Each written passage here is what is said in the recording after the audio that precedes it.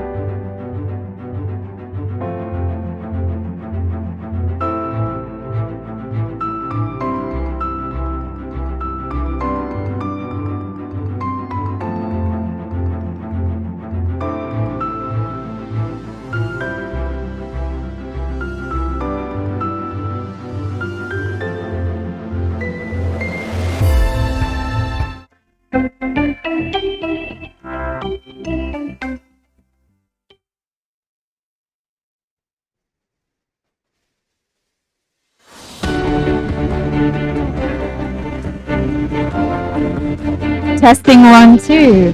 Hello, everybody. We are going to be starting shortly, so if I could ask you all to please take your seats and get very comfortable. Thank you.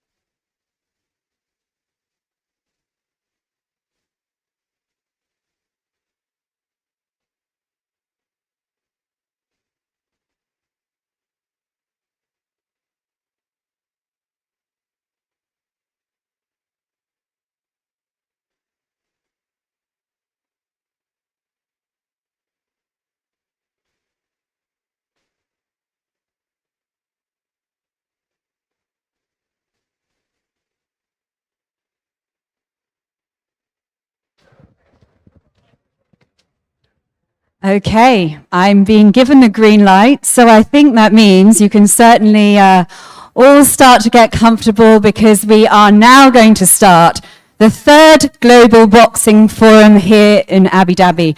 And what a wonderful crowd you all are. It's absolutely my pleasure to be here with you all. So, what an agenda we have for the next 2 days. But first of all, let me just remind you, we are going to have some incredible speakers and guests over the next couple of days, including Roy Jones Jr., an absolute boxing legend, and we have so many other incredible names here to share their insights and their stories with you. But firstly, I would like to welcome to the stage Mr. Hassan Al-Hamadi, our Secretary General of the UAE Boxing Federation, for our host welcome. Mr. Mahadi.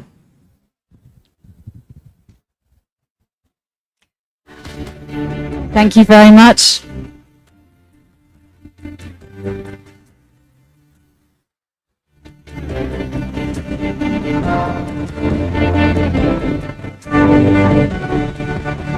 Thank you very much, Mr. Mahadi.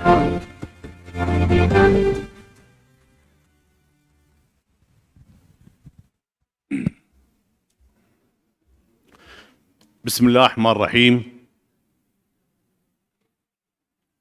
بالأصالة عن نفسي ونيابة عن الهيئة العامة للرياضة ومجلس أبو ظبي الرياضي ورئيس وأعضاء مجلس إدارة اتحاد إمارات الملاكمة، أرحب بكم جميعا، وأخص بالترحيب سعادة عمر كلوميف رئيس الاتحاد الدولي وأعضاء المكتب التنفيذي للاتحاد الدولي وجميع ممثلي الدول المشاركة، الأخوة والأخوات الضيوف الكرام. في هذا اليوم المهم نرحب بكم جميعا على أرض الإمارات، وأتمنى لكم التوفيق والنجاح في اجتماعاتكم التي ستعقد خلال اليومين القادمين. وأنتهز هذه المناسبة لأؤكد لكم بأن دولة الإمارات وقيادتها الرشيدة ترحب دائما وتشجع كافة مؤسساتها الرياضية على استضافة مثل هذه الاجتماعات جنبا إلى جنب، مع إقامة البطولات القارية والعالمية لتكون مظلة للتلاقي والتقارب والود والتسامح في ظل توفر المرافق المميزة والخدمات اللوجستية عالية الجودة. كل الشكر لرئيس الاتحاد الدولي على هذا الحضور وضيوف الكرام، متمنين لكم التوفيق والنجاح وطيب الإقامة، وفقكم الله وسدد خطاكم، والسلام عليكم ورحمة الله وبركاته.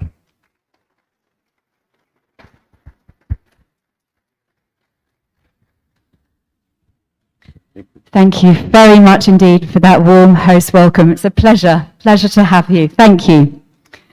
Now, may I please welcome to the stage next the President of the IBA, Mr. Umar Kremlev.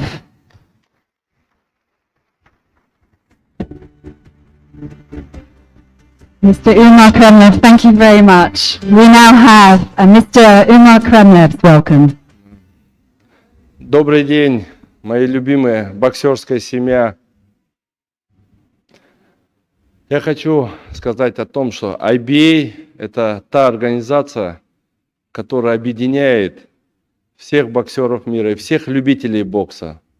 Ну, в первую очередь хотел поблагодарить президента Эмират за поддержку, за ту возможность дать боксерам объединиться именно в Абу-Даби и за ту возможность участия нашим боксерам независимо от их национальности и тот комфорт, который мы здесь чувствуем, как дома все.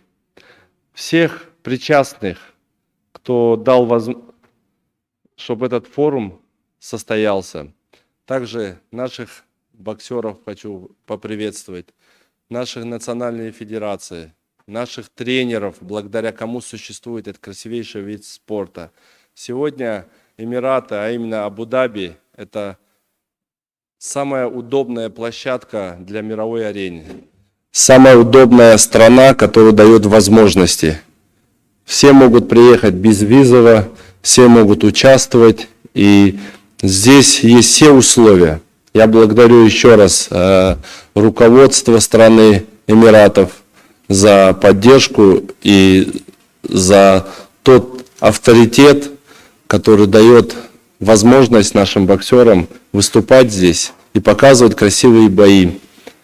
Но главное, наш форум – это где мы обсуждаем судьбу бокса.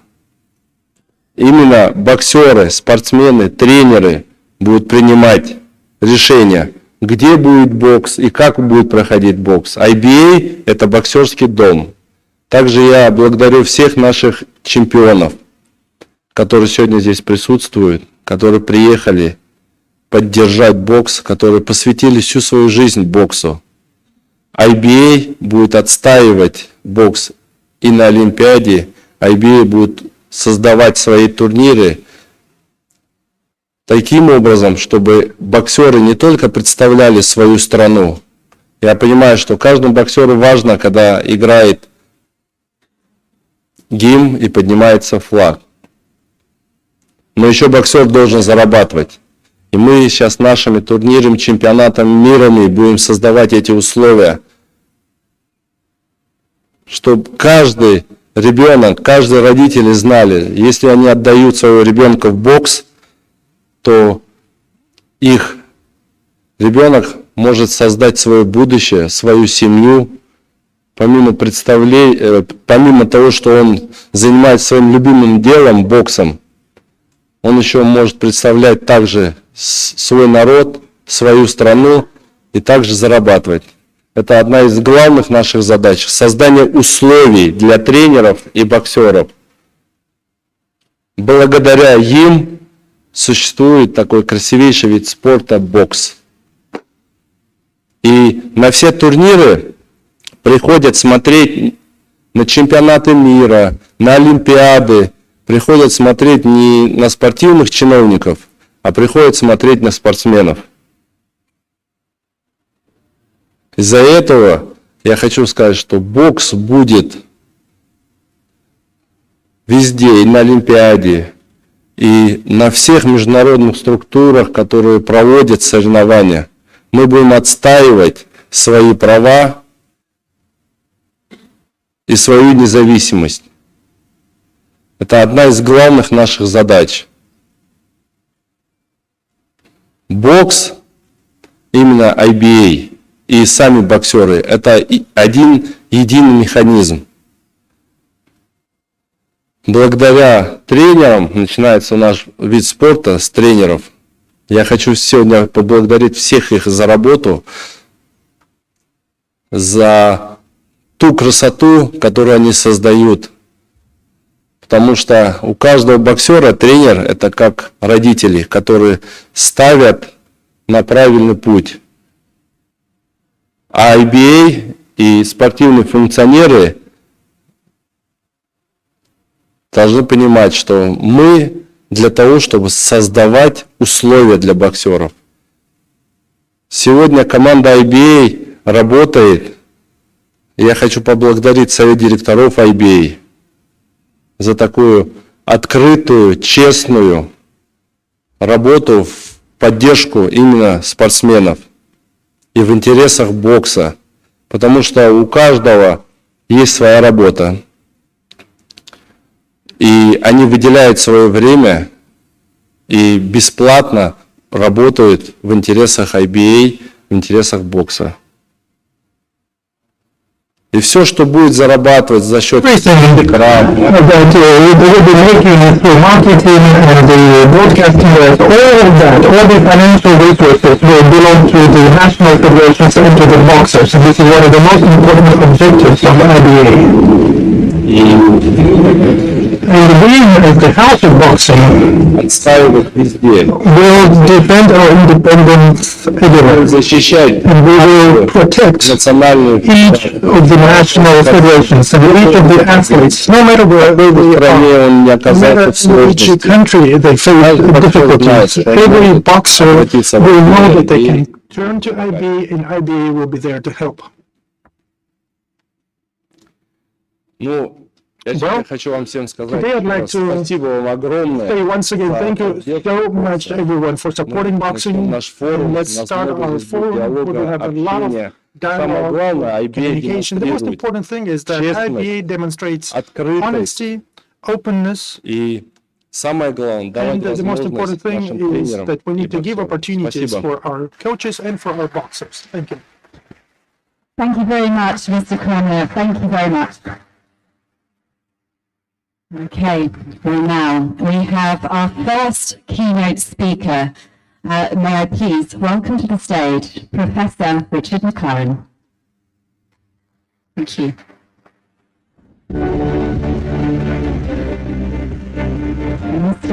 Professor Richard McLaren is going to be doing a speech now on how sports and governance integrity is essential to international sports federations. Thank you.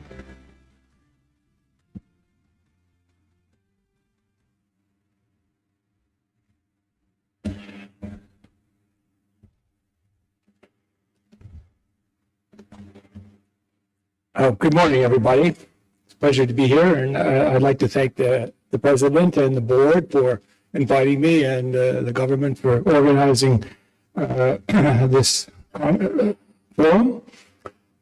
Thank you very much. My topic, as Angela was just saying, is how sports and governance integrity is important for an international federation. Integrity in sport has many dimensions.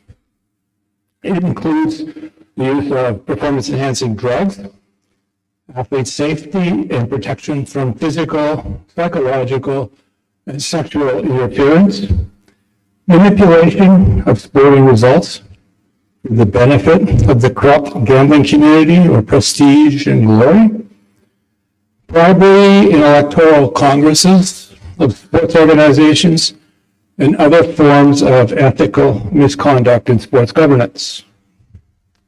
These are all forms of corruption. They impede the proper operation of an international federation.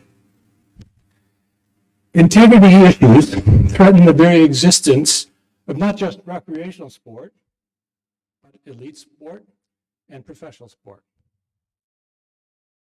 In an effort to restore or establish integrity, many sports organizations have moved to creating an integrity or ethics body within their sport.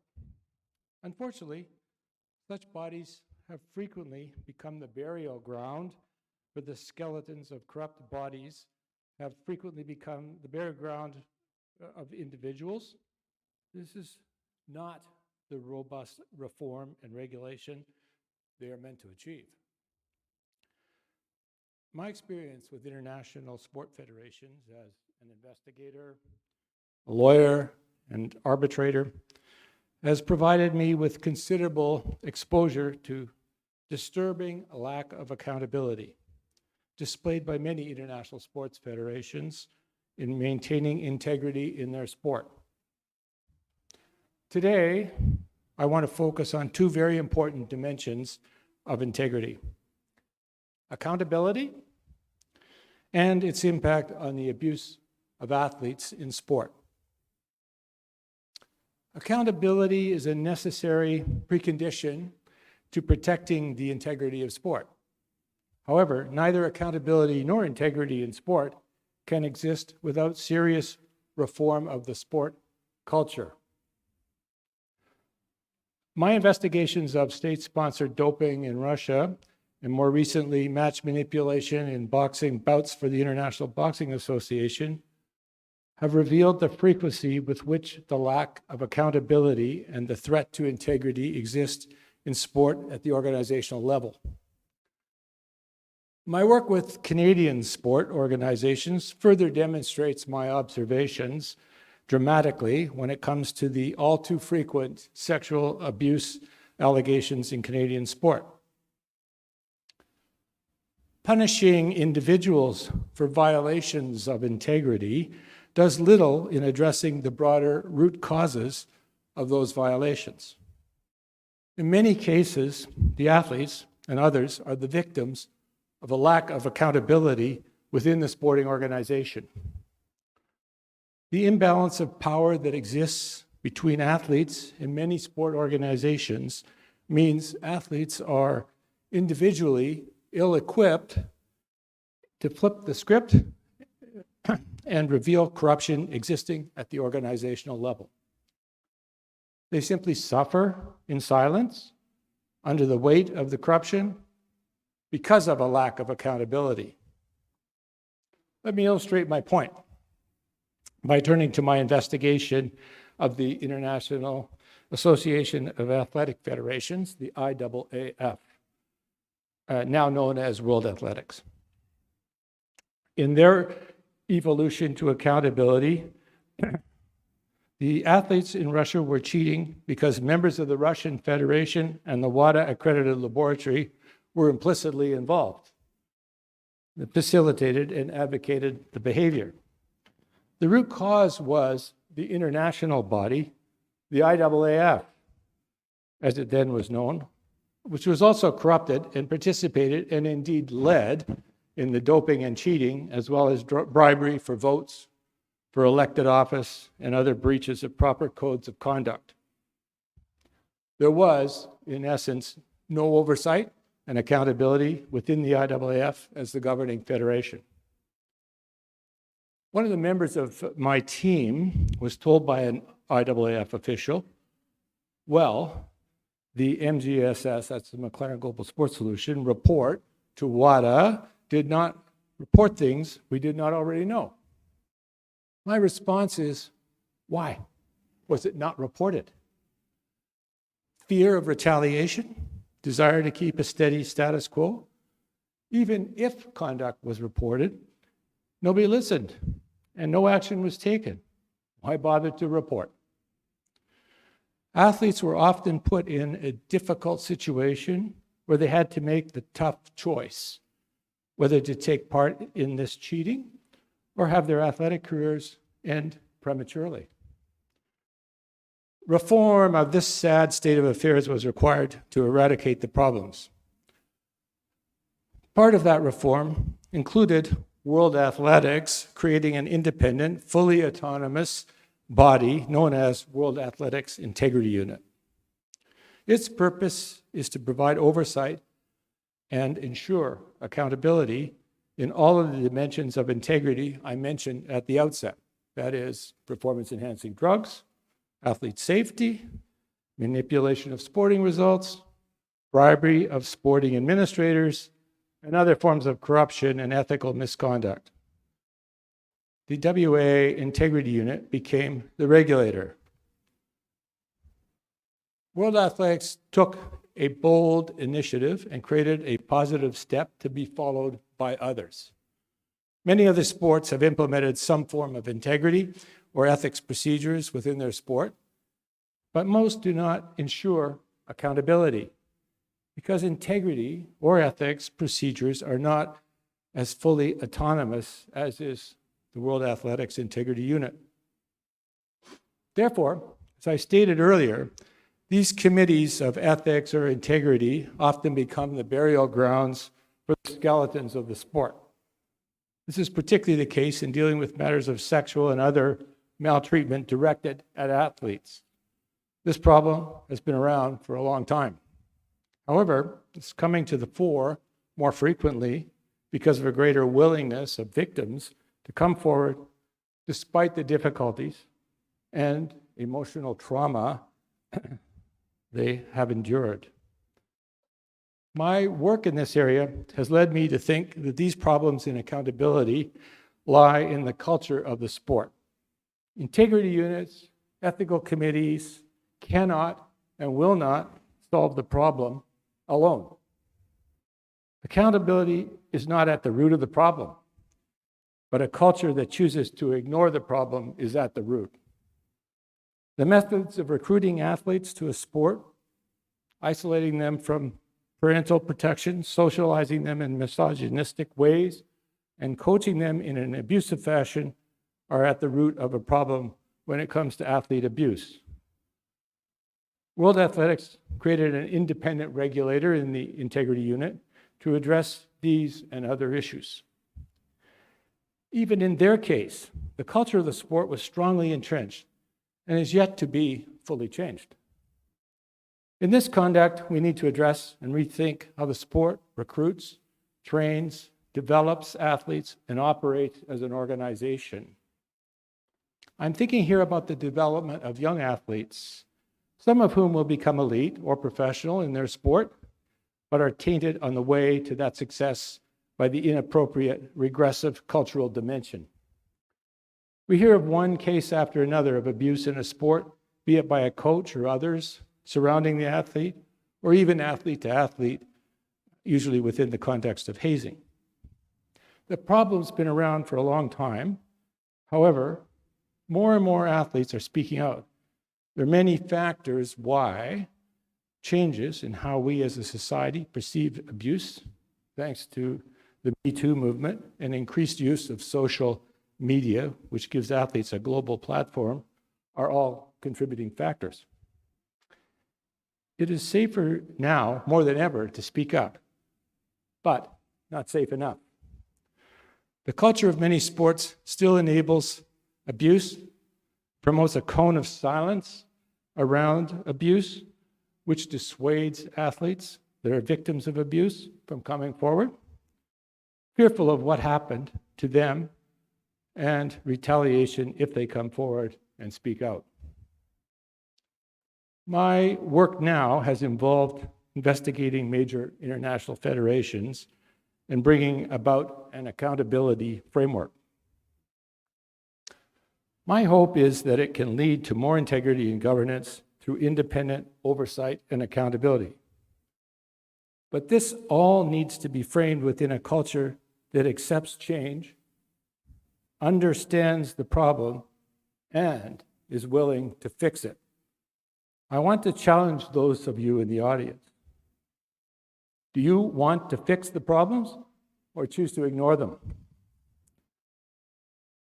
In terms of looking at the culture of sport and sport organizations, there's still much that needs to be done. Setting up codes of conduct, rules of ethics, independent review of those policies is one way. However, rules and regulations are only as good as the people who oversee them and use them. It is the vigilance and the oversight throughout all the layers of athletes and sport organizational involvement that will start the changes that are necessary and imperative to ensure that our athletes of the future can compete and know that it is their best effort that makes them winners. And nothing will truly change if those who witness wrongdoings don't speak out and are believed. My view is that we are at a crossroads in sports integrity. I'm confident that sport will take the right path. Many people are working towards a rebalancing of how sport operates with strong voices for change. We're in the early stages of that journey, but together and with sustained commitment, we can make it happen. It's up to you. Thank you. Professor Richard McLaren, thank you very much for that insightful speech there. Very interesting how you focus there on the, more integrity and accountability, and certainly that's what the goal is. Well, Richard McLaren, please take a seat because you're going to be staying with us now for our panel session, where we're going to be elaborating on some of the points that Professor McLaren just made. So for this, may I please welcome to the stage Ms. Marta Forzen, Executive Board Member of the IBA, firstly. You may give a round of applause. We also have boxing legend and multiple world champion in professional boxing, Mr. Roy Jones Jr. Please take a seat.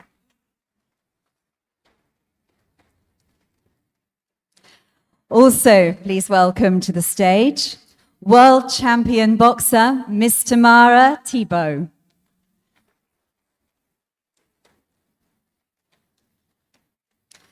And we also have the Secretary General of the IBA, Mr. George Yerolimpos.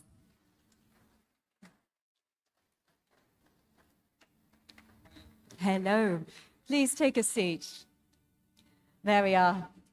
Oh, yep, no problem.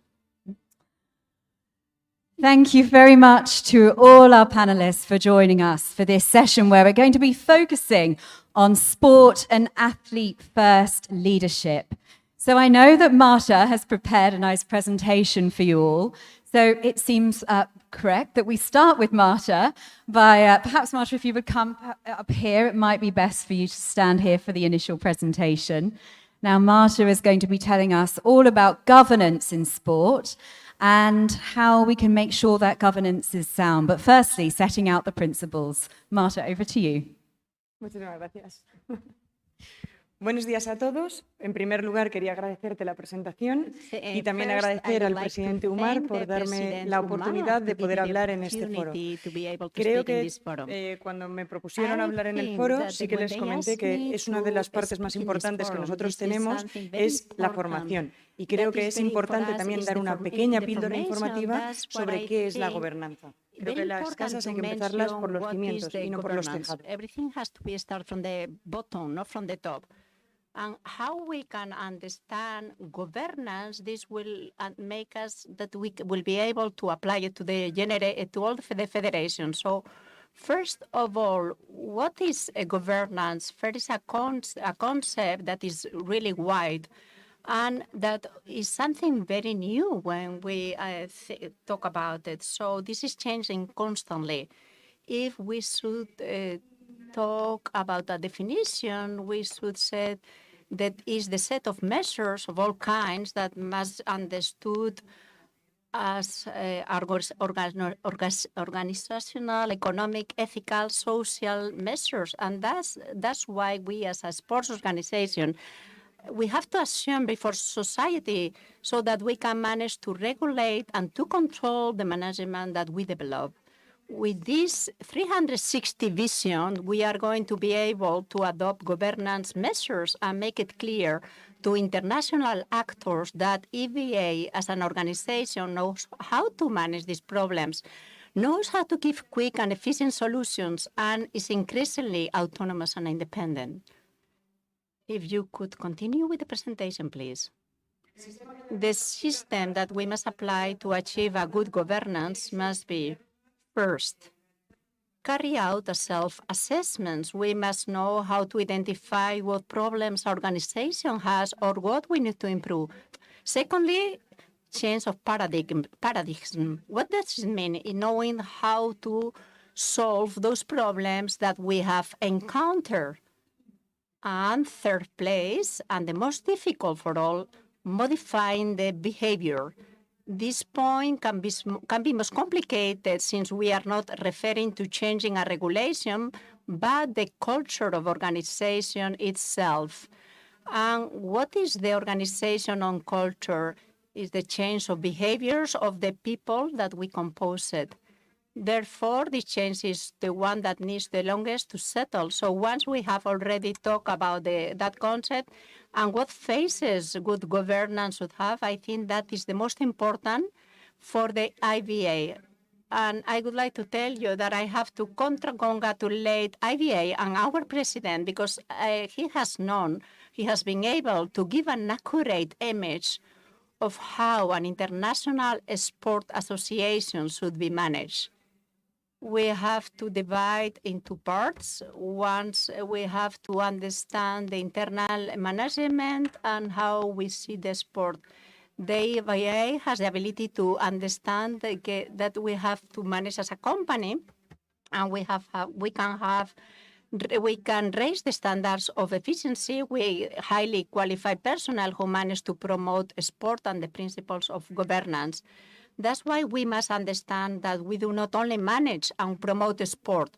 Many times I speak with my clients in my law firm, and in the end, you have to explain that you can be very good at your job, but if you don't know how to manage internally, you will go bankrupt and it will not be successful.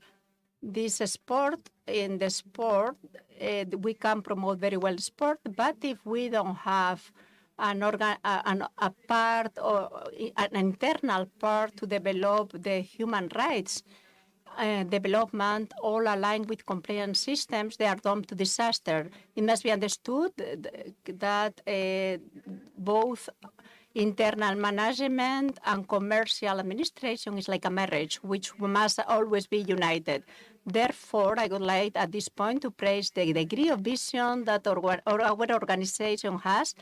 In other words, the IBA is developing boxing, giving priority to the athlete, but not forgetting to implement good governance regulations to generate trust and stability, which our organization needs. But specifically, what changes has IBA made? I'm not going to mention all because my colleagues are going to talk about it as well. I'm going to mention more specifically some important improvements. And in this point, what I want to mention, as you know, we have received a letter from IOC, and they are telling us very good news.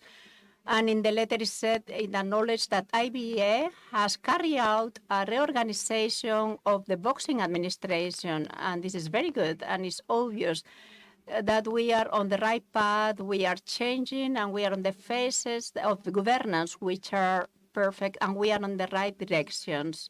You can pass the next slide, please. So what is the importance? Where are we going to? What is our future? To work, work, and work. Will work scare us? No.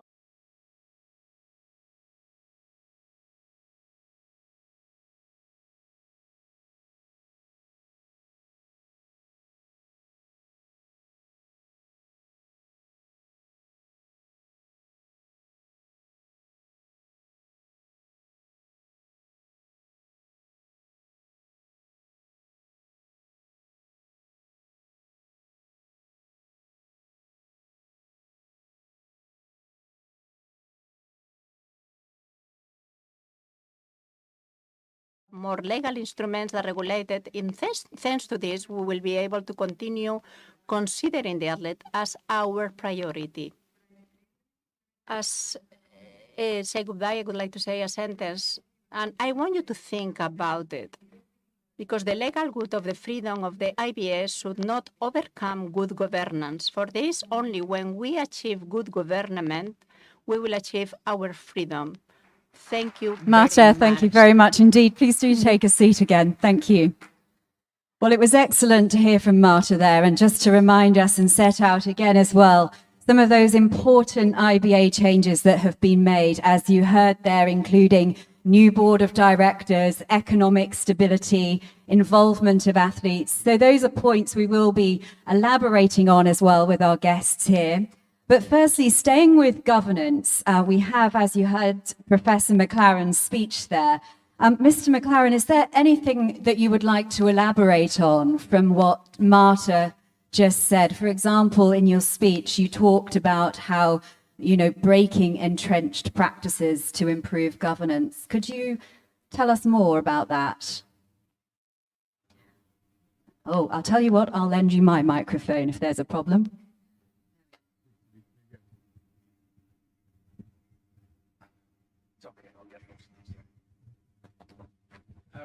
Well, thank you very much. I agree with most of what you had to say. I think the point that you picked up on that I also mentioned that's very important is changing the culture of the sport. And that takes each one of you to take a self-assessment about your role in the sport and be willing to change, because it's up to individuals. You can have the best rules in the world, but it's people that have to administer them, apply them, and use them, and that means you have to do it, and you have to think about changing how you've behaved in the past. I think that's the most important message. Yes, okay, this microphone is working. Thank you, Richard. So, George, if I may, please go over to you on this question next. So, sound governance, to you, what does that mean? And could you just elaborate on what Marta was telling us there about the improvements that have been made within the IBA as well? Thank you, Angela. Look, you know that I'm not fresh in the sports market. I have seen a lot as executive director of the Sport Accord. Means I have the picture and the entire picture of the sport. And I can tell you that IBA did a big work in the integrity and credibility, as the professor mentioned very well before. We continue work with the best of in the market, McLaren team. We had Professor Haas also to give us these actions. We implement their recommendations. And I would like to tell you that we are doing this one for us, for IBA, for our athletes, for our shareholders, the national federations, the trainers. This is the home, and we are interested for this. We are not doing in order to satisfy only IOC. This is the job which we are doing in order to repair what happened in the past by some individuals which they destroyed, they corrupted and they bankrupted the sport. In the last 2 years, we have a new leadership and we have a newly elected board of directors. I worked with a lot of board of directors. This one is very educated, the new one, very educated and very balanced. And means that I'm expecting that they will finish the work. We started 2 years with the President Kremlev, and this board of directors will finish the work in order to be the boxing through IBA on the track. This is the elaboration, more or less. Marta and the professor told what is going on around the work. Work is a very good message. A lot of work done, and it remains some to finalize this one, and we need to continue on this track and not to tell that, okay, we finish. Never you finish. You correct something, it appears another one. You create a good development, they appear some obstacles. You need to pass and to pass easily the obstacles. And I believe that we are working very well on this. We'll continue to cooperate closely with the McLaren team and the professor. We have a very good ideas in the board of directors. We'll implement this one. I'm very, very positive for the future of boxing. And look, boxing is a very important sport, very big sport, the king of the combat sports, and not only. It's one of the most important sports in the sports movement, and of course in the Olympic movement. No Olympics without boxing, but no boxing without IBA, and I fully support the messages transferred by my friend Roy, who I thank him very much for all the campaign he did in favor of our sport and the athletes who he represents with his presence. This is more or less what we are doing and what we want to do. Look, I will add this and I will finish that this sport has another privilege. The president of the sport is a boxer. It's not somebody who came inside in the sport in order to make a political career. And this is very important, because if you have somebody who knows very well the sport, he can work really for the sport. This is a big advantage which we need to use it in the brackets. Okay, thank you. George, thank you very much. No Olympics without boxing, and I'm sure most people here would agree with that. Before we go on to our athletes, Tamara and Roy, I just want to ask you one more thing, George, because athletes first, that athlete first principle, you know, it's been a foundation of the IBA governance for the last 2 years. Please, can you just elaborate before we move on to our athletes as well, and just in a little more detail about the Olympics? Can you just remind us about the athlete first principle within the IBA? That's for you, George. If you can ask that one, George, or Richard, or Marta. So I'm happy for Richard or George or Marta. This is, look, this is the motto of IBA, and this is a machine of IBA. How we can keep something in front than the athletes. If no athletes, no IBA, no boxing, nothing. If is by far the swear. Is the athletes are in the center of every sport. We exist because of the athletes. We don't exist, and we exist, and we are working in order to give the services to our athletes, and we need to. This is very, very, very important, because the good governance, which everybody is speaking, and I don't know how if they mean it, all of them, and all it is not only PR. In IBA we mean it.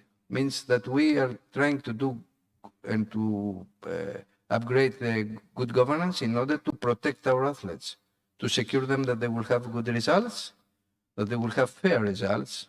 I'm speaking for Roy because he faced this one in the past. And I was an athlete. I don't want to happen to the others what happened to me also. And we need to work all together in order to secure the athletes. And because it's the heart of the system. If the heart of the system has a problem, the body will collapse. And for this reason, without any discussion, the athletes are in the center. Our boxers are in the center of our interest. And if you will see during the forum, you will see what developers we are doing in order to secure that they will have credibility and in the results, and also to using new technologies in order to secure that our athletes will go in safe and will go out safe also, and without problems. It's a continuous work, never stop there. Every time you have more space to be developed, but we like this and we will continue. All the board of directors and all the staff and all the people who are dedicating work around the trainers and the athletes, we have the same vision now, and this is very important. We're inspired all together to have the same vision and the same direction. This is very important. Before in ex-AIBA didn't exist this one. Now it's a different environment, a new one, and I'm very happy for this. Thank you very much, George. Thank you. Now, boxing, as you've heard, is currently off the program for the Olympics in Los Angeles in 2028. But of course, from all these changes that have been made and continue to be made, it's very much hoped that that will change. So now let's bring in our athletes. And of course, we have as well Tamara and Roy Jones Jr. as well. So I'll just make sure that your microphones are both on, just to start with. So if you have an issue with them, I will hand over my microphone otherwise. But this first question is for Mr. Roy Jones Jr. Absolute pleasure to meet you. What an incredible career you have had. And unfortunately, I'll never be able to follow in your footsteps. But an incredible career you continue to have, and the work that you're doing, the campaigning. I was only reading this week about the demonstrations and coming together with other athletes and coaches that you were doing in Switzerland, outside the IOC headquarters, to just try and highlight, you know, for athletes as well, how important it is to be included in the Olympic Games. So, Roy, to start with, can you just tell us, you know, how would it feel and how to be excluded from the Olympic Games? Well, first of all, I'd like to thank everybody for having us all here. Hello to all the boxers. And for me, the Olympic Games, the biggest thing that I ever saw in the Olympic Games was boxing. That's what got me started in boxing. So without boxing being in the Olympic Games, who knows where I would be right now today. Having such a strong sport in such a strong situation, if you take out boxing, you take out the gut, the heart of the Olympics, because that's our opportunity to compete in one of the closest or oldest sports ever amongst countries. All countries can send people to represent them in combat, where nobody gets killed or none of that, but it's still combat, hand-to-hand combat, and you're representing your country. I mean, for me, that was my first goal in life, was to try to represent my country as an athlete in the Olympics. Why? Because I was a 7-year-old kid watching my family watch the Olympics and seeing the country people rooting for Sugar Ray Leonard, rooting for Howard Davis Jr., rooting for Leo Randolph. And that touched me. I wanted to be one of those guys that the whole country could get behind and root for at the Olympics one day. And that was the thing that moved me more than anything, outside of knowing who Muhammad Ali was. So first I realized who Muhammad Ali was, then I learned about the Olympics, then I learned that Muhammad Ali also represented his country at the Olympics. So the Olympics became my forefront. And now with that being said, on behalf of the IBA, I was able to go back to the IOC and explain to them, me and Gabe, explain to them how important it would be, or how important it is, that we include boxing and the IBA in the Olympic Games, because without that, why even have an Olympic? Because, I mean, to me, it's like running is good, yes. Rowing is good. All those other sports are good. But fighting is at the top of the pinnacle for me. So if you're not fighting at the Olympics, why does anything else even matter? If you take out boxing, you take out the heart and soul of the Olympic Games. And that's what our goal was, to go there and explain it to them. I think they received our message very well. I think they've already reached back and had a few things to say about IBA, and that were pretty good and positive. They almost assured us that they were not necessarily looking to kill the Olympic Games, which means that they're not looking to kill boxing. So that being said, and we had a lot of people show up on behalf of boxing, on behalf of IBA, to show them that we're going to fight to the end. And one slogan in boxing that I live by is, we going to fight to the end. So we were there to show them that we will be in this to fight to the end. We will not go away quietly. We will not go away calmly. Boxing will not die in the Olympic Games without a big fight. And that's what we were sent there to do. And I think we did a great job of it. So thank you. Thank you very much, Roy. It's really, really good to hear the athlete from the perspective from the athletes. And we have another incredible athlete with us as well here today, who is also a boxing world champion. We have Tamara Thibault, who also made her debut at Tokyo 2020 Olympics. That must have been quite incredible. Congratulations. How was that, first of all? Hello? Oh, okay. You know what? I've been dreaming about going to the Olympics for a really long time. I started boxing when I was 9 years old, and they had just announced that women would be in the Olympics, I think in 2009. So it's quite recent where women have been introduced into the Olympics. And that's what fueled me to continue boxing for so long. I mean, I'm only 25, I'm going to be 26. I've been boxing 16 years already. And Tokyo, I mean, whether we like it or not, was kind of a disappointment. I'm going to be really honest with you guys. The pandemic, it really changed the whole atmosphere, and we went to the Olympics, but we went 18 months without any activity. So it was, I'm grateful for the experience. I'm grateful for have gone to Tokyo, but I don't want it to be over. You know, and there are a lot of other athletes like me who want to continue and who want to pursue their dreams, and where the Olympics is what fuels their dreams, right? And it's what fuels mine. It's what keeps me going every day is being able to have access to that opportunity. Not only is the Olympics if you're lucky, a once in a lifetime opportunity. If you get to go twice, that's great. But what happens when you take it away? Then you take away a lot of, you know, little kids' dreams. You take away a lot of these athletes' dreams, and that's something that we have to take into consideration. And I find it heartbreaking. So Tokyo was bittersweet. So I'm grateful that we're still there for Paris, but I would love to stick around for LA.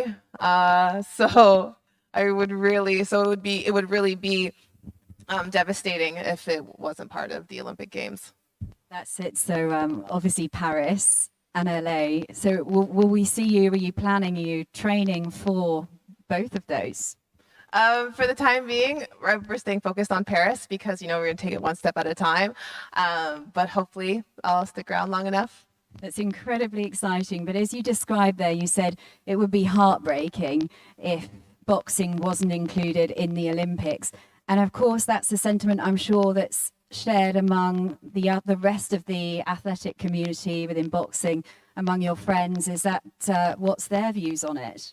Well, not only is it heartbreaking for all the other athletes, it's also heartbreaking for women, especially because we just made our debut. 2020 was the third time that women were at the Olympic Games. We had just gained a few more spots, and women's boxing is just starting to really take off. And it would be a shame to let that go to waste because we worked so hard to be where we're at, and now it be taken away from us, and we didn't do anything wrong, you know?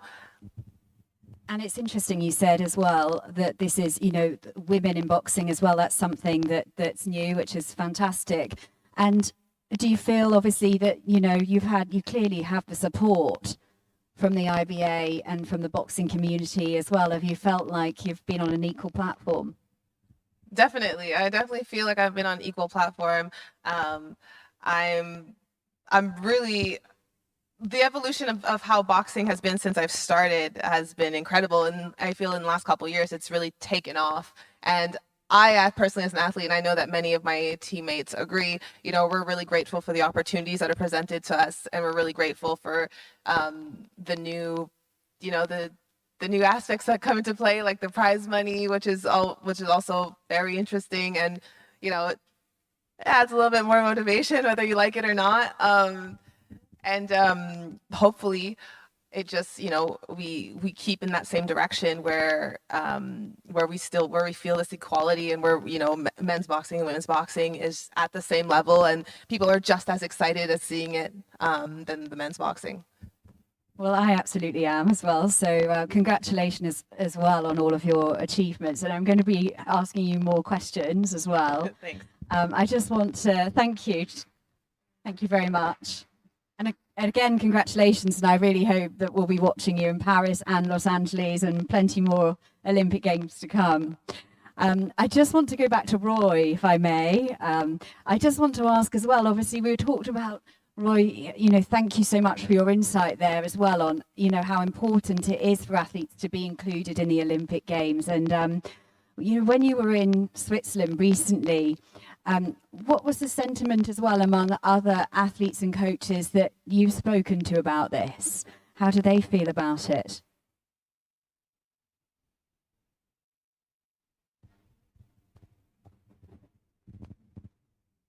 We can use this one. Oh, we'll check this. Yeah. Yes, excellent. It's time for a song, Roy. Yeah, they felt the same way that I felt. You know, it's like from a coach's and a boxer standpoint, you got to look at it as though a lot of times kids set out and they have no dream. When they see something like the Olympics, which is what I saw, it gave me a whole new dream of life, just like she just said. gives you a whole new dream. And that dream is, as a kid, without somebody paying you, without somebody giving you anything, just because you are an athlete, you want to represent your country in that dream. You want to be that one person in that one weight class that represents that country in the Olympic Games. So we all understood that if you kill the Olympic Games, you kill the coach's hope, you kill the kids' hope, you kill the athletes that are still performing now trying to go back to the Olympics hope. You kill a lot of hope taking boxing out of the Olympics. And a lot of people, with the things that are going on in the world today, we have hard times. And sometimes that little training session with the hope of making the Olympic Games is everything. And if you don't have that, then you're dead. So for me, I think me and all the other coaches and athletes that were involved, we all understand the importance of having an Olympic dream on the table, or there would be an issue. And I think we definitely delivered that message on behalf of the IBA to the IOC. And I think they clearly got the picture. Roy, thank you very much.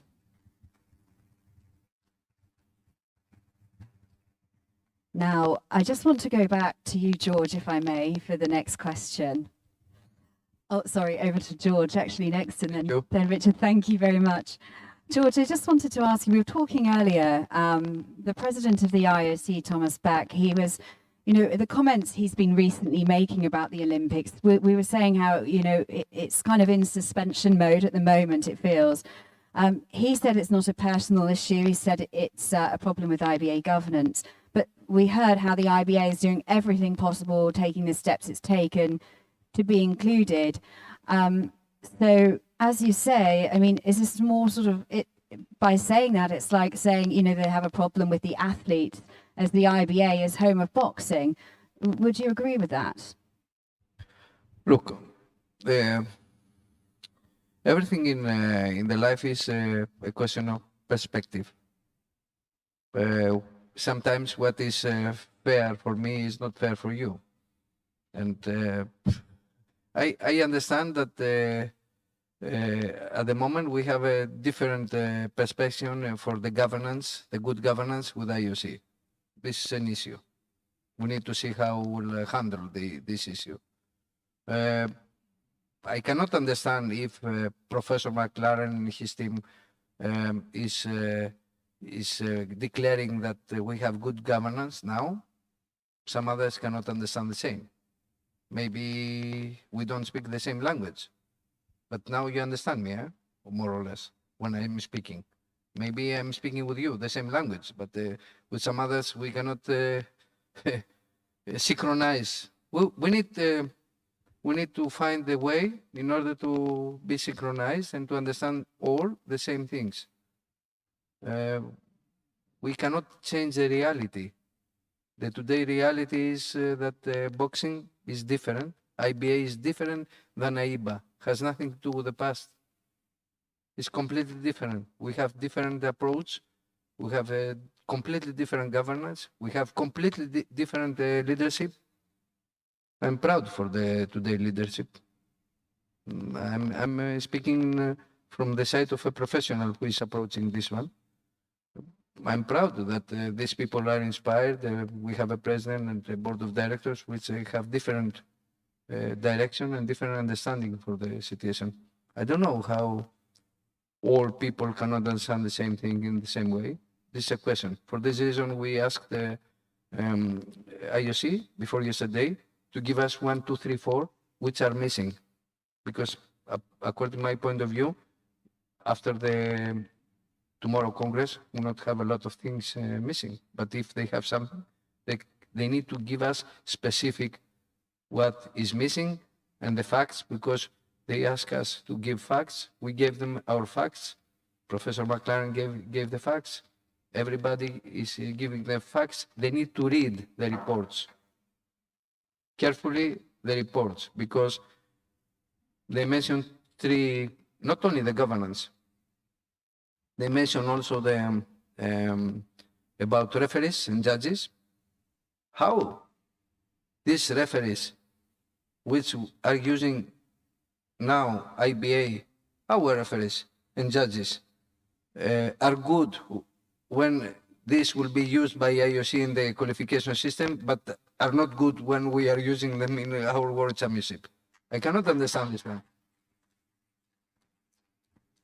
Really, it's a good question. And I would like to tell you the following. We have the team of McLaren, of Professor McLaren, a very, very well-educated and team, the best in the world, according to my point of view, which is before every championship, they are investigating one by one the referees, and who are in high risk are eliminated. In order to protect the heart, I told you, of our body, the athletes. And this work is done, and the results in all the competitions are the best. We don't have complaints. Even if we have an issue, the McLaren team is coming and checking. We have also the bout review. We have things which are coming in order to protect the results and the credibility of the results and the reliability of the results in order to protect the athletes. Don't happen again what happened to Roy and a lot of others. And I cannot understand why they don't read it's not my report or the report of the president, it's the report of very well-known and accepted person and team, and they don't read their report. And how the same persons have different credibility when they are working for AOC are a very good one, and when they are working for us, we have a referee problem. The second is the financial level which they complain. They created some revenues because of these athletes which participate in Tokyo 2020, but they didn't give it to us. What we will do? We'll not find other sponsors, other resources. We did this one. And now they attack us because we found other sponsors. I cannot, the financial independency is not acceptable in the same way from the other, for all the parties, involved parties. Okay, and governance, I keep it from why the governance is not good. This is a very, very subjective thing. Everything is subjective in the life. Doesn't exist objective things. The same people here, we have a different view of, same time, different view of the environment. The people from there are looking here, we look in there. We understand the same time, the environment in a different way. Everything is a perception. But in the basic things, we need to have same understanding. How we can tell that it doesn't exist a good governance with a completely brand new board of directors, which has nothing to do with the past? How we can tell this one? What more we can do? We change everybody, from the president until the last member of the executive board. How they can tell that the new board of directors have any liaison with the past when they don't have any liaison with the past? About the governance, you ask me, but these are our questions now. Now, I believe that we are in a position to put questions. Before, they put to ask questions. Now we are in a position to put questions, tell them, okay, tell us what is missing. What are more missing? We are ready to correct it. But one by one, no general, you don't have good governance, the referees are not good, the financial situation is not stable. It's very stable, financial situation, and very comfortable.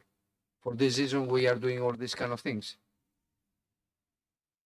Maybe they don't like it, but this is a reality. We need to have the same understanding of the reality. This is my point of view, more or less. I hope that I helped. Absolutely, George. Thank you very much. Thank you. Now, I have a question for governance to Richard in a moment. I just wanted to ask something actually as well, because we have World Championships coming up. I wondered if you could tell us a little bit about that and the prize pool and the Istanbul men's in Belgrade. Is that something you can tell me a little bit more about? Anybody? Open to George, Roy, Richard, Tamara, Marta. I'm happy for anyone who might be able to tell us a little bit Prize about money that. is awesome. So keep it up. But honestly, on a real note, the prize money has allowed a lot of us athletes to, anyways, for those who won, or who got medals, allowed us to build a foundation for our futures. As we know, boxing is known as a poor man's sport. We've had, if you guys seen, we have a boxing gym on every street corner. I know where I grew up. I didn't grow up in a neighborhood that, or in a family that had a lot of money. And so, you know, I had to build my way up, and having this opportunity is incredible because it allows for us to build for our future. And the fact that we can, the fact that we can go out and we can do what we love and be able to provide for, whether it's for ourselves, whether it's for our families, because some of us do have families. We have families back home who depend on us, and it really takes pressure off, and it gives us, a greater purpose, for some of us, because we never know the situations that people are in. And I know that I'm really grateful, and I know that a lot of athletes are also very grateful for the opportunity of having this prize money. Thank you. And Roy, just on the point, prize money, of course, as you said, Tamara, is important, isn't it? Because it's your profession. You also need to earn a living from it. So, of course, prize money is a fantastic bonus. Roy, can you just tell us, these the World Championships and all of the things coming up? It's an exciting time as well, isn't it? And again, how important is it to have, these prize monies and, incentives for athletes? Yeah, it's very important because a lot of times so many athletes come from such backgrounds that they don't have no ends, they don't have no way to know what their future will hold. It doesn't cost to box as an amateur usually, but if you can get prize money to give back to your family to help support your boxing career, it makes it a whole different ball game.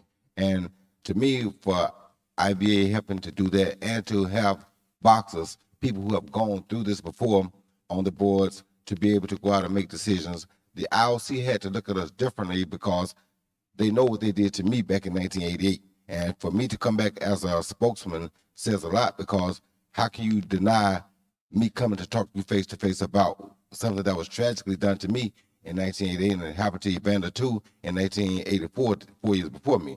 So it's like, when you send real people to the job, it's hard to deny those people because we are athletes who have gone through that experience. We understand. And for IBA to understand that and put us on and give us the opportunity to go speak our minds, how could a person not hear that? And I think that was the biggest thing that the IOC got across to the IOC this past weekend. But back to the situation with the amateurs, I think it's a lovely thing. I think it's a great idea. And these are different innovative things that the IBA has come up with to help continue furthering the success of amateur boxing. And with that being said, I think our situation, our boxing lives are in great hands with the IBA right now, just that we all have to stand together and continue to fight more. Excellent. Thank you very much, Roy. Now, I'm aware we need to open it up for audience questions, I've just been told. So let's do that, because I'm sure many of you will have, we have so many more. We could talk all day because I have so many questions I want to ask. So that means there must be a million questions you would like to all ask. So let's do that.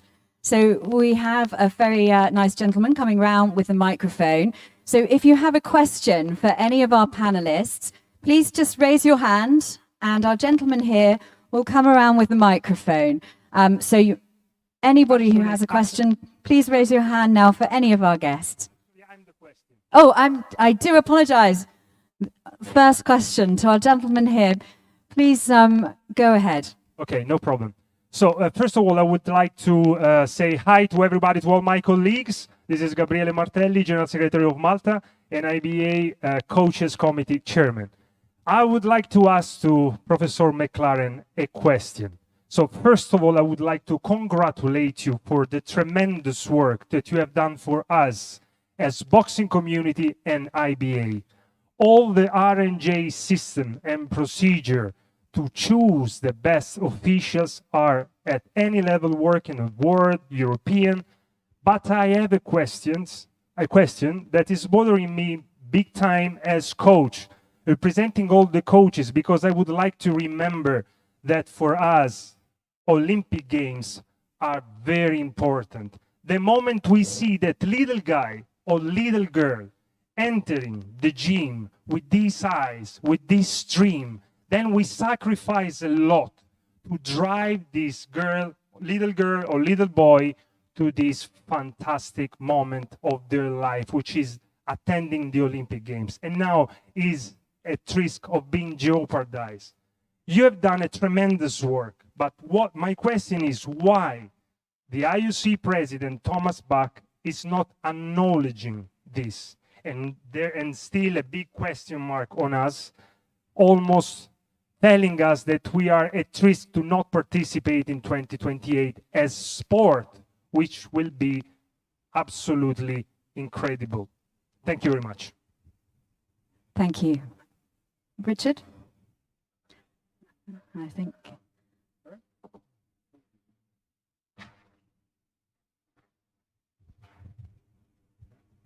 Sorry about the microphone problems. Thank you for the question. And let me try and answer it and also echo some of the things that George has been speaking about.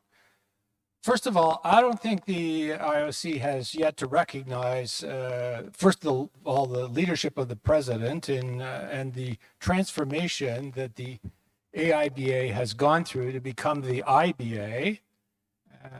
The IOC has 3 points: governance, finance, and R&Js. And but there's been a huge change in the governance, and it's just about to be completed on this weekend.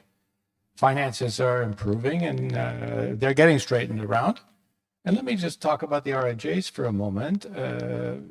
At the Men's World Championships in Belgrade, we introduced a pilot project of using artificial intelligence to discuss with R&Js the possibility that they might be involved in manipulation. At that time, there was over 30% of the R&Js who potentially would be at what the analytics system does. And there's a seminar this afternoon that talks about that, how it works. My colleague Martin Lake will be leading that.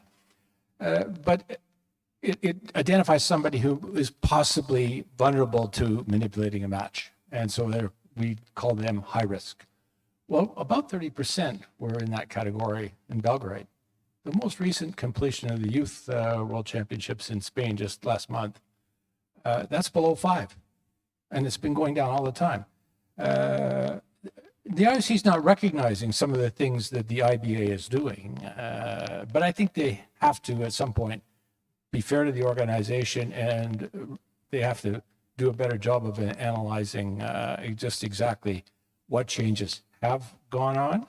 And I think there's been progress in every one of their concerns yet to be recognized by them.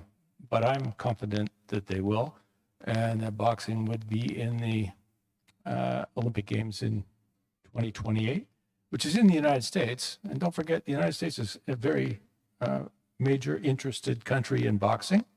And I'm sure people on the organizing committee will also push for the boxing to be on the agenda, which it isn't at the moment. So I hope that responds to your question.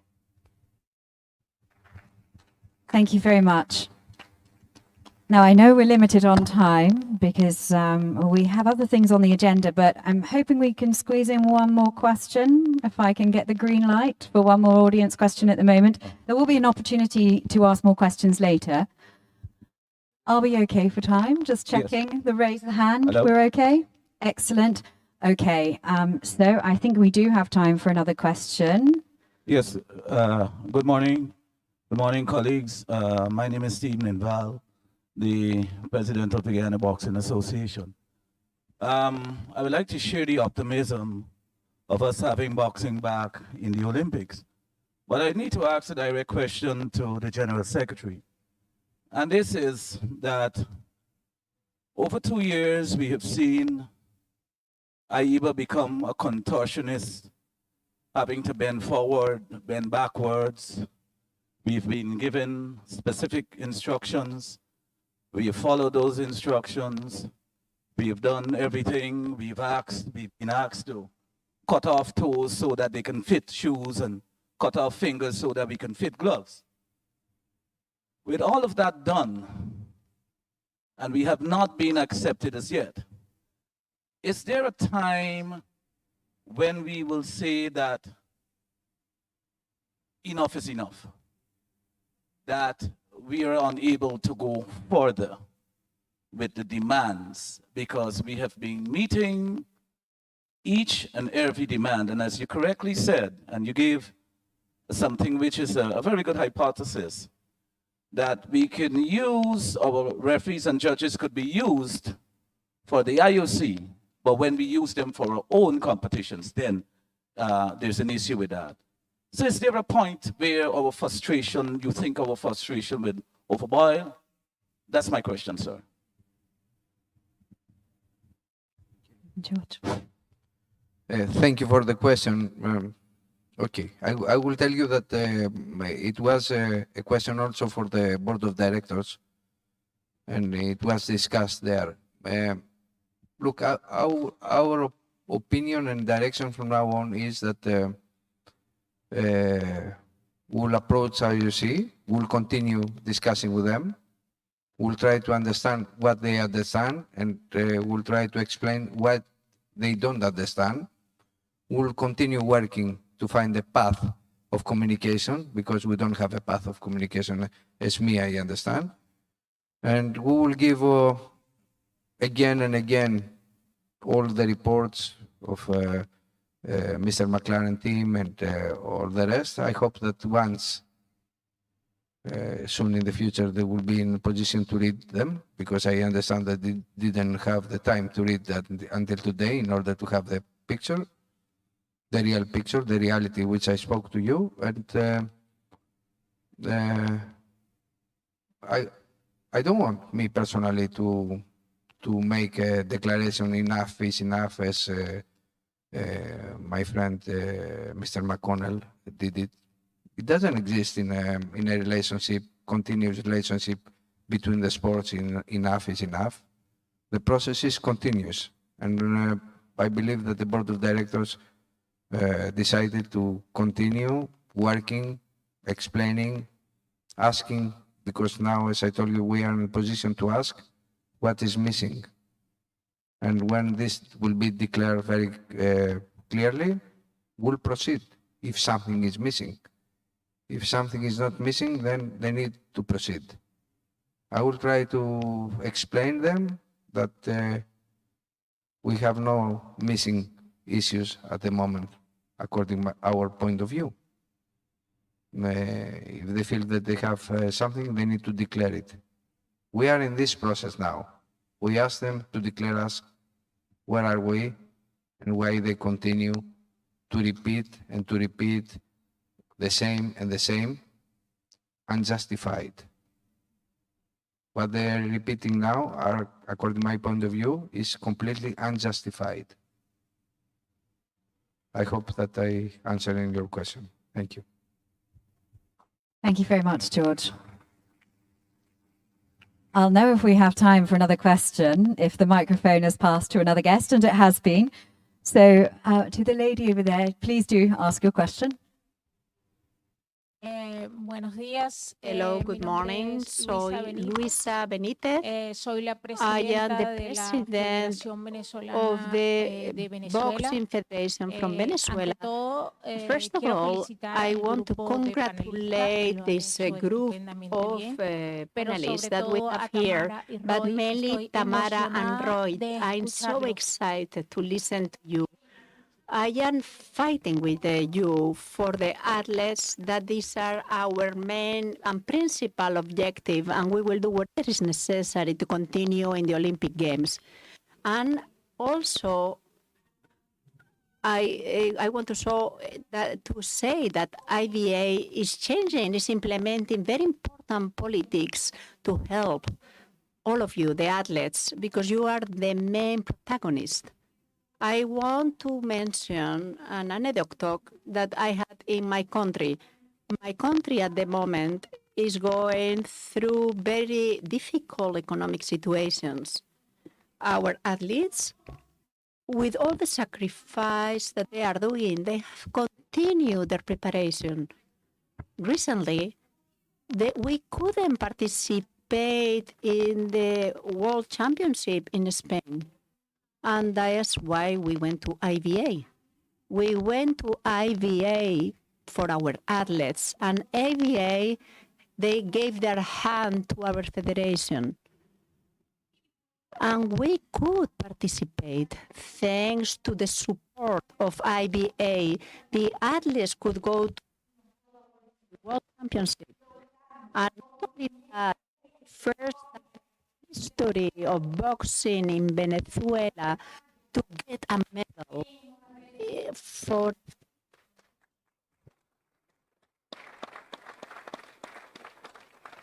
I'm very sorry, but IBA is helping our athletes. What would have happened to this girl that she wanted to participate in this World Championship, and we didn't have the resources to be able to do it. So this is something that we want to mention because it's very important. We, as IOC, please do not break the dreams of the athletes. And please, you have to give a lot of value to the big effort of our organization. Thank you very much. Thank you so much. I'm very sorry, but we are actually out of time. So I'm afraid we are going to have to leave it there, or because I don't want to deprive you all of a coffee break, or you may be very unhappy with me. So thank you very much for everyone in the audience for your engagement and for your questions. Thank you to our wonderful panelists, our speakers, for all of your insight. Absolutely incredible. Before you go for a coffee break, there's something very important now. To our lovely guests, please feel free to stay there or to take a seat back. We're now going to introduce back up onto the stage the IBA president, Mr. Kremlev, and we're also going to introduce to the stage, because we are now going to have the IBA and ISDE MOU signing ceremony and presentation. So please do come to the stage, Mr. Umar Kremlev, Juan Jose Sanchez Puig, CEO of ISDE, Dev Kumar Parmar, Academic Director of the Global Executive Master in Sports Law. I think we're going to go over to the desk over here this time. So please, round of applause. So also Juan Jose Sanchez, Dev Kumar Parmar, please also make your way up to the stage over here for the signing ceremony and presentation. Thank you very much. Thank you.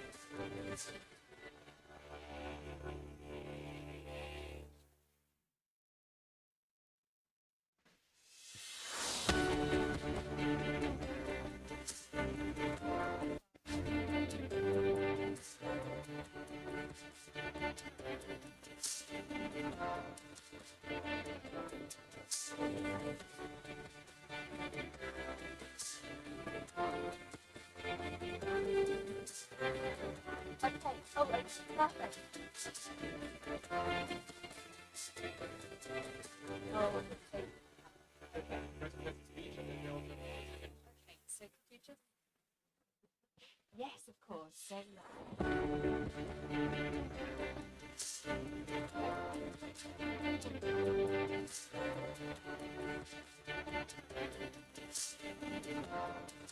Oh.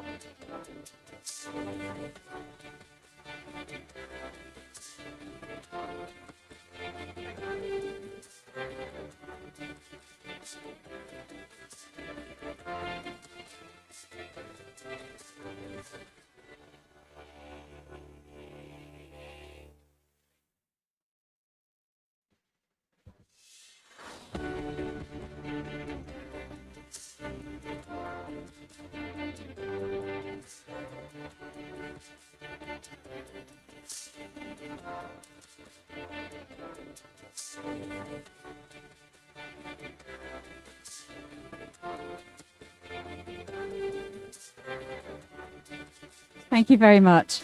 Okay, Mr. Kremlev, thank you to our panelists. Thank you. Please do take a seat. There's lots of photos to be taken here. Of course, we all know why.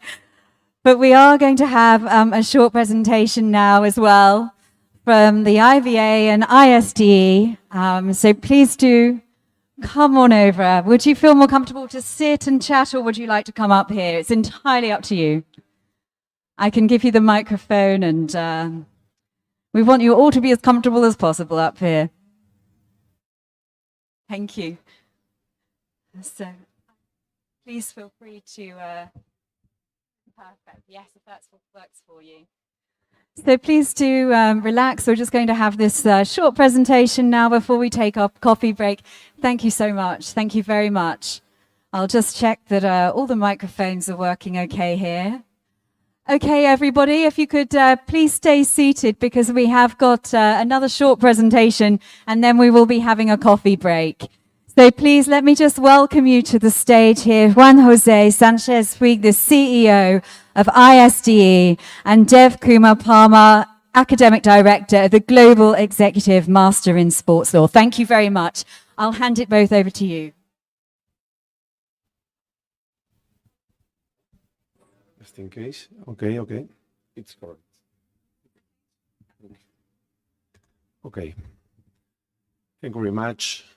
Muchas gracias, Thank you very Presidente, much, President, equipo IBA, and all the team of IBA, members of the federations, and congratulations to all the speakers that have been speaking here in the forum.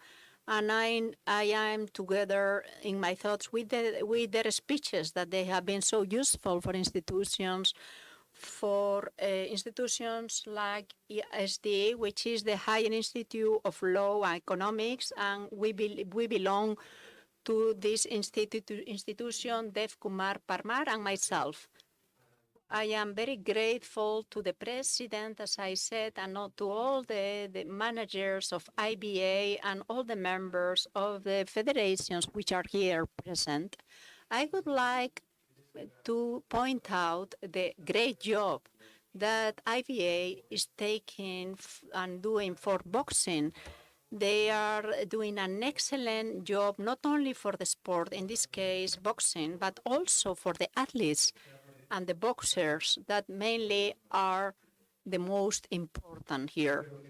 I think that this Congress is showing us the great job that is being done by this team. I like very much to hear all the speeches that they have been mainly mentioning the sport boxing and the figure of the athlete. I believe that is very important, that institutions for training, they can carry out very important jobs with organizations and institutions like IBA to form their members, first of all, because if there is good governance, it's much easier than the service that the athletes are going to have will be excellent, because they will have the tools to develop better their functions. And on the other hand, also, they should have the possibility, the boxers, to have training and tools that will allow them, first, on one side, to be better competing, and on the other side, to improve their personal results in boxing, and to have better income and better results economical, and to become better persons as well. I think that at the end, we always say IDA is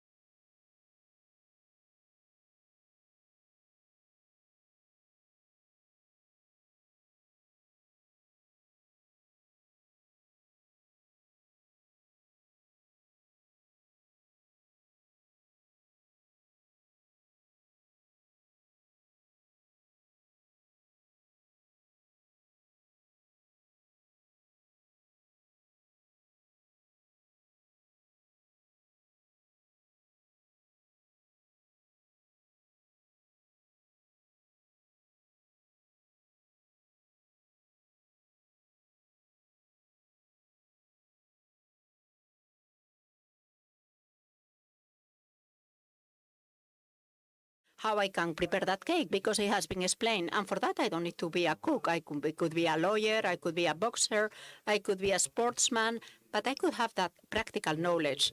So it's very important to have these skills that will make me different, that I know how to communicate, how to express myself, how to negotiate, how to have a knowledge of the technology of languages. And the international factor, I think this will allow also that I will become a good professional. And lastly, is to have values. The values is something that belongs to oneself, that makes us different, and this encourage us to continue for our goals. Like ISDE, a higher institute, which is very well known worldwide, we have put together the honesty, the perseverance, the integrity, fidelity to do things well. This gives us always a prize. And when we see here our director of the sportive programs, and we see more than 2,000 students that have studied in our places from more than 70 countries, we are sure that that is the most important, and this is reaching for everyone to be the best in what you are doing and to be able to have these open doors to a second opportunity, a second career, that you will show everything that you have learned in the sport to transmit as knowledge for new generations, or to be the directors of different organizations in sport, and will make you big professionals, the same as you are now big athletes. And I say it from the heart. I want to encourage all the team, all the executive team from IBA to continue with the great work that they are doing for the boxing, for the sports in general, to make more professional even their structures, and to congratulate as well for this laudable function that they are defending this federation, protect them, as my colleague from the Venezuelan Federation has mentioned, and all the speakers have mentioned, and to give a sample, because at the end we always say it, words can teach, but what it really teaches is the samples, and this is an example of success. Congratulations to all. Now I was going to say, now I'm having the microphone, but no, it's all great. Thank you so much, Manasave. Thank you so much for that presentation. We will now pass over to Dev Kumar Palmer. Thank you very much, Academic Director of the Global Executive Master in Sports Law. Now we just want to make sure the slides are working for you. And we're going to have a presentation now. That's a good sign. Excellent. Is this the correct one for you? Excellent.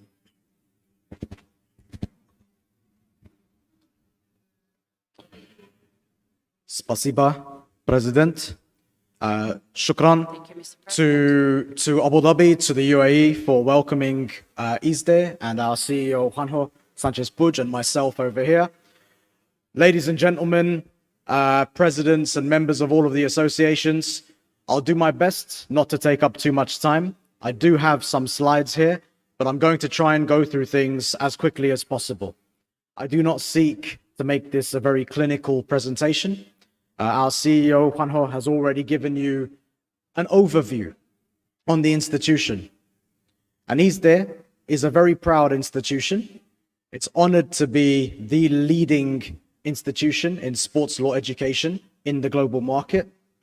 And furthermore, it's honored to have been chosen by the International Boxing Association to be its partner. So in this sense, we welcome the IBA, and we welcome all of the constituents of the IBA to ISDE as part of the ISDE family moving forward. I also thank our colleagues Mikhail and Yura for their assistance in putting this project together. I sit as the Academic Director of Sports Law Education at ISDE. The master's courses that I happen to oversee run for a longer period of time, usually a year. And we have master's courses that are both full-time and executive. However, we are going to be involved with the IBA in delivering not only access to opportunities for IBA constituents to join ISDE master's courses, but also to set up bespoke courses for all of the constituents of the IBA. One of the common themes that I've heard today, particularly from our colleagues, the executives, the athletes that were here earlier, a few moments ago, is that there should be and there needs to be an athlete-centric focus. This is something that the IBA is moving towards, and we hope that the collaboration between ISDE and IBA will cement this by enabling athletes and other participants to be able to upskill themselves, to educate themselves, and to provide themselves with a platform that can assist them during their careers and also in the transition after their careers have ended. So just to give you a very quick overview, some of the work that ISDE does incorporates traditional sports as well as esports. We have the ability to provide education in sports management, in sports law, in sports governance, which was spoken about by Professor McLaren, of course, as well as finance, athlete management, and many, many more. Some of the partners that ISDE is honored to work with include Football Club Barcelona, from a football perspective.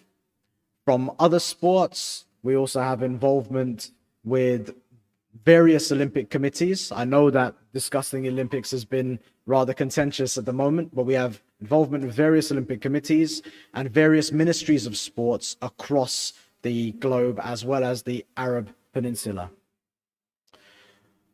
From an academic perspective, ISDE is one of the only institutions in the world that has a relationship with both Oxford and Cambridge universities in England, as well as the University of Miami, University of Columbia, and many, many more. So we are honored, we are proud to add the IBA to this list. And of course, we thank you all for your time, for your support over the coming years. And we look forward to seeing you on some of the courses that both ISDE and IBA will provide together to help everyone within the boxing family. So thank you all for listening to me. And we wish you a wonderful Congress. Spasiba, Mr. President, and shukran to everyone for putting this event together. Thank you. Mr. Palmer, thank you ever so much. That was incredibly insightful, and for me as well, to learn about the work of ISDE, and fantastic to hear about how you're working with the IBA. So thank you for sharing that insight with us, both of you. Very interesting. Thank you for your time. Now you can enjoy coffee, and so can everybody else. We have a 30-minute coffee break, and then there are going to be some seminars, discussions, and then there will be a lunch break. So please now do go and relax and freshen up, and we'll see you after the break. Thank you very much. Thank you ever so much. Thank you.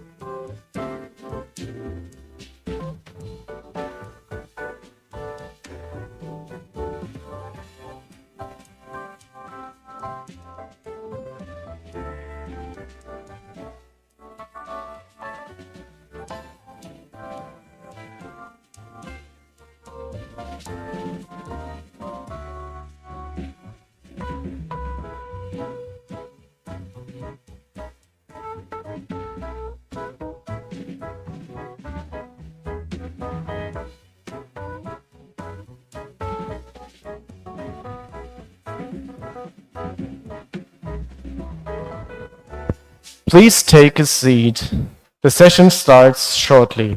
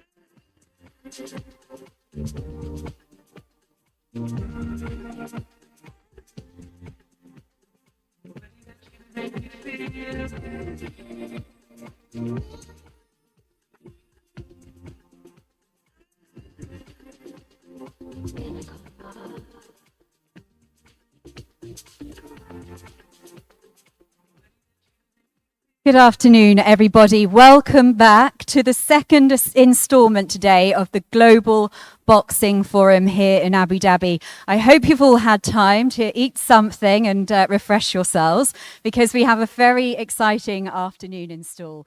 But firstly, I would like to welcome back to the stage the president of the IBA, Mr. Umar Kremlev.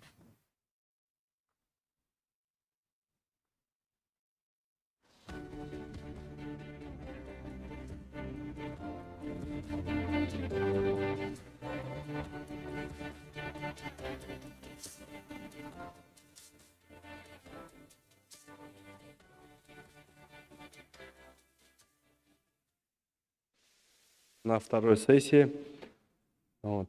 Что хочу сказать, эта вторая сессия у нас будет обсуждаться.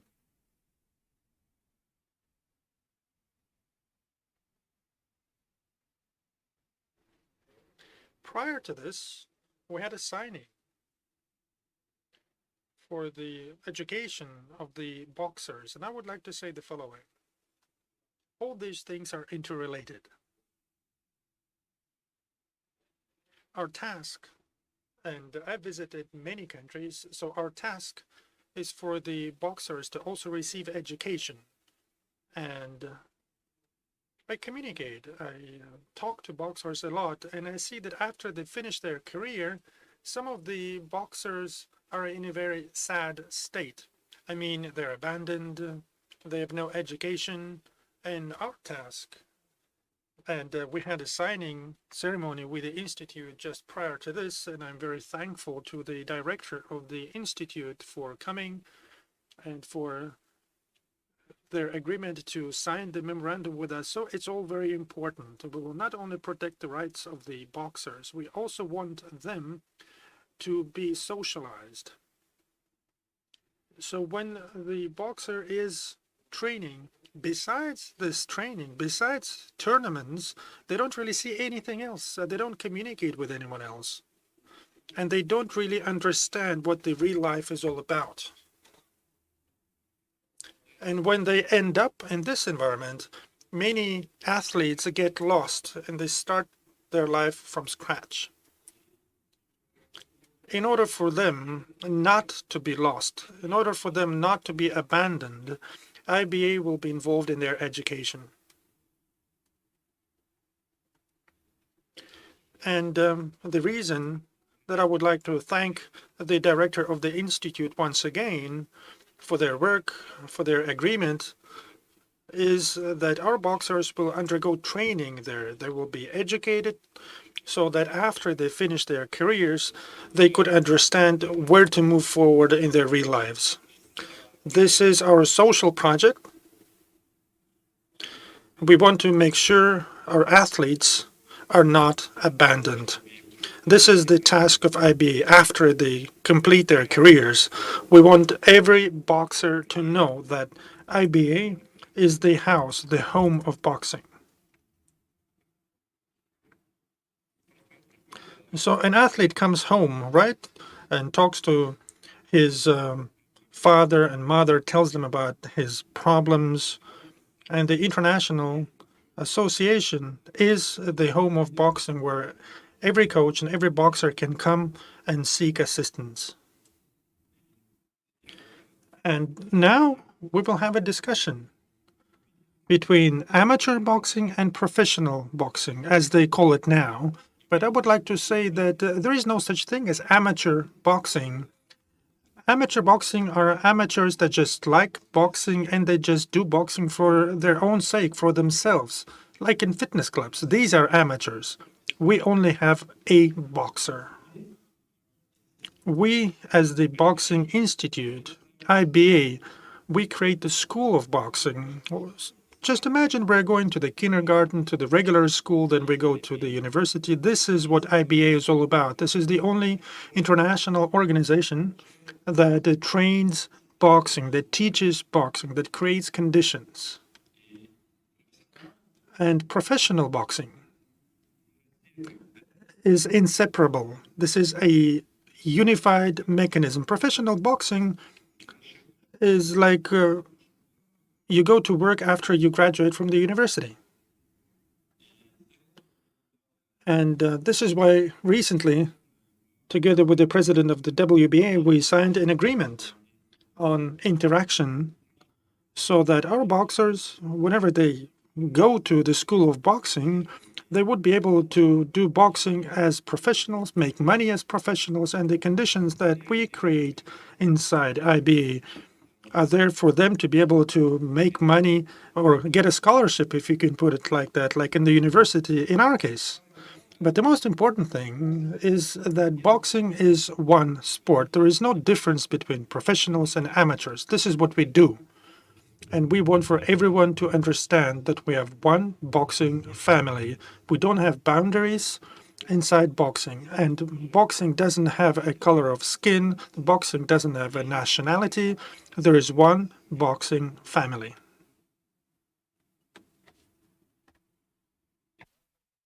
And our task as the International Association is to create conditions for them. What conditions? The boxers, after they're trained, have to be able to work. As I mentioned, and I would like to repeat that, when the parents understand, when they send their kid to a boxing club, they will understand that besides education, how should I put it, they can also make money. The boxer will be able to improve the family budget, and then all the parents will be happy to send their kids to boxing. We're saying that sports is a social lift, and it should be a social lift, not on paper, but in action. We have to provide, and this is what the International Boxing Association is for, to create comfort for them. Every boxer does what they love, and it's important for them to represent their country, to represent their people. It's important for them to hear their anthem whenever they win. It's important for them to see their flag raised. But in order for them to train, in order for them to prepare, the financial situation must always be taken care of. And our task is to organize the best tournaments, and the boxers have to have some sort of a financial cushion, because without this, our current world is complicated, and we as the International Association have to create these conditions for our sports people, for our athletes not to face these difficulties. And across the board, we will be creating these conditions. We will defend boxing in the Olympics. We will support athletes for them to become professionals. We will support their promoters and managers, but we will make sure that no one cheats them, neither their promoters nor their managers. So if a boxer or a coach is abandoned in a country, or if he has been cheated, everyone must know that they can come to IBA regardless of whether it's a professional boxer or not. We have no differences. We have only one boxing sport. So they can come to IBA, and IBA will help them. They will help them clarify the situation. If necessary, financial assistance will be provided. This is the purpose. This is the task for IBA. IBA is also working on the creation of internet games, and we will have a presentation for the viewers would also be able to participate when we will organize tournaments in this area.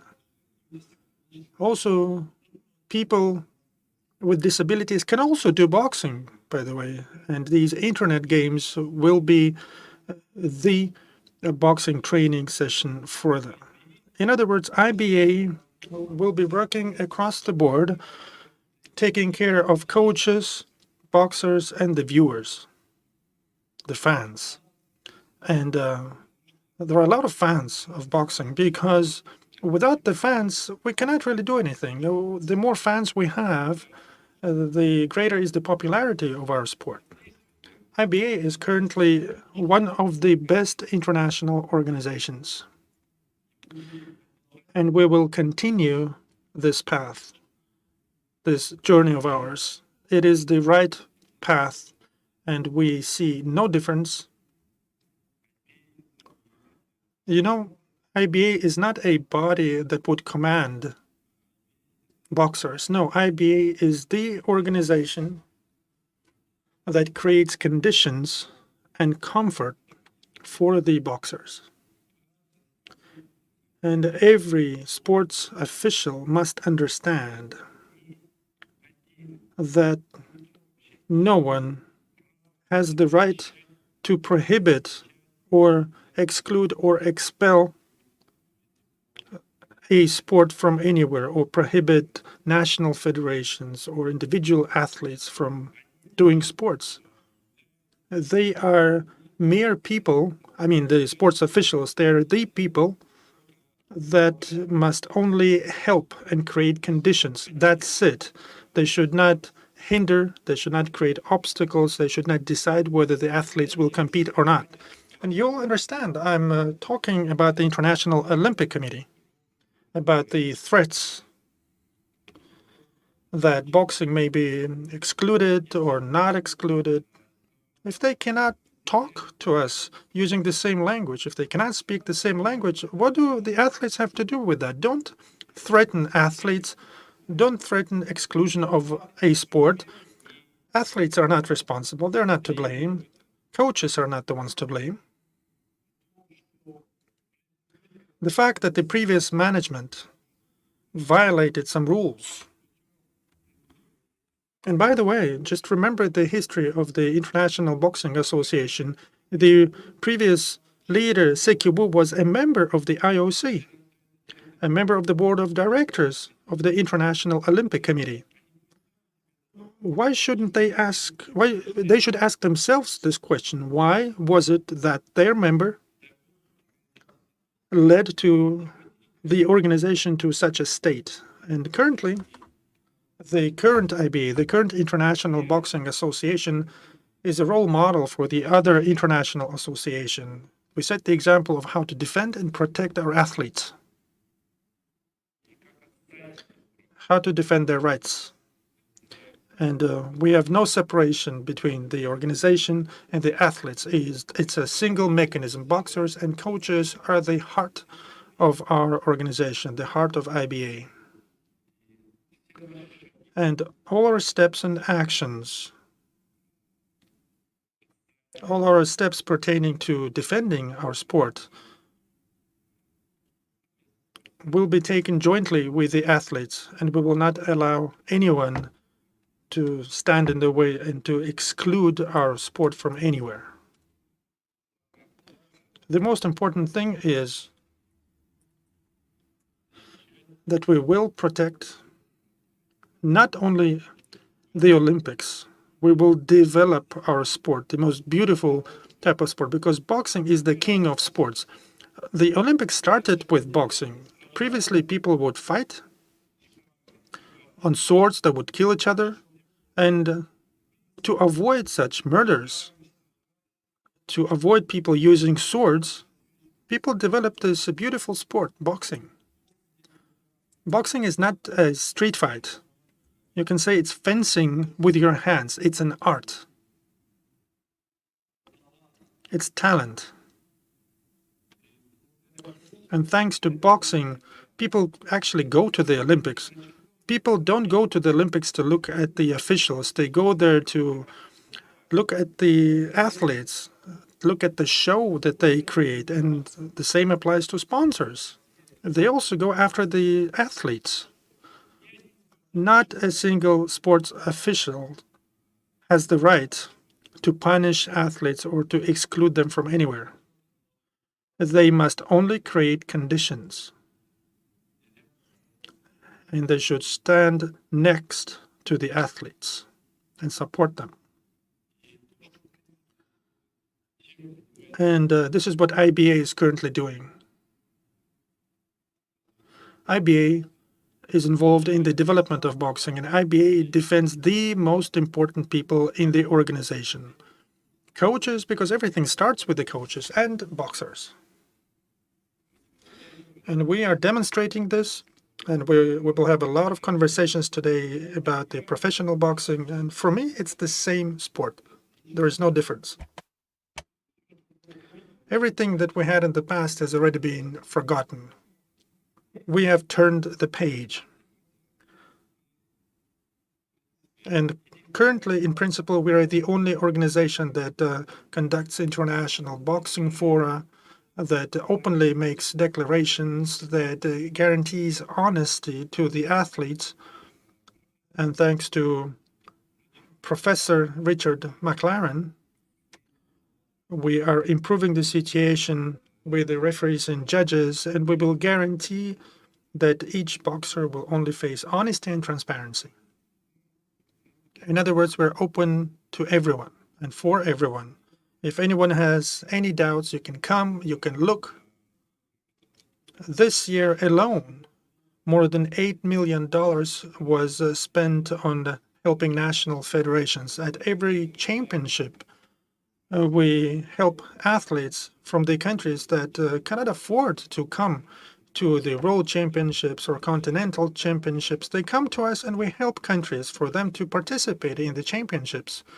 Take the example of, well, in the history of IBA at the Junior World Championship, they had a maximum of 525 participants. That was the maximum number of participants ever. Then 2 years of us changing from IBA to IBA, and today in Spain a month ago, we had a wonderful Junior World Championship with more than 800 participants. What does that show us? That means that boxing has started to develop in every country because IBA is now working with every country individually. IBA is helping each country to develop boxing. How many boxing academies have been opened, and we will continue opening them, boxing centers. And in Abu Dhabi, we will have the home of boxing, and we will have training, and not only training in the school of boxing, but also training in real life, so that after they conclude their careers, they would be able to move on. And I would like to thank the leadership of the Emirates and the city of Abu Dhabi for hosting us. The Emirates are the capital of world boxing, and this forum will take place on an annual basis. Next year, we will have even more participants because we currently have here people not only representing boxing, we also have people representing other types of sport. And we are the only organization that organizes boxing fora, our own boxing forum. I have not seen any other international association to do something like that. So boxing is the role model. It's an example to be followed by the other sports. And what about charity? Charity work done by the International Association. We are among the top 10 international associations, and it's visible. Everyone sees that, except for the people that don't want to see it. They really need to open up their eyes a little wider, and then they will see. This is why we're so confident moving along our path, following our path. The most important thing is to protect the independence of our organization. Our organization has no politics and never will have it. Boxing will only be managed by boxers, those that love boxing. We remember the past. Boxing was managed by people who had nothing to do, who knew nothing about boxing, and they have led to the worst situation. But currently, boxing is managed by boxers, by the athletes. We take their recommendations. We have a board of directors that includes athletes, boxers, young, active boxers. We have a very effective board of directors, and they're making the right decisions. We have the commissions. All the commissions are working. They're not fictitious. They're all working. They're working a lot and working hard. It's just that the world is such that if you don't say anything good about yourself, no one else will. Some people are afraid of saying the truth, and we are boxers. We're not afraid of anything. We come to the ring, we are already the winners. Therefore, I'm thankful to all the athletes here today that are defending, that are protecting the organization of the home of boxing, and we will continue on this journey, and we will not allow anyone to try to kill our favorite sport. Everyone must understand boxing is the king of sports. I'm always saying all types of sports have been created for boxing. Before we go boxing, we have to run, we have to jump, we have to play. In other words, all the game sports come first, and after that we start boxing. And this is why boxing is the king of sports. Therefore, thank you very much, everyone. I'd like to wish you very active and fruitful work. And I'm confident that within the framework of this forum, certain decisions will be made, and all these decisions will be implemented. Don't be shy. Ask questions. This is what we're here for. We want to implement all the new technologies in our international association. Our task is for each country to have boxing centers, the best boxing centers. Our task is not only to have prize money at the continental and world championships. No, we want for the national championships to also have prize money. Our task is to make sure that if a mother brings the kid to a boxing club, he's in full safety and will be provided for. This is our task. Thank you very much, everyone, and I wish you good and fruitful work here. Thank you very much indeed, Mr. Kremlev, for that insight. You will have the opportunity to talk about this in more detail as well. We have a panel session now, so I would like to welcome to the stage, and we will be covering more of these points and collaborations as well. Exciting times ahead. So please can I welcome to the stage Miss Estelle Mosley. She's a professional boxer and an Olympic gold medalist. Please may I also welcome back to the stage Mr. Roy Jones Jr., legend and multiple world champion in professional boxing.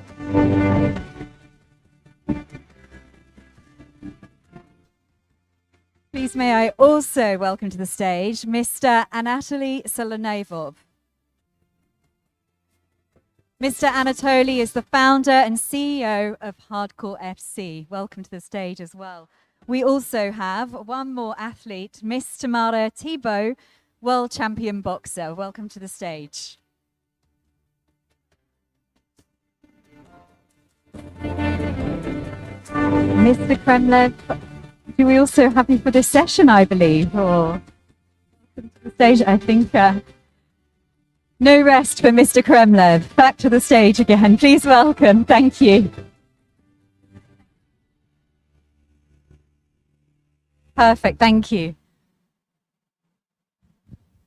There we are. So as you can see, we have a wonderful guest lineup here for this panel discussion.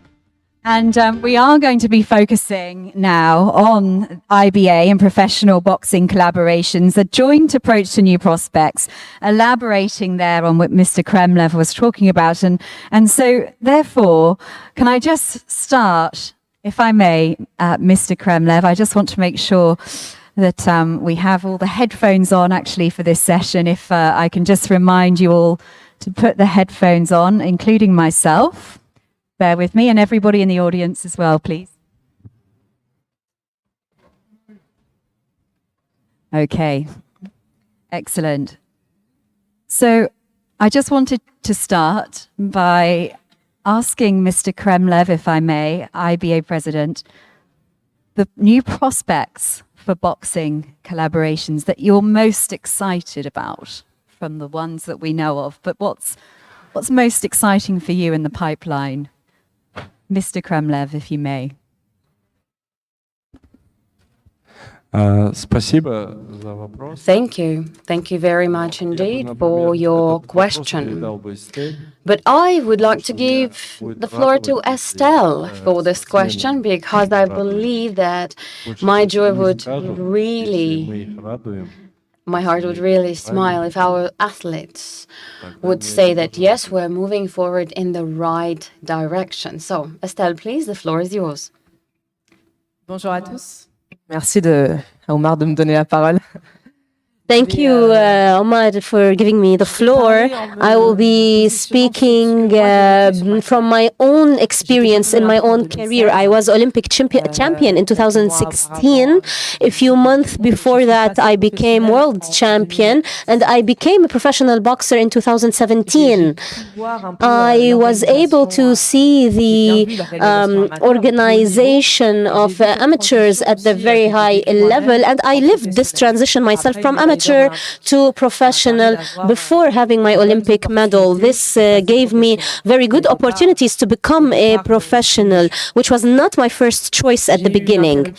I had an interruption in my career because I had a second child during my professional career, and I was able to see the difficulties that the boxer might face at the professional level after this interruption. And even if this interruption happened during the COVID-19 pandemic, it helped me keep a rather good ranking because of that.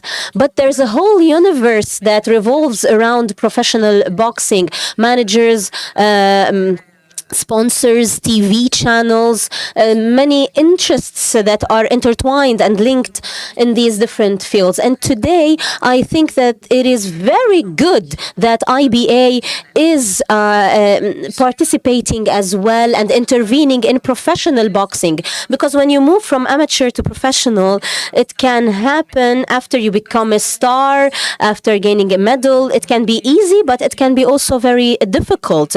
You are part of a team first, and then you become the head of a team when you are a professional. You don't have sometimes the necessary support at the level of your national federation, and that is the role of the international association, the IBA, to help us move into the professional sphere.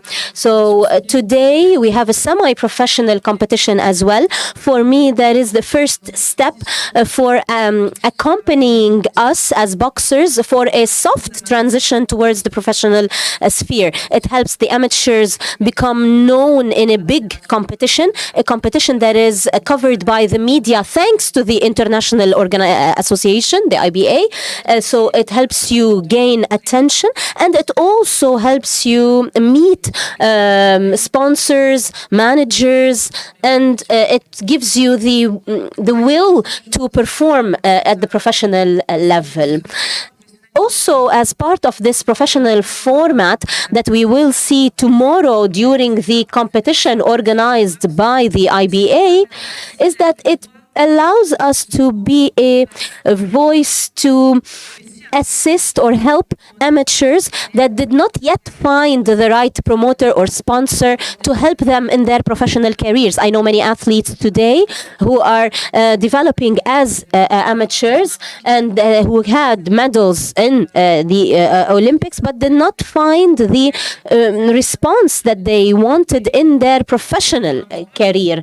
And some of them will be part of this competition tomorrow at the level of the IBA, because it is an opportunity to have more proposition, to showcase his talent in the professional level while he continues his evolution for the 2024 Olympics. But since starting tomorrow, he will show his will to move into the professional sphere, to perform in the professional sphere as well as he does today in the amateur sphere. And that's exactly the role of the federation to accompany these athletes. We are speaking about amateur boxing or professional boxing, but as Omar just said, it is boxing at the end of the day, and everything is intertwined.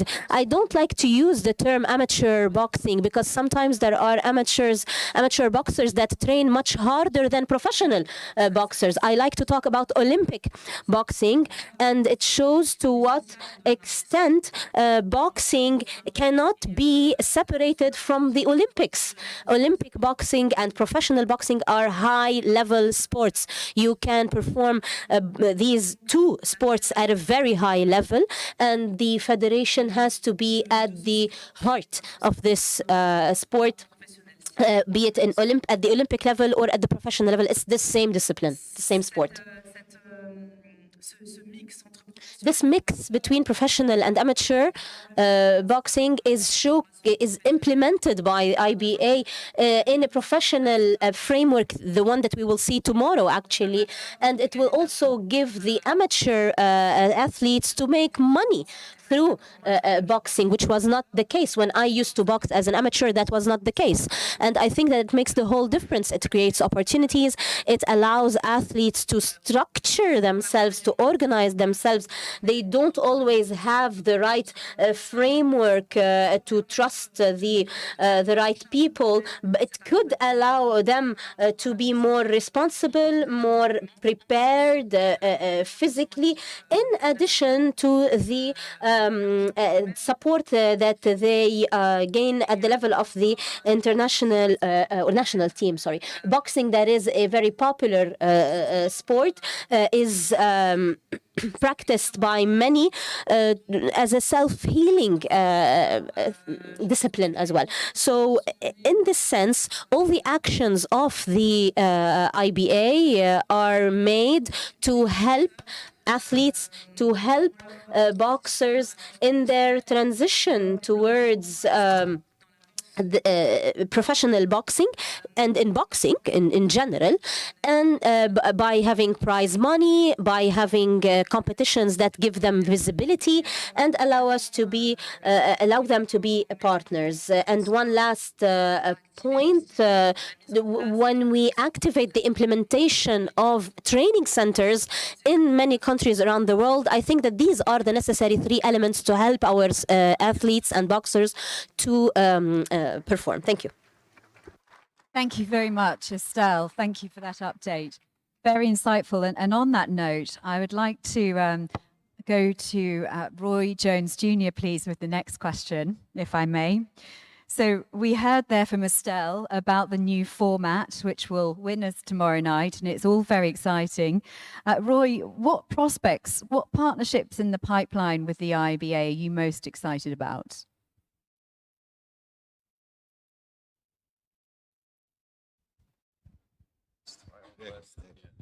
Yeah. Okay. So I'm just happy to see that these kids get opportunities that they wouldn't have before. Not only do they get opportunities, they get opportunities to make money if they can win, which is going to encourage them to go even harder as amateurs, because now there's a little bit more behind the box than it used to be. Used to be you go for a medal or you go for a trophy or whatever, that was that. Now you can be compensated for winning, which is just going to add to the desire to win. To me, that's a big thing. Had I had that when I was a little boy, if I was 17, 18, and I can win money, you know how hard it would have been to beat me at an amateur tournament? I would have been, trouble. So I'm just thankful that they get this opportunity because it's so overdue. I think they should have gotten this opportunity a long time ago. I'm so glad for IBA to give them this opportunity now, and I just think it's a beautiful thing. And if I may go to you next, Tamara, as well on this question. What opportunities did you benefit from the most? And is there anything beyond what we've talked about that you would like to see more of on the horizon for boxing?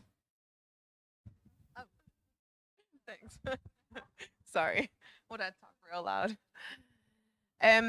Right now, being an amateur athlete, it's really nice to see that we have different pathways. So a lot of the times when we when we're an active athlete, we have this pathway as an amateur boxer, and then we reach the Olympics, and then we turn professional. Here, we actually get to test it out. So some of us do want to go professional, and then once we get there, sometimes we realize, you know what, I prefer amateur boxing, and it gives us options. It gives us choices to seize opportunities that weren't there for us beforehand, and it gets us accustomed to the shift in styles as well, because amateur boxing, Olympic boxing is different from professional boxing. It's a different mindset, it's a different strategy, and like Estelle was saying, it's just a different structure, and being able to do both and have a transition that is smooth and that will prepare athletes better to have a more successful career is just to our advantage, I feel. Thank you.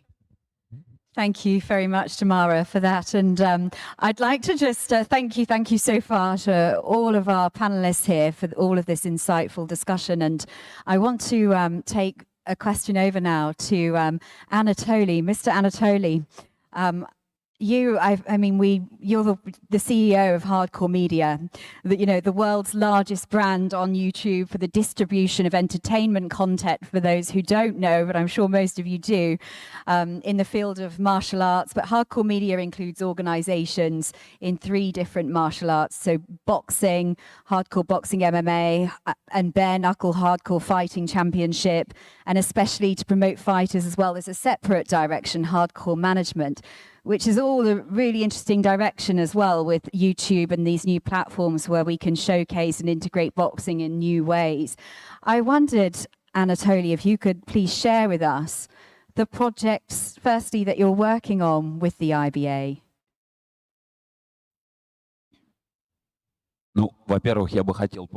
Well, first of all, let me thank you, Mr. Kremlov, our president. To me, to all of us, it is such an honor and a pleasure to be here at such high-level event here. And here, in this room, I see the sportsmen, the officials who create boxing for decades. And we, the new stream in the global sports, well, we've achieved the colossal results within the recent years. And so to say, we are the beginners, as they say in the sports terms. I would like to thank IBA for organizing this forum on such a high level. And again, to us, it's an honor and a pleasure to be here. Well, speaking briefly about the hardcore media, what can I say? The new modern vision for the sport intertwined or connected with the triggers and the perception points which enable us to create the content for 100,000, millions of views right now. Just to give you some figures, for our YouTube channels, our digital platforms exceeds 1.5 billion. We create names, we create new names, we create new formats, and probably together with our audience, we create that very new content, sports content, that in 10 years will become something that will be able to compete with the leading sports content creators, boxing included. Our holding, as you rightly said, we have 3 mainstreams: MMA, box, and the fist fighting. All the formats of our content development, they base on the reality show format. We dive deep into getting our audience acquainted with our characters.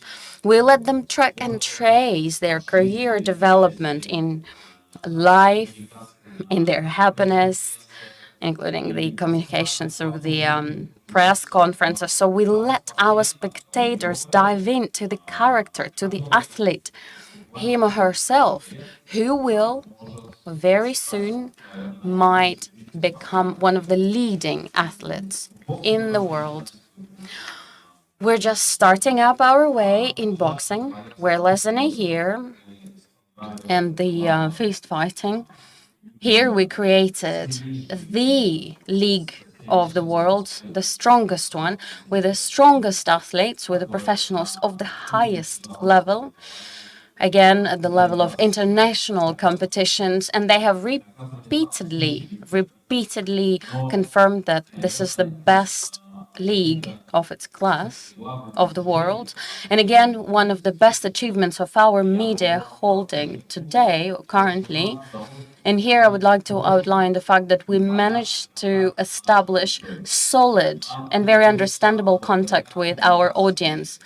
Thanks to our communications through mainstreams, like, for instance, comments under the YouTube videos, questionnaires on social media, via our Telegram channels, we were able to comprehend that the spectator in the modern reality is willing to see as a content on TV screens, on gadget screens, mobile phones, etc.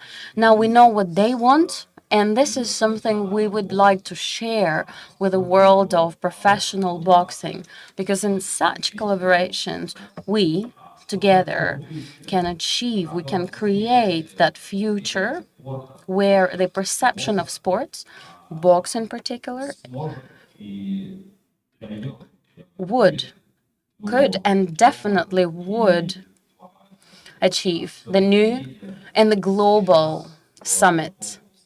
Because media in the era of social networks and the digital platforms is probably one of those factors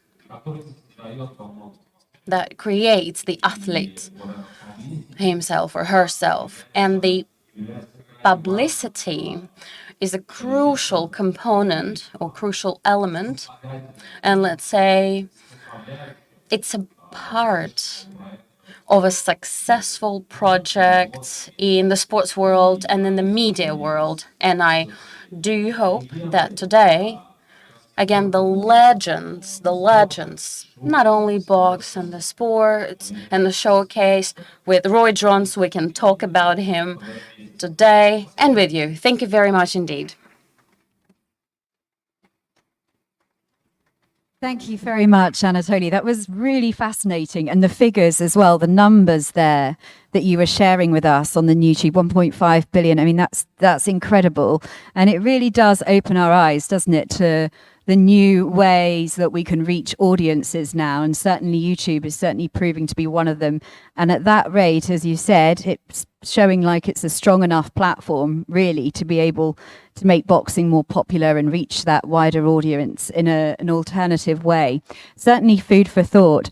So I'm aware that we are limited on time for this session, and I have more questions for you all, but I think maybe I will open it out to the audience to ask some questions to you all.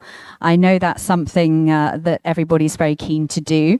So perhaps if we all have our headsets on, and if there is a microphone going round to audience members, we will open it out to you now to ask our guests questions on some of the topics and discussion points there that you've just heard. So if you'd like to raise a hand, and we will come round to you. Any questions in the audience? Yes, we do have a gentleman at the back there. Okay, there is a microphone on its way. Thank you. So, if you're a world champion amateur boxer, and then you do 7 or 8 rounds, whatever, in this new IBA, what sort of money are you talking about? Is it going to be the same as a world title professional fight, or is it different type of money, you know? And who would you like to direct that question to, please, sir? Whoever can answer it. Okay, who would like to answer that question on the financials? Mr. Kremlev. Or...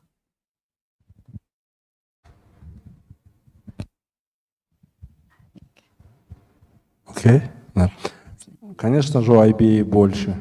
Yes, indeed. IBA has more. Excellent answer. Good to know. There we go. Does anybody else have a question in the audience? Yes, please. Just over here on the right-hand side. Microphone is on its way over to you. This is good marathon training.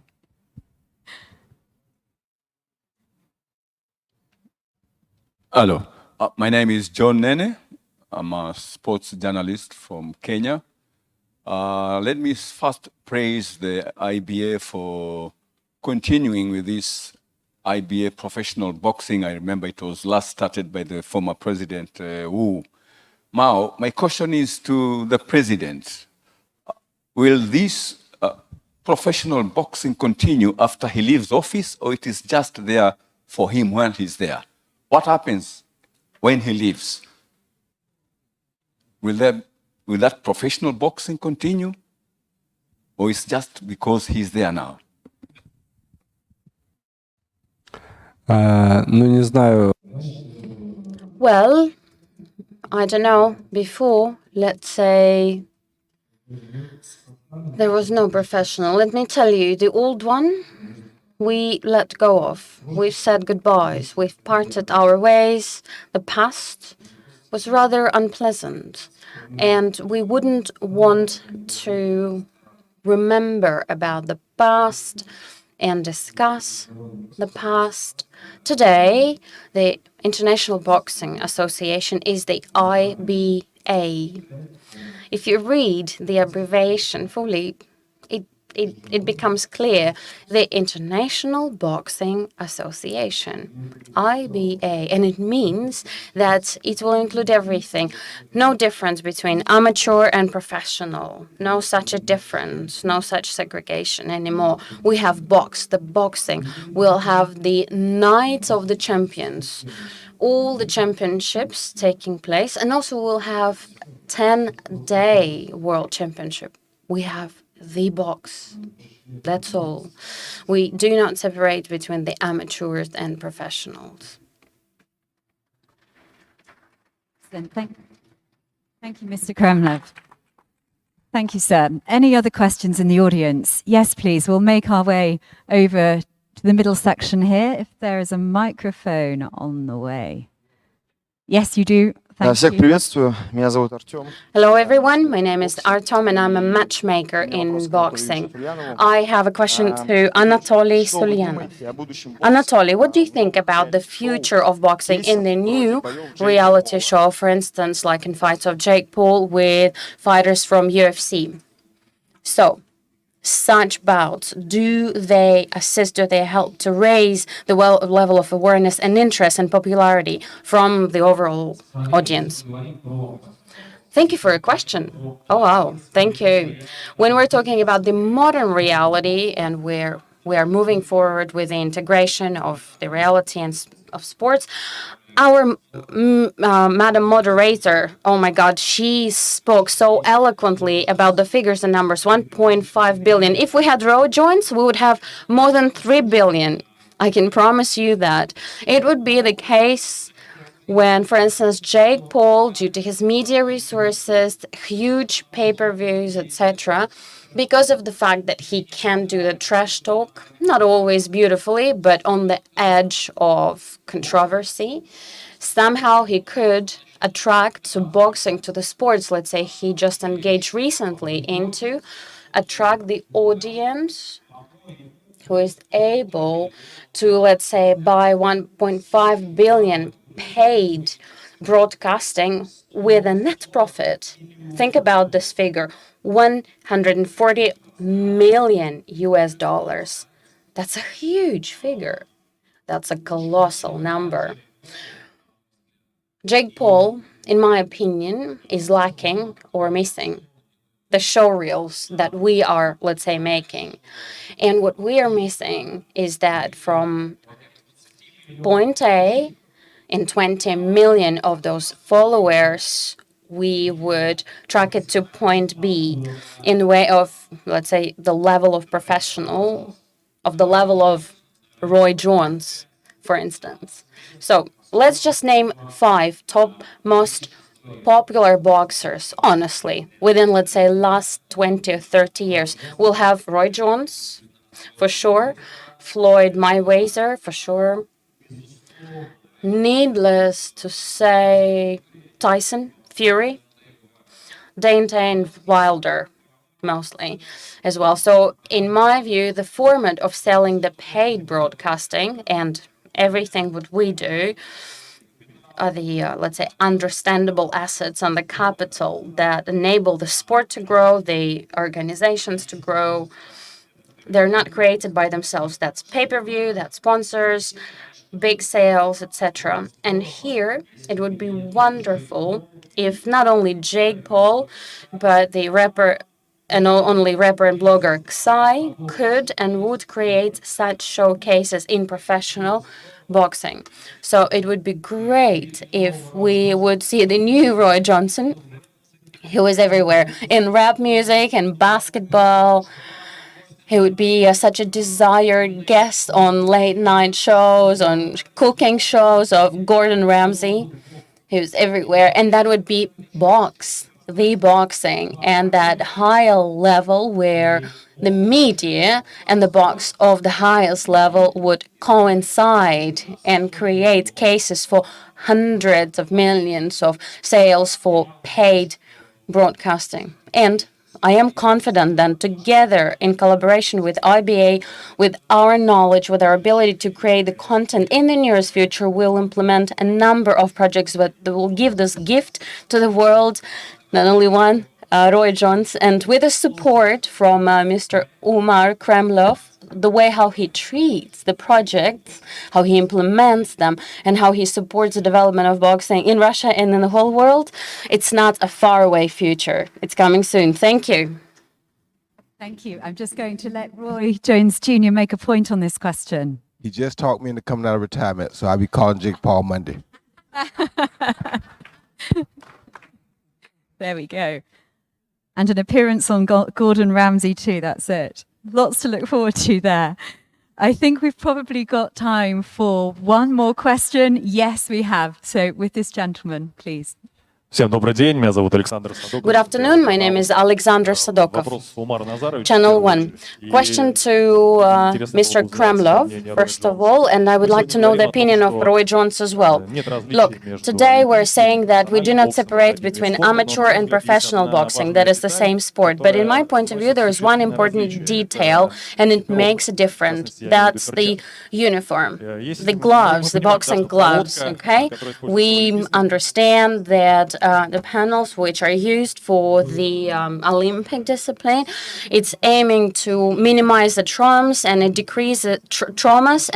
decreases the amount of traumas, but then it improves the art of the knockout kick. So if it's a basis into going into the stage of professionals, and if the athletes in the Olympic sphere, and if they go into professionals that they cannot really fight, they cannot really kick. So again, my question, would it influence the development of professional boxing in general, and how do you see the situation, and is IBA planning to conduct any reforms in this direction? Let me answer in a simple way. Look, when a kid goes to school, he can't just go and get a job. Same thing with boxing. First, we teach them, we train them, we give them the school by itself. We can't send them to become, directors of power plant or managers. Again, the boxing.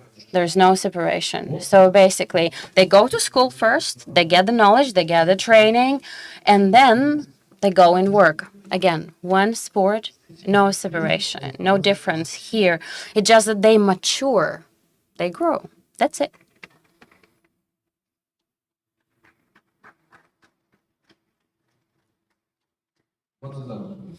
Omar, may I please ask you a question as well? Dear audience, may I please ask you a question as well? Mr. Kremlov, now we're talking about the integration of amateur and professional boxing, but based on the information coming from the professional sources, the top boxers are not allowed to participate in the IBA tournaments. I know you had a meeting and perhaps you've made some arrangements. Could you please enlighten us about the details of these negotiations, and would it be possible to see the professional boxers in IBA tournaments? Thank you.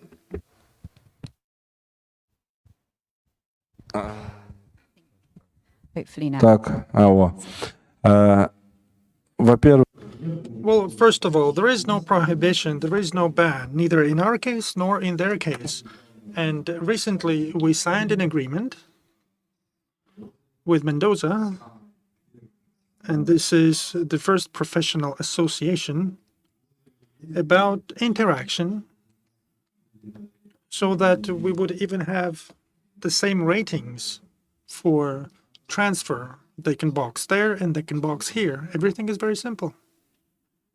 Thank you very much. And I know that our last gentleman had asked Roy Jones Jr. the same question too. I don't know if you have time to quickly answer that. I think we have all of 30 seconds.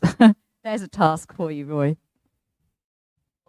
I don't think it's enough time, but however, there are some things that have to be adjusted. I understand where you're coming from, but I do understand what he's saying about all of it is boxing. And it's stages to boxing. Like he said, as long as there is a way to come through elementary school, middle school, high school, then pro, that's how it should go. And I personally don't think that a professional boxer really would want to reach back to a 3-round tournament when he's already accomplished as a pro. Just like a kid wouldn't want to go from college back to high school. So it doesn't make sense to backtrack. It's kind of common sense. You understand me? So we got to use our common sense as we're doing things like this to know that we're creating a situation, just like he just signed a thing for kids to be able to go to school. We're trying to teach them at a young age to prepare them for the future. If they don't make it in the future, they can drop back to school. They won't be dropping back to amateur tournaments. I doubt that very seriously. Mr. Roy Jones Jr., thank you very much. I'm afraid, ladies and gentlemen, for this panel session, it's all we have time for. So please put your hands together for Mr. Kremlov, all our wonderful guests here as well, Tamara, Estelle, Roy Jones Jr., and Anatoly. Thank you so much for your insights. Some interesting questions. Just one more thing. Absolutely. I also want to say that I'm sorry earlier, it was my fault too. We didn't acknowledge the earlier champions that were here. There were professional champions, there were amateur champions. Evander Holyfield, Dimitri Bivol, the cruiserweight champ, up-and-coming light heavyweight. I'm sorry we missed them all, but they were all here. And it does me, oh yeah, and Zana, Costa Zoo, I forgot, yeah. It was so many former champions, great amateur and professional champions here.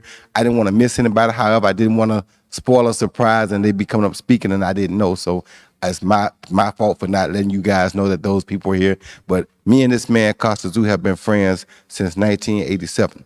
And we are from, at a time when the Cold War was going on with Russia and the U.S., he and I became friends and we're still friends to this day. And that shows you how strong sports are. Because we're not political, we love one another as brothers. So thank you guys. Thank you very much, Mr. Roy Jones Jr.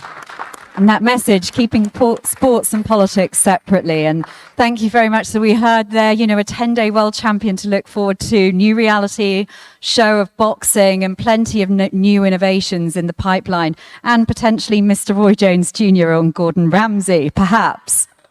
So thank you very much, everybody. I'll let you all go back to your seats and get comfortable because we have another panel session next coming up. So please, thank you very much. Again, round of applause for everybody here. Thank you very much.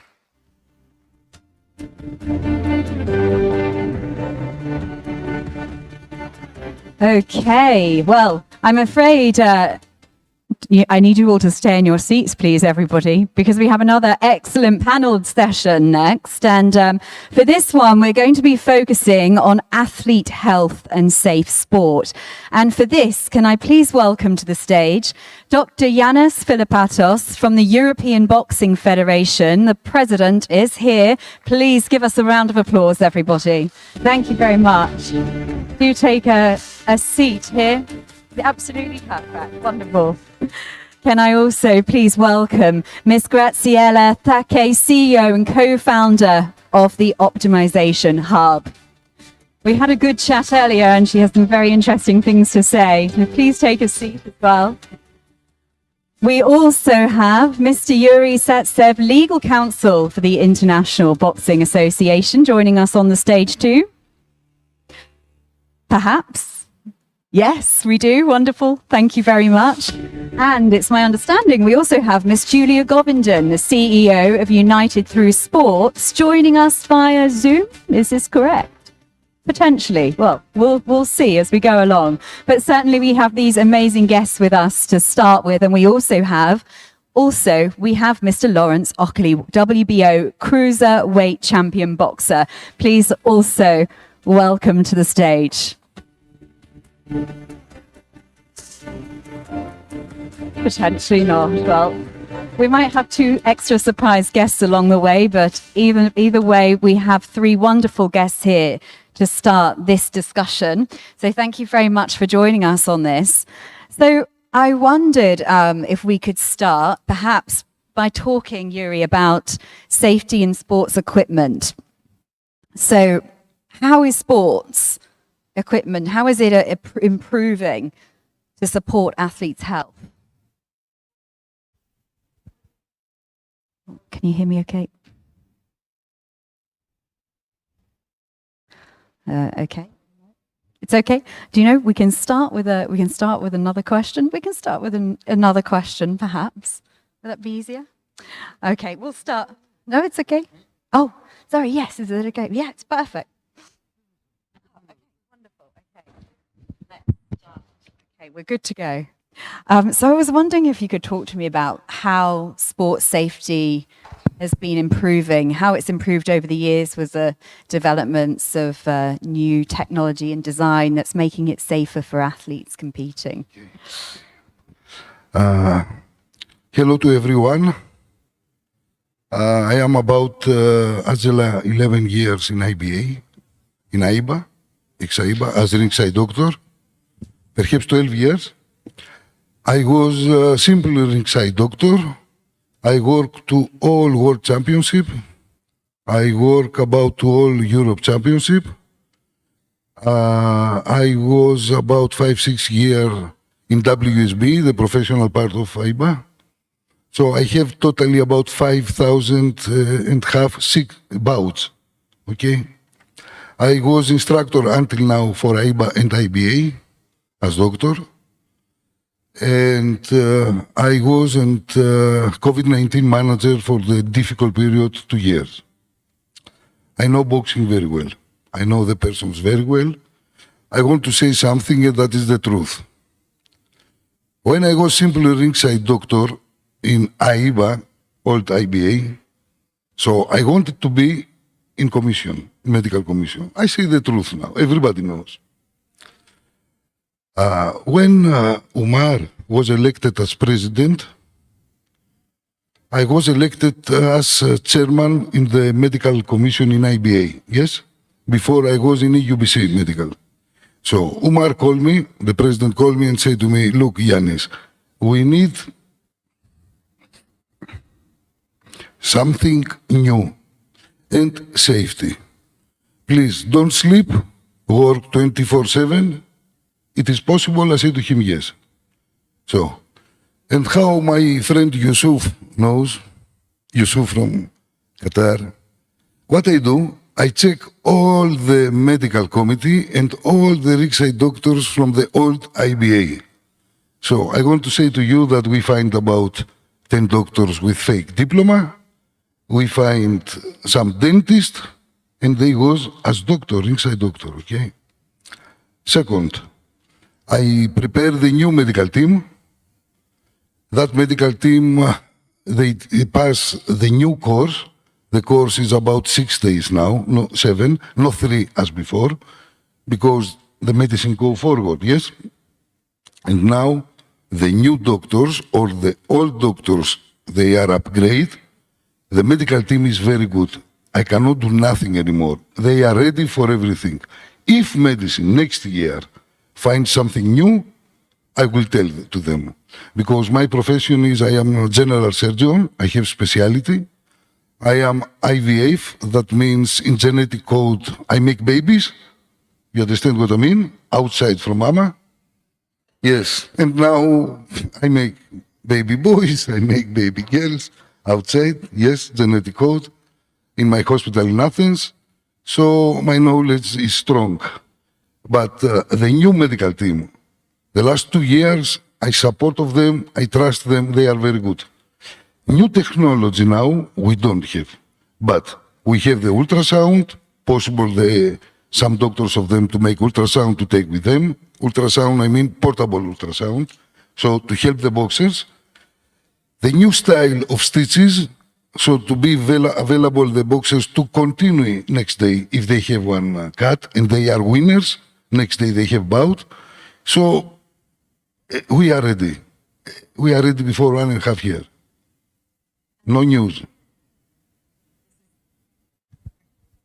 It's a fascinating insight. And because of many years that you've had experience doing all of these different things and of course challenges as well faced in ensuring athlete health and safety, what are the current system failures in your view that needs improving when it comes to... System? Yeah. Look, exist doctors with big experience, exist doctors with less experience. My opinion is, if we follow some doctors to each championship, we need to choose one with big experience and one with less experience. Because if we choose all the time with big experience doctors or with less experience, that is danger. So we need, that is my opinion now, one with good experience to teach, I mean theoretic, yes, the other doctor with less experience. Thank you very much. Now, the other challenge as well, of course, is athlete mental health in all of this and the challenges that they face with the huge pressure that they're under, which makes sense for me to go to Ms. Graziella next. You've been described as a warm source of passion when it comes to your passion and dedication to sport and youth mental health. And so I just want to ask you, in 30 years of working in athlete mental health, what's changed? And what impact did professionalization of sport have on mental health and transitions? Yes, sorry. Okay, so one of my famous sayings is that sport monetized, it didn't professionalize. So when we examine professions, and it's lovely to be here too, and just to say a really warm welcome to those of you that have stuck out the afternoon. It's always tough on the first day of a conference.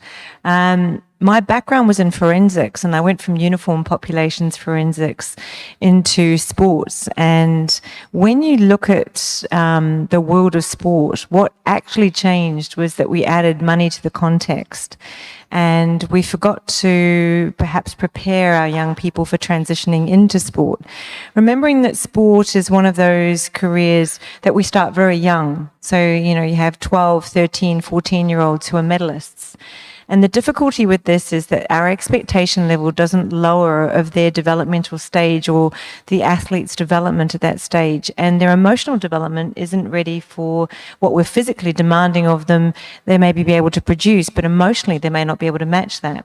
So as my colleagues just said to the right, you know, we look for experience when we look at how we typically take care of those in sport. And sometimes we don't have those who are really well experienced taking care of those in sport. I think when we professionalized, we lacked development of our coaches. So our coaches, you know, we look at head injuries and various other injuries that were some of the antagonistic elements in sport. And we then look at boxing and the way that we have worked with our athletes, you know, and how that's changed. And we can see that now we pay more attention to how we care for the health of athletes and the mental health of athletes. Mental health, you know, in the UN SDGs was only really struck onto the UN SDGs in the September 15th in 2015. And yet it's fairly important to us to acknowledge that mental health is one of the tapestries that affects our economies. So if we dial back to sport and we look at its monetization, we look at how we work with our athletes, I think we lacked the ability to say, well, how do we support the context of education for the athletes, the professionals, the coaches who sometimes could qualify as a coach in 3 days? I think in swimming, it's 3 to 4 days you can become a coach. And then you look at our most vulnerable. So sport professionalizes our most vulnerable, our children. They're coming in 13, 14, 15. Quite often the context of sport, our professional athletes, they're there, for the 7 to 10 years, the most sharpest years of their lives. But we haven't supported them. So now we're looking at that in retrospect and we're trying to improve it. And what we probably need to do is not overcomplicate it. We need to improve and actually see that our policies are put into action. It's really, really interesting when you said just 2 to 3 days and you can become, with so much responsibility in your hands, I find that really quite surprising to hear. And it brings us naturally over to Julia Govenden, who's joining us via Zoom behind you actually as well. She's CEO of United Through Sports. And Julia, so from your experience as well, can you share with us how social actions around supporting youth from the work that you've done, for example, creates a foundation for these athletes from your perspective? First of all, wonderful to see everybody. Good afternoon from Bangkok, Thailand. And thank you for that question. I think Graziella really touched on a few important points. And when she mentioned about not overcomplicating, I couldn't agree more. I think oftentimes it's keeping things simple is a good place to start. And at the end of the day, we are social beings at our core, and we do need each other. And the way that we work at United Through Sports is very much social oriented. And that is why we were formed. And what we do is we build connections across the international sport community. And then through those connections, we're then able to invite youth of all abilities, whether athletes or not, to engage in sport and have sporting opportunity. And when we talk about social action, we're actually talking about also the feeling of value. And if we feel that we have value and we feel that we can give value, for athletes in general, research has shown that they will perform better. And if we look now at the general role of athletes, it goes far beyond sport. It is very much social. A lot of the young athletes that we work with, I'll give you a couple of examples. We have Meggie Ochoa. She's from the Jiu-Jitsu Federation, and she developed her own campaign, which is called Fight to Protect. We have Kyra Siao. She's 13 years old. She's from pentathlon. She's also developed her own campaign on how to encourage an eco-friendly world. We have Ezra Freck from Los Angeles. He's a Paralympic athlete. At the age of 15, he co-created with his parents the organization known as Angel City Sports. And this is giving opportunity to people with and without disabilities. So for these youth, having these opportunities to go beyond sport and use their social standing, using even social media and advocating on such an international level is really a fantastic foundation for them to kind of build confidence. They're building motivation. They're building dedication, not just to their sport, but it's also having that purpose, that greater purpose, not just as an athlete, but what are they contributing towards society? And how does that sort of affect the people around them and society at large? And I can definitely say that through these athletes being so social and giving back to society, it's encouraging their critical thinking. So they're thinking outside of the box. They're thinking of how they can find solutions to sort of challenges that they face, not just socially. This then transfers into their athlete career. So everything that they're doing on a social level is applicable and transferable to the way they are as an athlete and towards their sports personship as well. And I think it's very powerful to see how when you look at athletes who are giving back and you look at social actions that are taking place, it provides such a stable environment for them. And I can definitely say, even just looking at boxing, boxing is built upon ancient traditions of honor and respect. And of course, these values that are then harnessed for these athletes are then transferred not just as sports people, but also in life as well.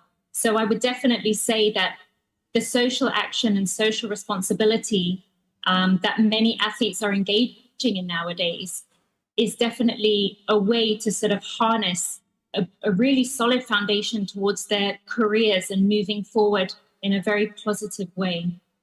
Thank you very much, Julia. Now, I do have a question for you, Yuri. I feel that Graziella, the next question for you, though, does fit with the current subject that we're on. So I'm coming to you next, Yuri.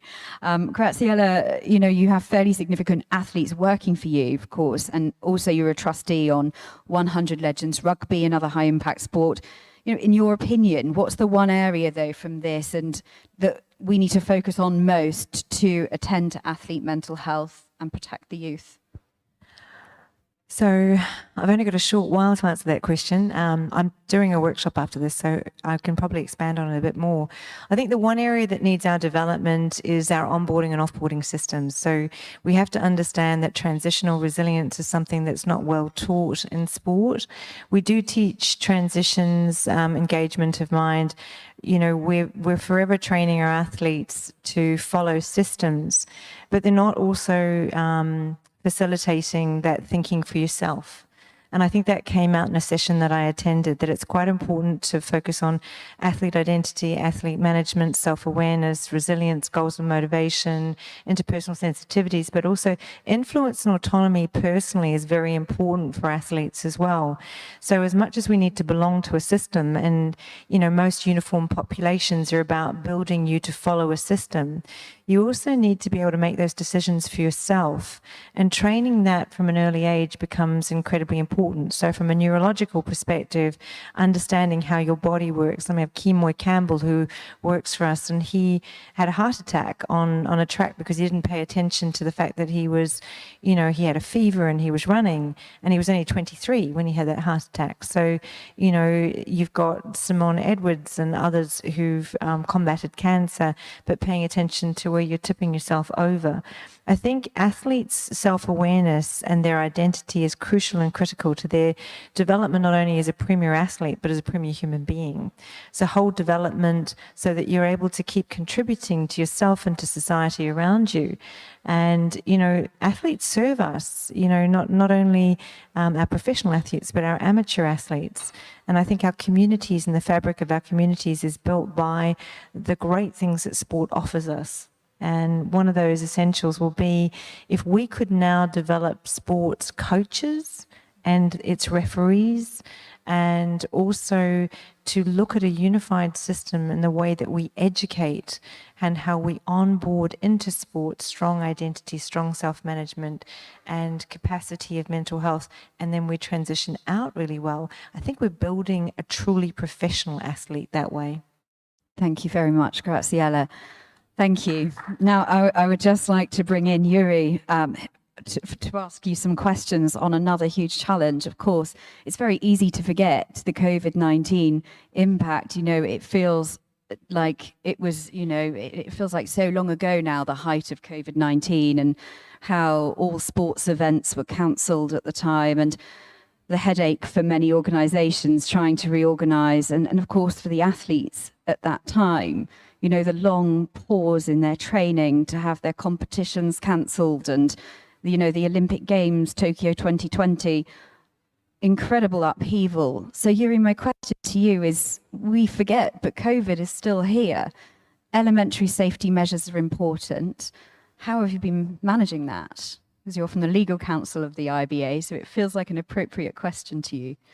Yeah, thank you very much for this question. And it's true that the COVID is still here. And coming back to 2020, when we first faced with this problem, really first few months, the sports organizations, they didn't know how to solve this problem. And the best solution at that time was just to stop the competitions, because when you're faced with this problem and you don't know how to solve it, the better stop and think how to solve it. Then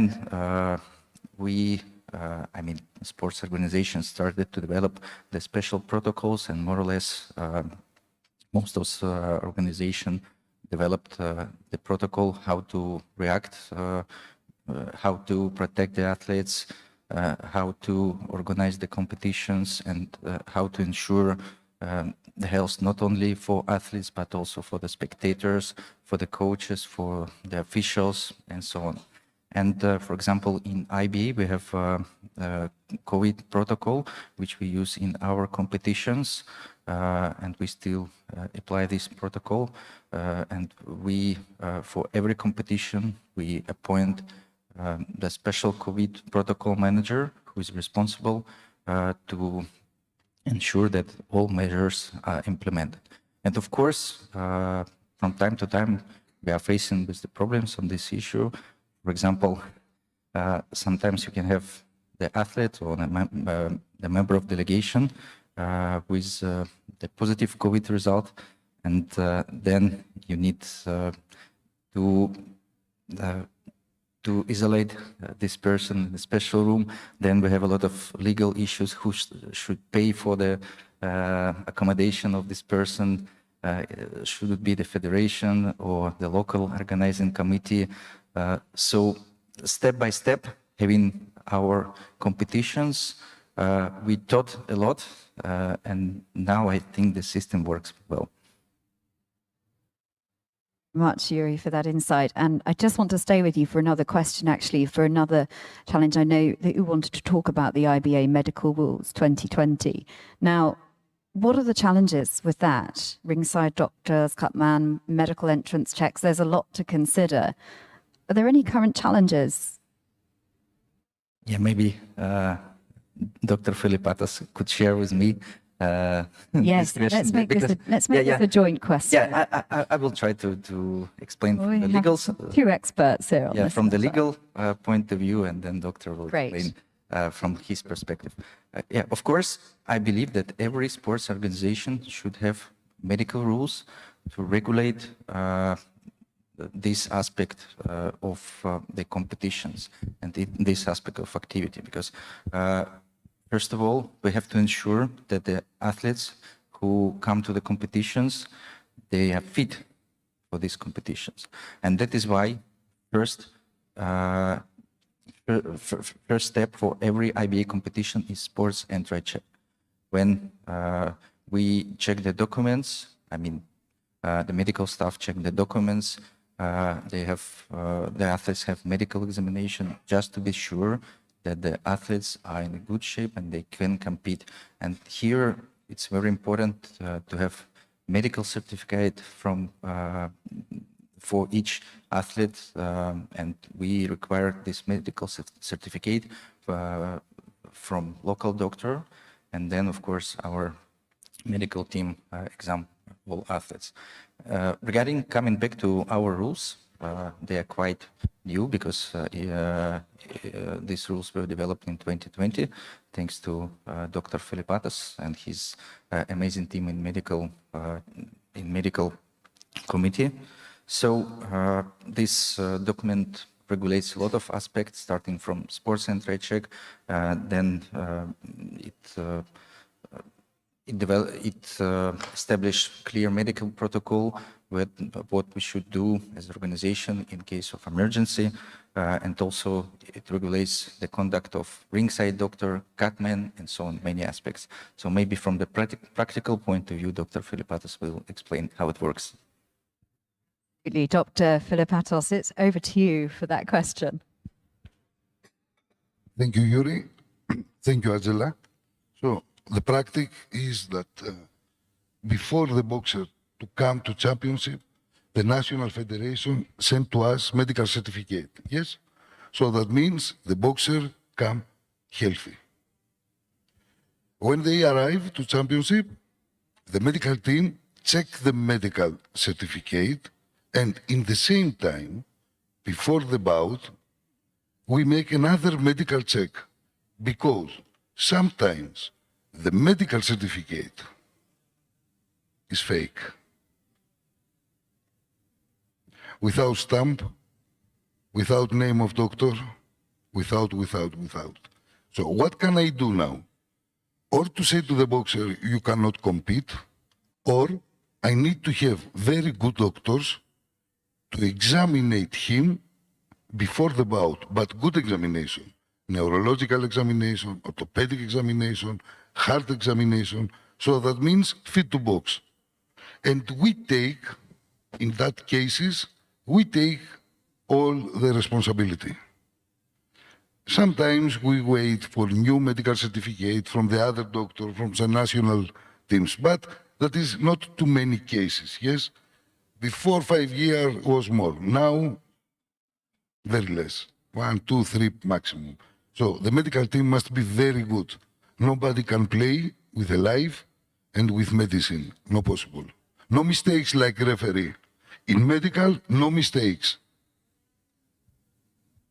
Sorry, Angela, but one mistake for me, the doctor is finished. Yeah, it's a huge responsibility, and certainly one that it's good to hear the measures that are being put in place to address these challenges and to try and overcome them. I think we have 9 minutes left here, and so I know we need to open up the floor to the audience who have any questions for you all. I have more questions for you all, but I have to give the opportunity to the audience to ask their questions. So if there is anybody who'd like to ask a question to any of our panelists, please raise your hand and we will come around with a microphone. Okay, to this gentleman here. Okay, wonderful. Great. Over to you. Good afternoon. I belong to the Argentinian Boxing Federation, Dr. Filipatos. I would like to ask you something that it could not be easy, but regarding about your experience, I cannot find anybody better than you to reply and give a professional point of view regarding, everybody knows the protocol regarding the competition's medical protocol. And I would like to hear from you a professional opinion regarding what happened the year before in Kielce, in Poland, with the boxer from Jordan, that it was something that it could be avoided. Was there a mistake, a human mistake, I mean? Sorry, doctor. Thank you. Yes. Don't worry. I don't have problem with difficult questions. No difficult question for me in medical. So what's happening in Kielce? The boxer is coming with correct medical certificate, everything good. The medical certificate was about 10 days maximum.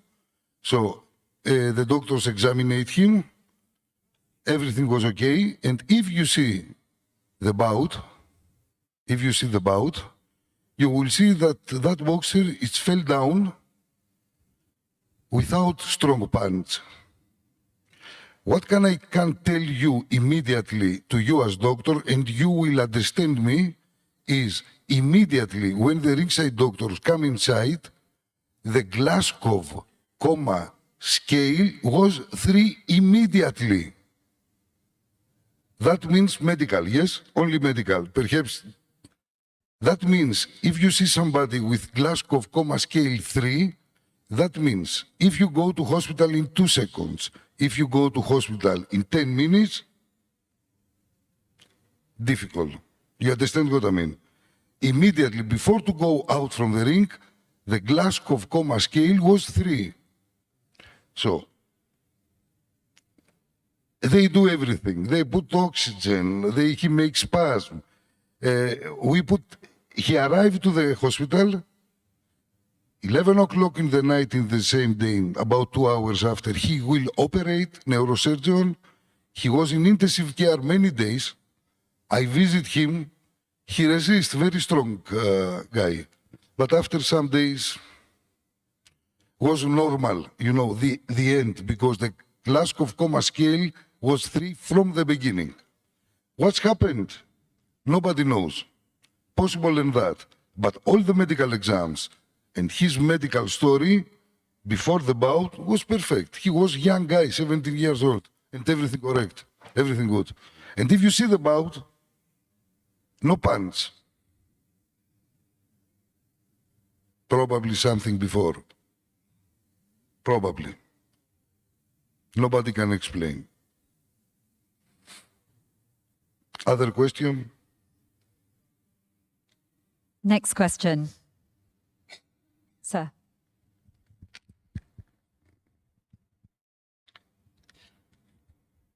Thank you. My name is Lewa Mulokoti, the Secretary General of South Africa. Now we are from the COVID-19, and previously we were coming from the HIV, which terrorized the world. Now we are coming back to a reality of those children that were born by those HIV positive children. They are born positive now. They start going to training maybe at about 8 years, and they grow up. When they are about to get into a formal competition, it's then that we test them and say, no, my child, you can't box anymore because you are HIV positive.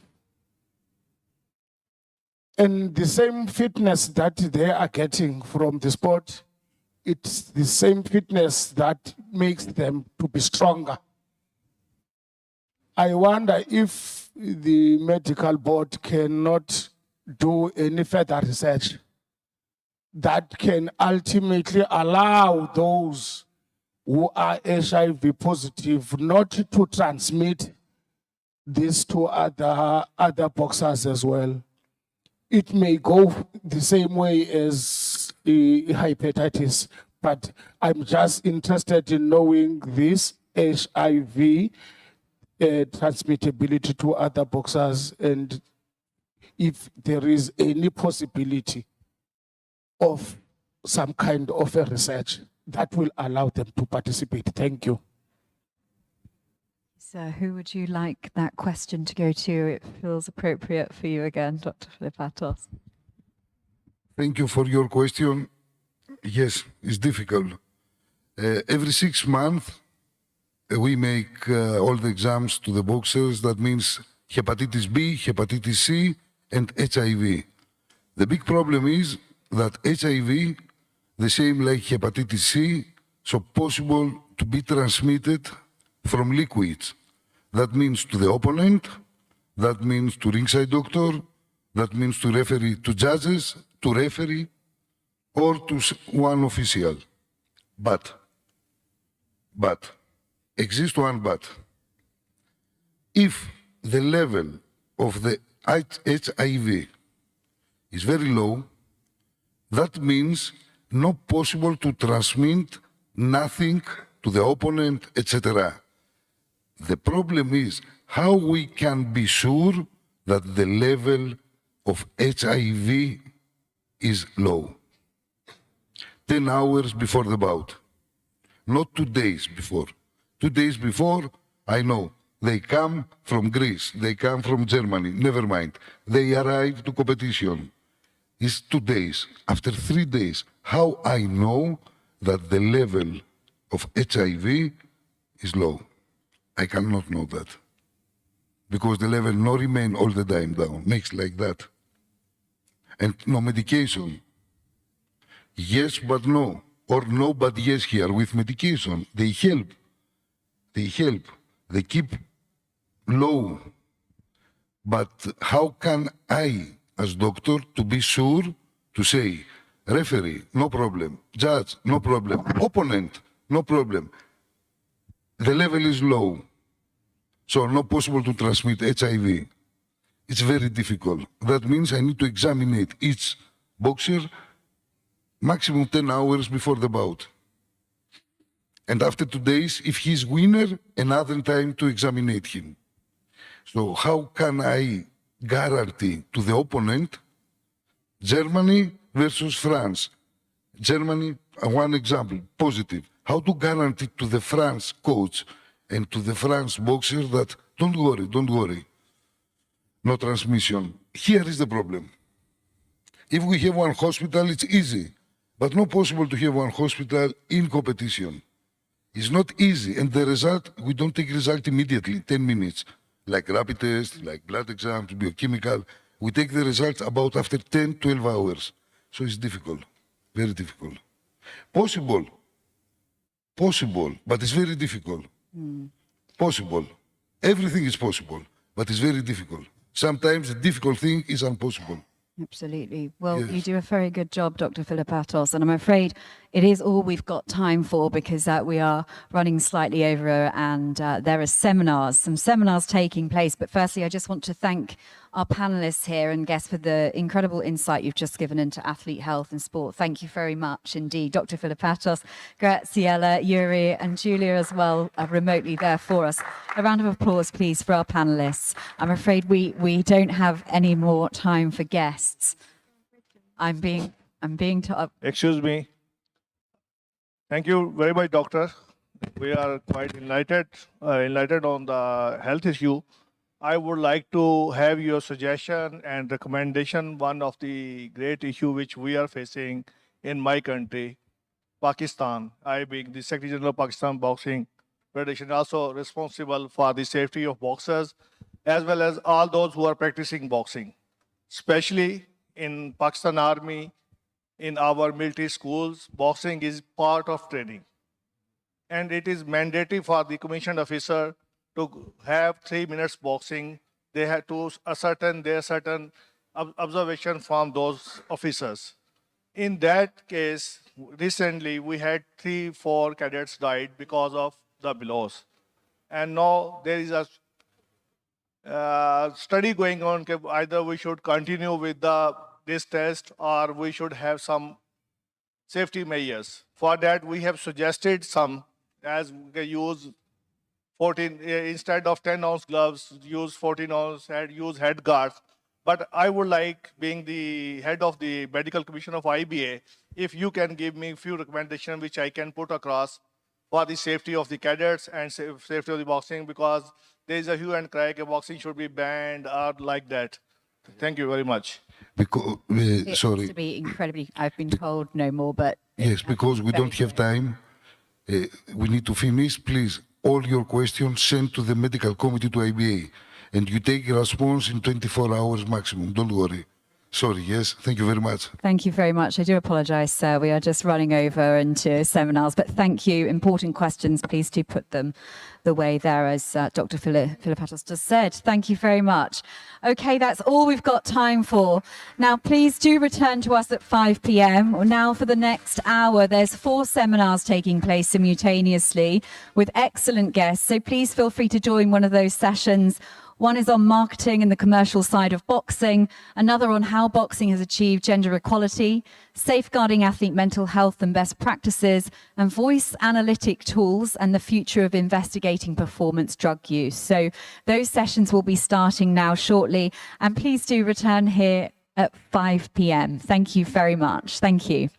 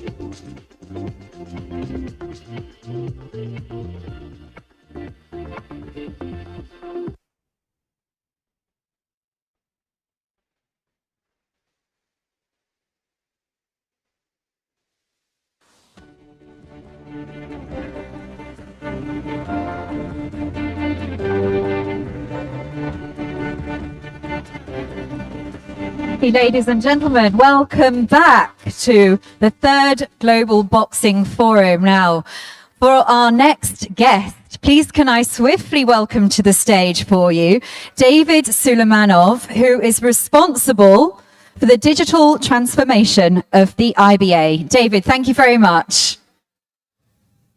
And we'll place over there. Thank you. Please do take your seats, everybody, for David's scene setter.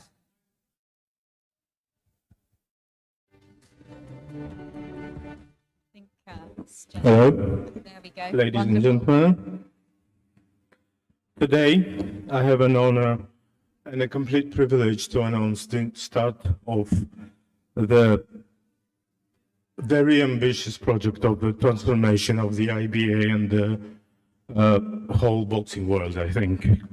I'm talking about the solutions and tools that will be gathered by us into one huge platform.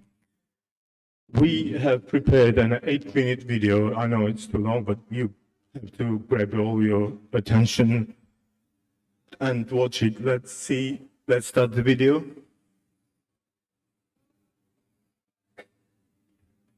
And today I'm going to be telling you all about the transformation that awaits the IBA in the very near future. Now, as you already know, we've already achieved an awful lot since 2020, but still, our current state shows the need for even more change. And now is the time to really scale up, to change the way we approach audiences and content, taking into account the very latest technology. Now, our biggest asset is our 540+ million fans in 19 countries. As part of the IBA's transformation journey, we're launching one of our most ambitious initiatives, the comprehensive digitalization of the boxing world. We're launching the development of a global boxing house platform. Now, our aim is to create a state-of-the-art platform, the ultimate destination for fans, bringing together content from major federations, from championships, from national federations, athletes, and of course, our users. You know, after all, we've never considered them as a content generation medium. Our goal is to ensure the growth of fans through Web3 technologies and the coming change in the architecture of the internet. The platform will include a mobile app and a website with tools such as live streaming. That's an online broadcasting channel for national federations. There'll be a news platform, a single source of aggregated information and content. There'll be subscription options. That's a variety of these which are going to be available. A social network that allow our fans to communicate and athletes to generate content for their own fans. There'll be marketplaces. Now, these will give fans and athletes the opportunity to buy directly. That's bypassing intermediaries. An online and offline event ticketing system, a betting platform, a multi-level platform for online training and masterclasses. And there's something else that's exciting enough to announce at the very end of my pitch right here today. So let's go back just for a second to the online platform. Now, this platform would allow us to structure ourselves, and of course, it would be all in line with our main vision of developing a common fan base, building up new revenue streams and expanding existing ones, globalization and unification of all of our content, creation of a unified knowledge center for the national federations, multi-directional and qualitative outreach to the audience, higher level of engagement and direct communication with amateurs and fans, new opportunities for media, sponsors and partners, expanding the fan funnel and thus sales via social media, effective use of metadata and analytics. Now, all of the above, everything that I've just mentioned, is already in development, and we hope that the future for boxing will soon be right here. But that's not all. What I really wanted to announce to you today is that the world is on the verge of global change, coming to us with a new internet architecture and technology where we can scale for real, however strange that may sound in this context. And I'm talking about an audience of at least 3.2 billion gamers. Let me just say that to you again. 3.2 billion gamers. That's an extremely vigorous community, hungry for spectacle and content consumption.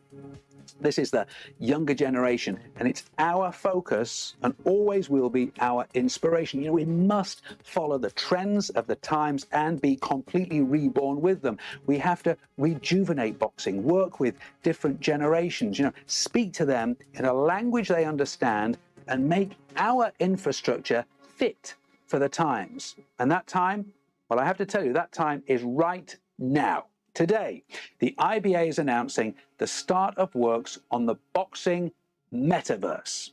It's a virtual world where, comparable to the real world, there'll be an IBA Central Maxi Arena and National Federations arenas. Here, we'll be able to build a replica of the IBA structure and enjoy all the benefits of the virtuality. All the national federations will have their own arenas and they'll be able to hold their own events, their fights, and work with sponsors and partners. And this is what we can offer to our fans, professional athletes, and most importantly, to our younger generation, a collection of virtual games. Now, here, every user will be able to set up a battle against an opponent and participate in competitions. It also includes a betting system with fan tokens, which would be highly entertaining for the audience. We can offer a virtual learning platform with all the lessons recorded and a manipulator system like the Oculus Quest or something similar, which follows the movements of a trainee and can be supervised and monitored by a tutor. So this is going to create a global and national version of online schools where trainers can earn by providing online training services as well as by renting out the equipment. NFT marketplace for card enthusiasts, fighter fans, and fantasy game collectors. Exclusive collections and rare NFTs with photos of fighters and video footage of battles. Now, all that stuff that makes boxing fans' blood boil. Here, we will also connect the virtual and the real worlds, where fans will be able to buy NFTs with access rights to certain fights, as well as the exclusive right to chat with a boxer or even take selfies. Our marketplace will allow collectors to resell their NFTs and earn real profit. Oh my goodness. Honestly, this is going to be absolutely, truly awesome. You know, IBA's own cryptocurrency will make it possible to pay for virtual services in the meta community. It can also be used to pay for goods on the marketplace and for educational classes. We'd also like to establish partnerships with other meta universes such as Roblox, Decentraland, and Meta in order really to maximize promotion through all possible channels. So, wow, what an incredible day it has been. Ladies and gentlemen, that's probably all for now, but honestly, it is just the beginning. I will see you soon in the virtual boxing metaverse. Well, there we go. That's the end of that video on the digital transformation. And we're going to have more on that now from our next guest, who I would please like to invite to the stage, Mota Al-Bawab, the Chief Information Officer at Next Sports. Thank you very much.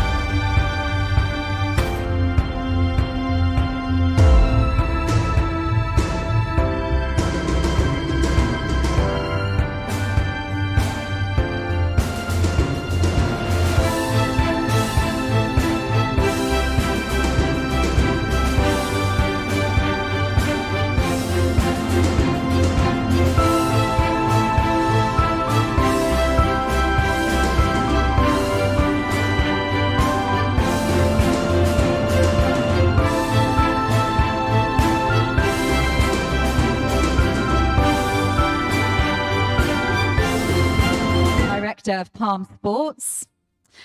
Also, Mr. Dominic Hoilbing, Chief Technology Officer from Rise Dynamics. Mr. Tolly Macris, Founder and CEO of X Interactive Ventures. Thank you very much.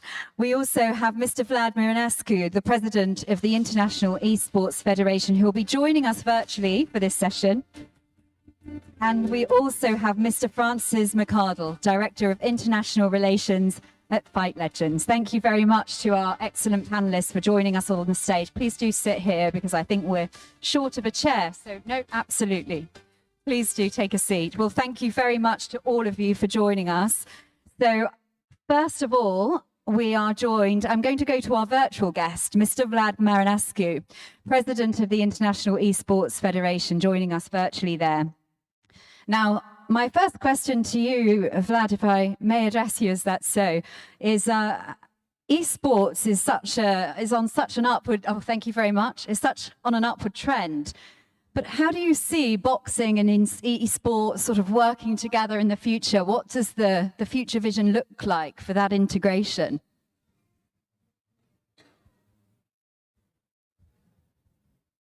Championships in Indonesia and Bali. We're at the 14th World Championships now. I'd like to begin by, first of all, greeting the panelists I can see on stage, as well as, of course, the president of the IBA, Mr. Omar Kamlev, and all the executive board, staff, everyone who put this amazing Congress together. I'm here at the moment at our fire stage. We have 4 stages of the World Championship. Most people doing too many Zooms today would think it's a virtual background, but actually it's a real living, breathing stage where we ran one of the game titles, the smallest stage actually, where I could manage to move away to join you for this short time to share a little bit about technology and about esports and how the world is adapting and changing. So I am coming from a sport background. As many of you know, I am also the Director General of the International Judo Federation, and I have done sport my whole life. Sport is a quintessential part of my existence and formed the foundation of the person who I have become and I am today. It has trained me and taught me how to be physically strong, mentally awake, and socially open as well as firm. And with these skills, I have been able to merge my life and manage a positive direction for affecting change, hence my involvement in esports.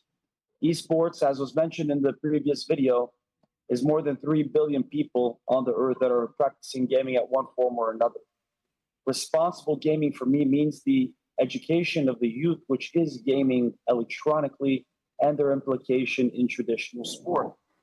Throughout the panel the session, the keynote that set the tone before, I was missing the point about education, because the target of implementing all the technologies that exist is not only for combining your community, monetizing your community, and growing your community, but it's also at the same time a vital, essential tool that can be used to make sport interesting for youth and attract them step by step.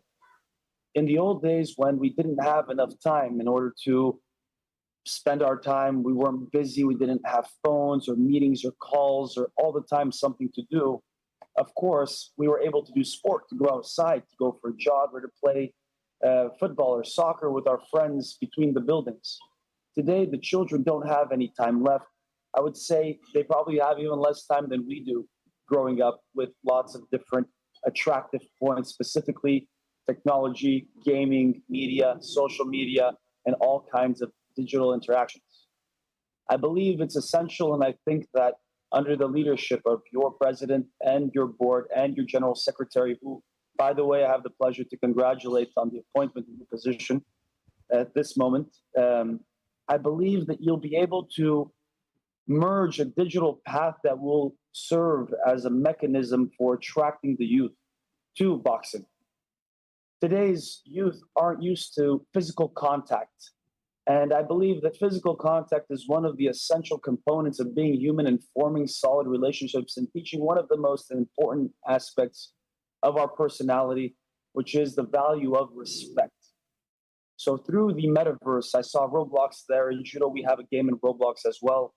Through different types of boxing-specific games first, games that don't require, now I'm going in order from the game where you do nothing except for push some buttons on a mobile phone and you see boxing on screen, to having VR, virtual reality, where you actually have controllers in your hand and you're doing the physical movement in order to affect change on screen and in game. So you're actively doing motions and movement in boxing.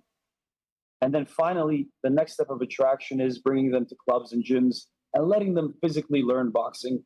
Some maybe will become big champions, but all of them will become champions in life by doing sport and learning sport. So I don't want to be too long-winded. I know that we have a tight schedule today, but to begin the question, it's a pleasure for me as the president of the International Esports Federation to openly combine and promote, and not only a pleasure, but it's a task and something I hold very dear to myself and to my soul, that it's my requirement in this life to promote sport to all of the esport gamers in that community, all of the esports community, which we are here to serve today, of course, comprised more than 130 countries, 105 of them here at the World Championships in Bali. Wishing all of you, of course, a lovely day. I'm not signing off, but looking forward to seeing the direction. Vlad, thank you very much for that insight. And if only we had more time, I have many more questions for you. We may not get back to more, but thank you for that insight in the meantime. So from esports, I'd like to just switch over to the metaverse now, another innovative platform and something we've been hearing a lot more of this year. Many people Googling what is the metaverse, because it's really high on the agenda now this year as part of that digital transformation conversation. So my next question is to Mr. Francis McArdle. And if you can firstly tell us about fighting in the metaverse, if you may.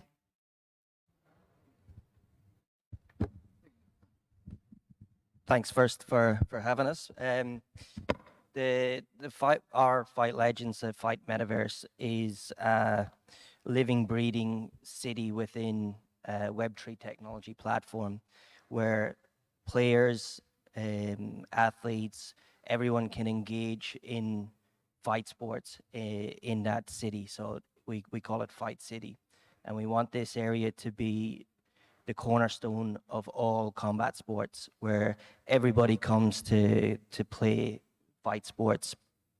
In that area, we have stadiums, and those stadiums, when you go into those stadiums, you have the individual sports that you can engage with and play with as a gamer or as just a spectator. It gives you the ability to engage members from a sports federation as well as a general gaming community, which obviously we've seen is massive. Our goal is to connect the Web3 or the metaverse to in real life sport.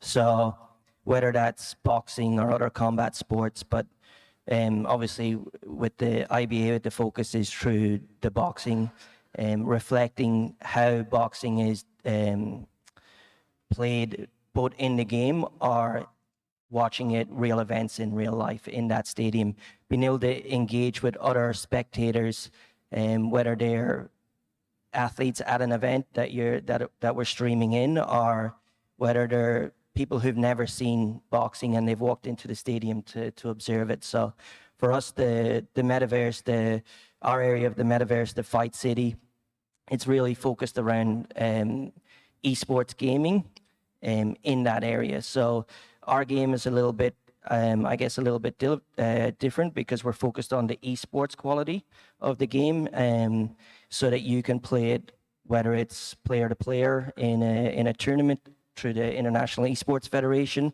or whether you're playing it as part of the Web3 technology play to earn. So. It's okay, thank you. Francis, thank you very much. It's very insightful to hear all of these different innovations and where boxing might be going next in a very different way, but entertaining all the same. Now, my next question, if I may, go to Mr. Tolly Macris, because you recognized, I'll firstly make sure you have a microphone. Yes, perfect, excellent. Now, you recognized the potential of blockchain technology in 2018 when you founded X Interactive Ventures, which facilitates investments in sports through blockchain technology. And you also own Exports, a digital collective platform, which allows fans to buy and trade collectibles. And for many of you who may not have heard about NFTs and things, these digital collectibles, they're certainly up and coming, and it's creating opportunities within sport, and also for other people who want to go on and sell these things. And that's something, a digital collective platform is something that's been developing. I wondered if you could give me a little bit more insight, share with our audience what that's all about and what we could look forward to there. Thank you. Yeah, I got into the space very early when I was still based between Thailand and Brazil. Back then, I was coming in and out to the UAE a lot. I had good relationships with Mr. Fuad, who is now running one of the biggest sport companies in the world. Very close relationships with the Jiu-Jitsu International Federation, which is based in Abu Dhabi too. And I was doing my Muay Thai events, working very closely with IFMA. And I knew that if I do a use case with blockchain technology, NFT, I wanted to do it out of my ecosystem, out of my network. So I partnered up with the International Jiu-Jitsu of Jiu-Jitsu here in Abu Dhabi. And we did a use case back in 2019. We presented at Sport Accord, and we launched actually the app as part of their 2019 World Pro here in Abu Dhabi. Nobody back then understood what we were talking about. You know, I was saying NFTs, digital collectibles, but the people actually liked it, and we quickly had 20,000 users. Unfortunately, the technology was not scalable back then. We built it on Ethereum. And then I said, okay, we have to make a step back on the technology, rebuild on something scalable to keep transactions fees low. And what I realized also, I always knew that the UAE will become the hub of fighting sports. As you can see now, UAE Warriors, Palm Sports, Jiu-Jitsu, Muay Thai, boxing, everyone is here, everyone is doing mega events. But what I also felt back then in 2019 is that the UAE will become the next hub for the crypto and blockchain community. Back then, there was only about 20 people running around in the country and educating people about blockchain. Now there's about 1,500 companies that are headquartered in the UAE, including Binance and some of the biggest players. So I also decided to move here in 2019 and work also closely with all of these combat sport federations and leagues and brands, including boxing. So last year we did a boxing event in Dubai at the Coca-Cola Arena. It was called Social Knockout. It was an influencer fighting event, and it was one of our strongest use case and strategies to onboard users into the Web3. On that evening alone, we were able to onboard 73,000 new users into Web3. These are maybe small numbers for big boxing events or for events like UAE Warriors, but in the Web3 space, being able to onboard 73,000 new users with new wallets into, blockchain is massive. So, I'm happy to be here and in the right place in the right times. That's incredible. Thank you very much. And as you said there as well, Mr. Fuad Darwish sat next to you there, worked closely with as well. Mr. Darwish is the CEO and Managing Director of Palm Sports. Now, may I put the next question to you, sir? I'd like you to elaborate for us how you envision the digital transformation in the short term and long term for boxing and other sports, taking in mind all of these new innovations as well we've just been hearing about. Absolutely. I am on. Can you hear me? Well, thank you. I'm honored to be amongst you here. In as much as we are... Sorry, sir. I might just ask you to go a bit... It's better now, right? That's perfect. That's better. Here we go. I can hear myself. Well, it's an honor to be amongst you. And I believe the digital transformation is no longer perceived to one singular industry or sector. I believe it has invaded every pertinent of our day-to-day lives. Sports is no different. The sports ecosystem, whether it's regionally or internationally, has been receptive to innovation over the past 10 years like no other time. And if we're conducting such a session pre-corona, I think we'll have limited ideas and limited successful stories to reiterate and share and celebrate. So today with a pandemic that came to us surprisingly, I think many of us were not prepared, at least in the sporting field. Many of our sporting activities became completely stagnant. Technology had to play a big role. And the transformation has been growing in an unprecedented pace in the last 2 years in particular.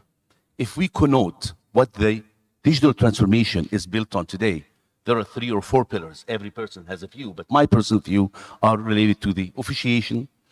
The fact we're using technology today has certainly made decisions better, made officials come back with better decision calls, and that certainly enhanced the credibility of sports. We talk about the emancipation of our players worldwide.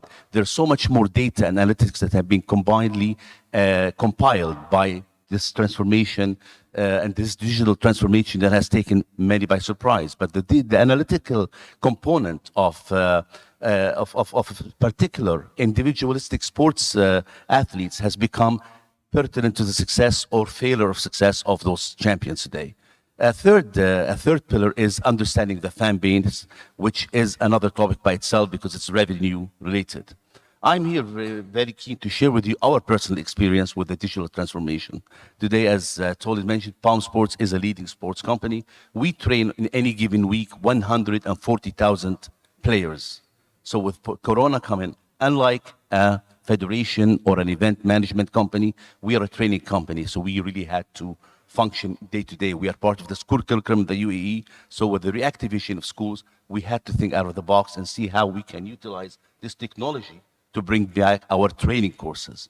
And we found that there is significant investments in the platforms using this digital transformation of sports that allowed us to go back within a matter of weeks to training the hundreds of thousands of people we train on a week-to-week basis. So in essence, in conclusion, because we really don't have time, we had chat, the digital transformation in the sporting industry, whether it's boxing or any other sports for that matter, is still in an incline. I believe it's still in a premature phase. There's so much more money that's going to be invested. If we do a comparison, how much sports technology was generating in 2010 versus 2020, the numbers are fascinating, from a bunch of tens of millions of dollars to a $20 billion industry. So I believe we are still at the infantry stage of growth of this wonderful and emancipating technology for many years of success for all of you. And I believe our time did the run, so I hope that suffices to your question. It absolutely does. Thank you very much, Mr. Darwish. And I would love to hear what Mr. George Olympus, our Secretary General and CEO of the IBA, thinks about these innovations and how you see, George, the future of boxing. Where do you see it going next? With the metaverse, the NFTs, esports, what's exciting them? You know, where do you see it going? Angela, look, we are not speaking for the future now. We are speaking for the present of IBA. We already started the process.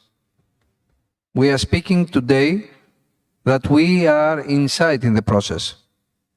We digitalized already our competitions. And now we execute our plan. Before in the short videos, we presented our plan. We already started. We execute this one. And I would like to tell you how we understand in IBA the entire situation. First of all, for me, it doesn't exist virtual reality. It exists a parallel reality. And this parallel reality is more fair than the reality which we grow up, because it doesn't interfere their politics and other actions which change the correct direction. Until now, this parallel reality is more clean. This is my understanding. And this parallel reality is the reality of the new generation. We cannot ignore it, this one. Is the avatar, which we have seen, more or less they are preparing something similar. It is something which is another universe, parallel, which you can have a second life. And our children, our grandchildren are going there. They will have a parallel life there. We need to adapt. if we will not adapt in the changing of the environment, we will expire. And this is what I would like to tell you. We are in process. We focus also to the physical education, to the physical training, to the physical, real presence of the athletes. We focus on this, but in parallel, we grow this parallel reality. It's not virtual. Today is another life. This is what we understand. And I would like to tell you that in a few months, the new board of directors, the new president, implemented a new project. Means we took IBA, ex-IBA, from the stone epoch to the future. And we made the future present for us. For the others, for the other international federation, this will happen after a few years. For us, it's happening today. This is our difference. This very big federation will become the pioneer of the technology, the pioneer of the new reality which is coming. And we will bring into the sports society first of all the others. This is my approach. George, thank you very much. And quite rightly so, as you said, bringing the future to the present is exactly what the IBA is doing. And sport data has a big part in that too now, which takes me to our next guest, Mr. Roland Breitenschneider. I'd love to get your thoughts on how data is transforming boxing. Thank you very much. If we speak about the digitalization, we always need to speak about and think about what is the base? Where does all the data come from? What is the main business? What is the main objective of IBA? So our task was to implement and to design and run certain new systems in terms of digitalization on the main business of IBA, which is the competition, which is the tournament, where everything happens. So it was a really exciting year. We started this year with an implementation and introduction of a framework of different new systems, which, and this is a very interesting aspect, these services will also be provided to all the national federations. So it's not a service only for IBA, but it can be used from national federations, for any kind of promoter throughout the whole family of IBA. So I will just tell you in short what happened so far. Some of you related to competition tournaments already noticed there was a couple of changes and new systems. We started this year introducing a new accreditation system to speed up the process, to increase the satisfaction of all the delegation members, the participants. We provided a new scoring system based on mobile technology, which means there is no need to buy, for example, if national federations are interested to buy expensive devices. It can be run on any kind of mobile device. A really professional system. Successfully, we used the silver, golden belt series, as well as the Youth World Championship. Beside of this, we introduced a new electronic weighing system. So we digitalize also from the accreditation. The athlete comes with the cards, go to the weighing, the scale is scanned with the scanners, the scale is connected with the system, and the system decides if the weight is okay or not.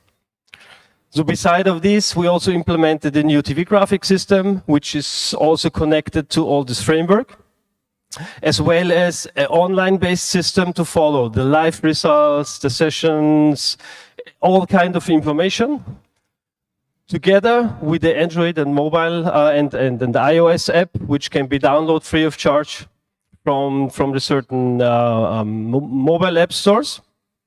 So you can easily follow, no matter if you are a fan, you are a supporter, you are a coach, or if you're a participant, an athlete, you can easily follow what's going on and what is the progress of the tournament. So beside of this already implemented system, we are currently working on the digitalization of the next step in this process is the field of the RNGs. We will digitalize completely in a central system the RNG evaluation system. So we will move away from a decentralized way of working on Excel sheets in a really central-based system, collect all the data in real time, provide data warehouse engines and then the analysis systems to provide data in real time for statistics, analytics, and this will also result in a final and referee RNG ranking system as well. If we continue on this field, I would just have two more examples. We also in the process of analyzing the IBA membership system we have currently. So we will move to a new membership system. We will provide digital services with ID cards, with membership system, which can be used throughout all the national federations as the national solution as well. Connected with the event registration, the online accreditation, and integrated fully into the system. And one more project I just want to mention is we're working on an e-learning, a video-based RNG training and evaluation platform.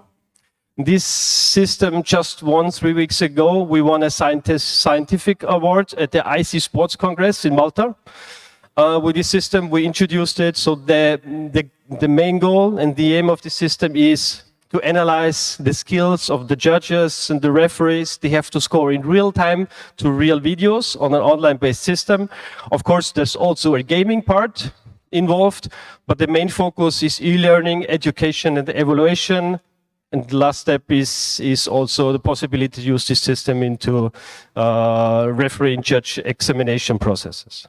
Roland, thank you very much. So much insight there on sport data and how it will be transforming. It really is incredible what it can now do. But we have a question for our last guest here as well, Dr. Heubling. I really would love to know as well, you have some innovations in the works too at Rise Dynamics. I wondered if you could tell us about the work you're doing and how you're integrating the technology into boxing and other sports. Thank you very much. Yes, we from Rise Dynamics have actually following up my last two speakers. We from Rise Dynamics are having an asset which basically combines the two realities George spoke of. So therefore, we try to use the real fight situations and to generate data which can be also used in our digital world. So basically we invented a smart boxing glove, which is not only measuring the acceleration like for other competitors of us, but it's also directly measuring the punching force. This technology can be used within fights to generate the data of every punch. So basically in the next Mike Tyson fight, as we all know him, we probably would see every impact and every peak force data as well as the speed directly in TV. So we can live broadcast this data too. And combining another technology of my friend here, Roland, from Sport Data, we have a 4-camera video review system. This 4-camera video review system can be used to track the motion of the fighters from 4 different angles in combination with a motion tracking AI. We are now able to not only get with our gloves get the force data, but also know exactly where the opponent is hit. So we are basically able to live broadcast data for every punch or every technique, for the target area, the force data and the speed data, live broadcasting it to either referees as a referee support system or to TV to show it and to kind of broadcast it in real time to show where an opponent and how hard an opponent was hit. This can also be used, obviously, to make our our sports safer, because you kind of have the possibility to see which blows are going to the head of the opponent. This can also have help the judge to decide if it's a critical if it was a critical blow or not. And last but not least, we can provide statistics for so real fight statistics for sports betting, which is a real big stream, or either different like promotion technologies. For example, as you know from NBA, all these member cards. So you see which fighter actually hits how hard in average of all his fights. So these are all possibilities to connect our metaverse part, especially also what Mr. McArdle said. We are able to kind of improve fighters in their metaverse based on their real life data. I hope I was able to make it clear how big this chance is for our sport. And I hope we will very soon follow up with this. Thank you. Well, thank you very much indeed. And you have also timed this perfectly as well. So thank you ever so much. Such insight on what the future holds. And as George said as well, the future is now the present. So all of these things we've been talking about, the IBA has already been busy integrating, and as you've seen, signing memorandums with partners as well to get all of these things underway. And indeed, as we know and heard here, are already underway. So lots to look forward to. So that is all we've got time for today. And I just want to thank all of our panelists for sharing with us today all of the insight they've had with their expertise, sharing with us, our guests. Thank you ever so much. It's been a very, very insightful, interesting day, and I'm sure lots of topics of conversation for you all to discuss over dinner tonight. And I'll just remind you, that's of course very important as well. Buses are leaving at 7:15 p.m. sharp from the main lobby entrance, and there'll be a gala dinner at 7:30 p.m. So thank you very much for joining us today for the forum, everybody, and all the best at the Congress tomorrow, and IBA champions as well. And there will be a press conference shortly as well. But from all of us, thank you very much and good evening.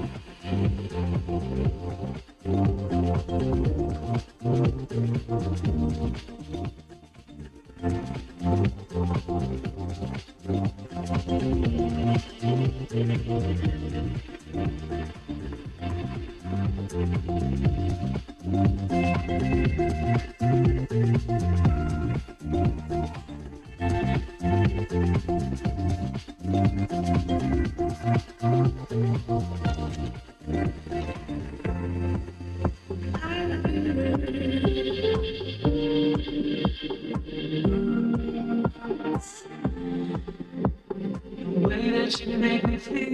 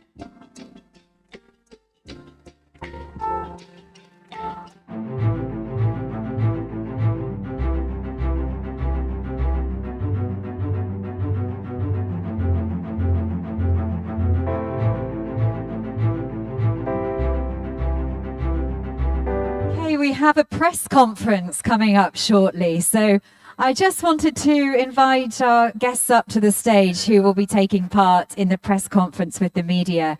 So we have Mr. Umar Kremlev, of course, the IBA president. I'm not sure if he's in the room yet, but we will start bringing up the guests that we do have already here as well. Of course, the UAE Boxing Federation Secretary General, Mr. Hassan Al-Hamidi, please do come to the stage. Thank you very much. Mr. Roy Jones Jr., Estelle Mosley, Tamara Thibault, Evander Holyfield. When you're all ready, please do come up to the stage and take a seat. Hello, Tamara, wonderful. Because we're just going to start getting you all ready for the press conference. So please take a seat wherever you like. Yes, perfect. Please do take a seat. Thank you. And Estelle Mosley as well. I'm not sure, I can't see Estelle. Estelle. Oh, here she is, wonderful. We have Estelle coming up to the stage as well. Evander Holyfield we have here already. We have Tamara here, excellent. Our Secretary General Estelle joining us, thank you. Mr. Roy Jones Jr.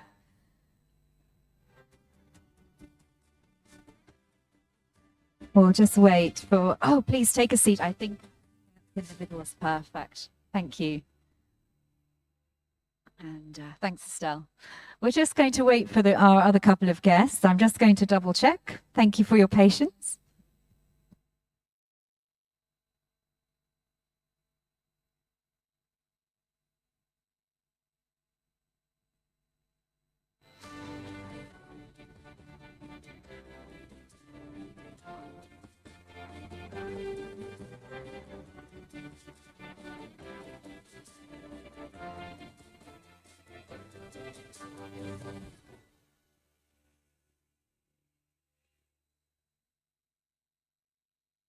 Wonderful.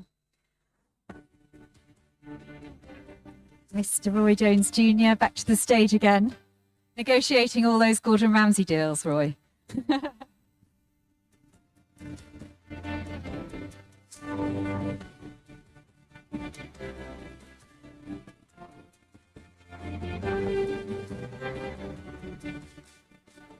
We'll get started very shortly, so please just relax for a moment until we have everybody on stage. Thank you for your patience.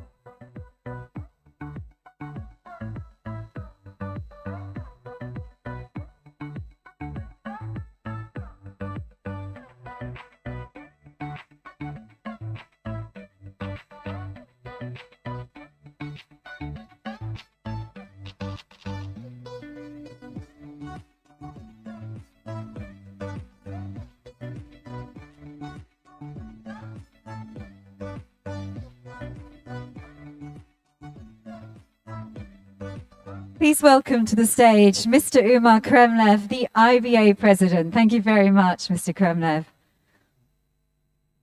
Welcome. Thank you very much.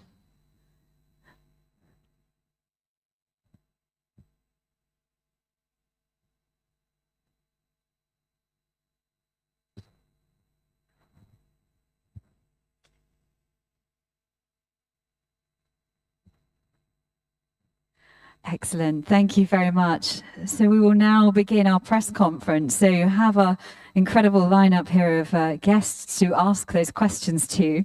So we have Michael is there with an audience, with a microphone. He will be coming around to the member of the audience who wants to ask a question.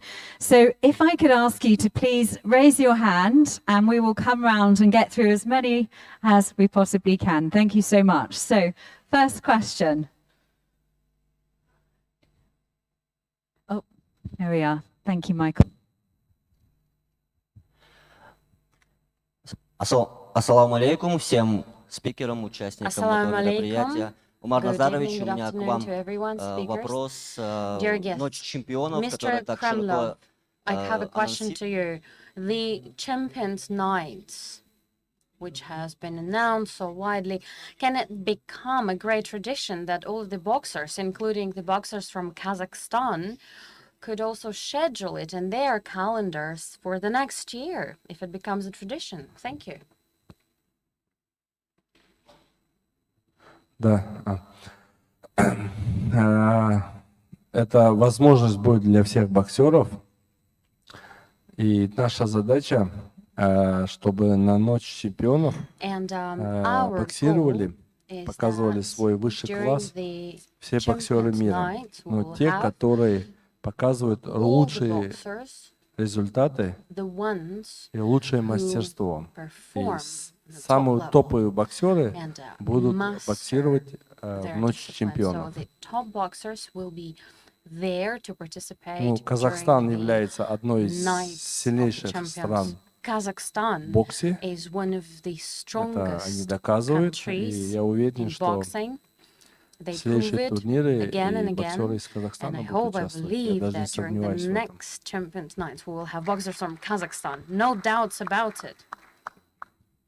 Next question. Thank you. Yes, thank you. Ludo Sainz, Notified Panama, United States. Mr. President, without a doubt, today was a very fruitful day. We learned a lot about the future integration of amateur boxing and professional boxing. We learned a lot about the new technologies that are going to take IBA to the next level, especially with the ecosystem that's been built, that's going to integrate the media, defense.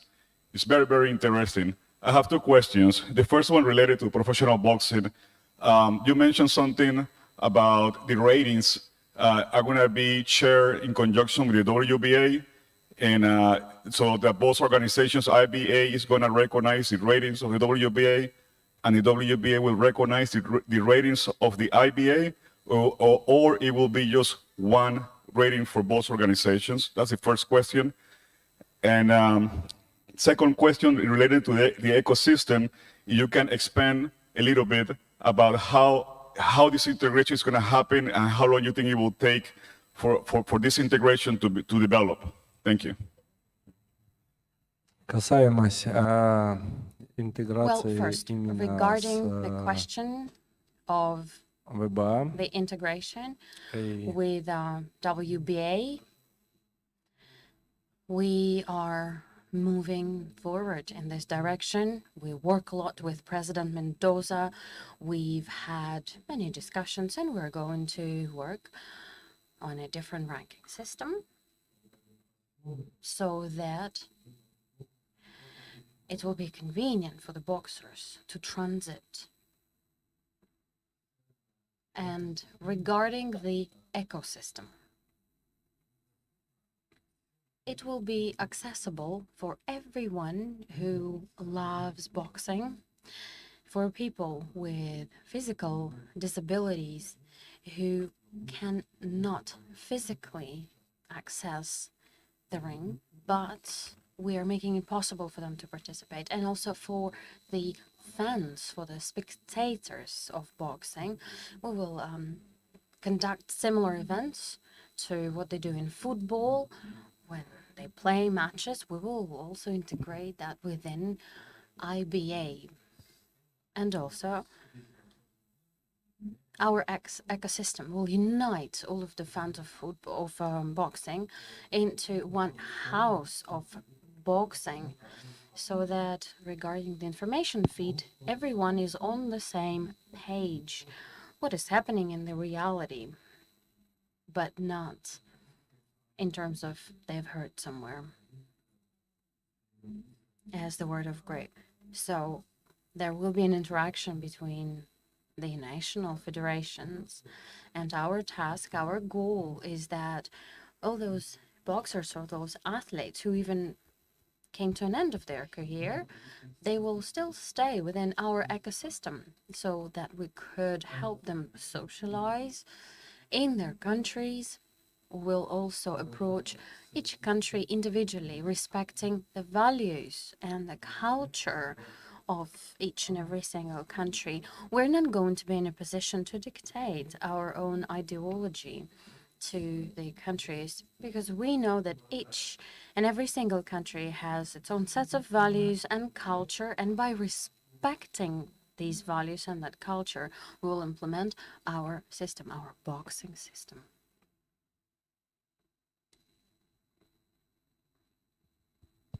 Over to our next question. Thank you, Mr. Kremlev. My name is Jamal Al-Majida. I'm a journalist based in Abu Dhabi. My question is about why you choose Abu Dhabi to have this event for the first time here, and do you have any plans to have it annual in Abu Dhabi or in the United Arab Emirates? And what's your impression about the role of Abu Dhabi being a capital of sports in the Gulf region and Middle East? Я хочу вас.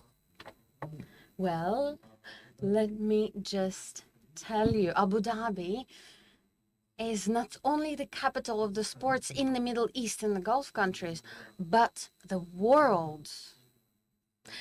The United Arab Emirates right now are giving the independence, respect, cultural values to the whole world, and therefore we would like to say that the house of boxing, the home of boxing, we would like it to be based here in Abu Dhabi, because the Emirates, they provide with an equal opportunity for everyone to participate, visa-free regime, the financial system, the way how it works. I'll give an example. Now being based in Switzerland, the boxers from Cuba, they won the first places, and we're not in a position to pay them their prize money, the reward. And it is unfair. But the Emirates is the country which gives the possibility for each country to participate and to be included. So the Emirates, Abu Dhabi as a city, is such a high respected country, and I would like to thank the leadership of the city and of the country. Thank you very much indeed for the authority and for respecting cultures and values of every single country. Therefore, we choose for the Emirates, we choose Abu Dhabi as a city which can be, and I am confident that it already is, the center of world sport. Not only sports, but also business. Because as we're now having the Boxing Congress, we were given all of the conditions. They required infrastructure in order to conduct the Global Boxing Forum. And not only that event, every international association can conduct their events here. All countries can come. And again, huge respect. And I would like to extend my gratitude and thankfulness to the work conducted by the Emirates. They call for the peace, and they give opportunities for every single country to be included. It is the center of global boxing, not only boxing, but global business, and it has a huge potential to become the largest sports platform. And we see it in a way that the Emirates, Abu Dhabi namely, will become the center of world sports, because the leadership of this country and the city, they assist and they support. So our today's event, our global forum, is under aegis of the leadership of this country. Within such short timeline, we were able to prepare and conduct this event, and I extend my thankfulness to the government, to the Ministry of Sports of the Emirates, and Abu Dhabi is the city. So I would like to thank you all for your efforts to make this real. Within 3 weeks, we were able to organize the Global Boxing Forum Congress. I visited many countries, and I'm in position to tell you that not even one single country can actually do it. Let's give a big round of applause as our thankfulness.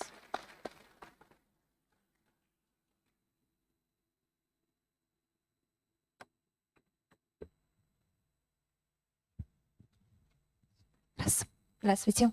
Hello, everybody. Hello, Исакова, телеканал My5, Узбекистан.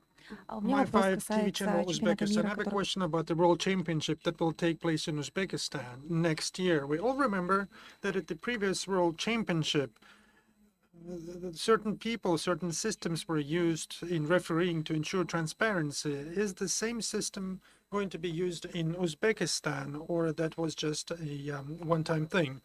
I'm very thankful. This is the right question to ask. IBA is the home of boxing. It will protect each boxer, and we will fight for a transparent system. IBA is a guarantor for each athlete. It's a guarantor that the participation of each athlete at the World Championship is guaranteed, and we demonstrate to the world that. And in Uzbekistan, the championship in Uzbekistan, we will also be implementing this system there. Even a modernized version of the system, an improved system. And we can currently see that we're at a World Championship in Belgrade, in Turkey, amongst women. We had the games in Birmingham, and we had the Pan American, etc., etc. So we had a lot of tournaments. And our refereeing shows that it's working very effectively right now. Take the most recent junior championship in Spain. Everything was successful, and I thank the Spanish Federation for this. And I'm confident that in Uzbekistan, it will be organized at the top level, because Uzbekistan is a boxing country. And the World Championship, taking into account the fact that the prize money increased twofold. It used to be $100,000 for the first place. Now it's $200,000, and we have to guarantee that every athlete, and we are the guarantor, by the way. So we are the guarantor of honesty and transparency, because we are the home of boxing. And the more competition there is, the more popular our sport is going to become. The more sponsors we're going to have, the greater opportunities we will have for prize money for the athletes. This is our task. And Uzbekistan, take 2016, for instance. They were #1 in boxing at that time. They got top places at the World Championship and at the Olympics. They got the first places, first prizes. So I'm confident that this boxing country will demonstrate one of the best World Championships.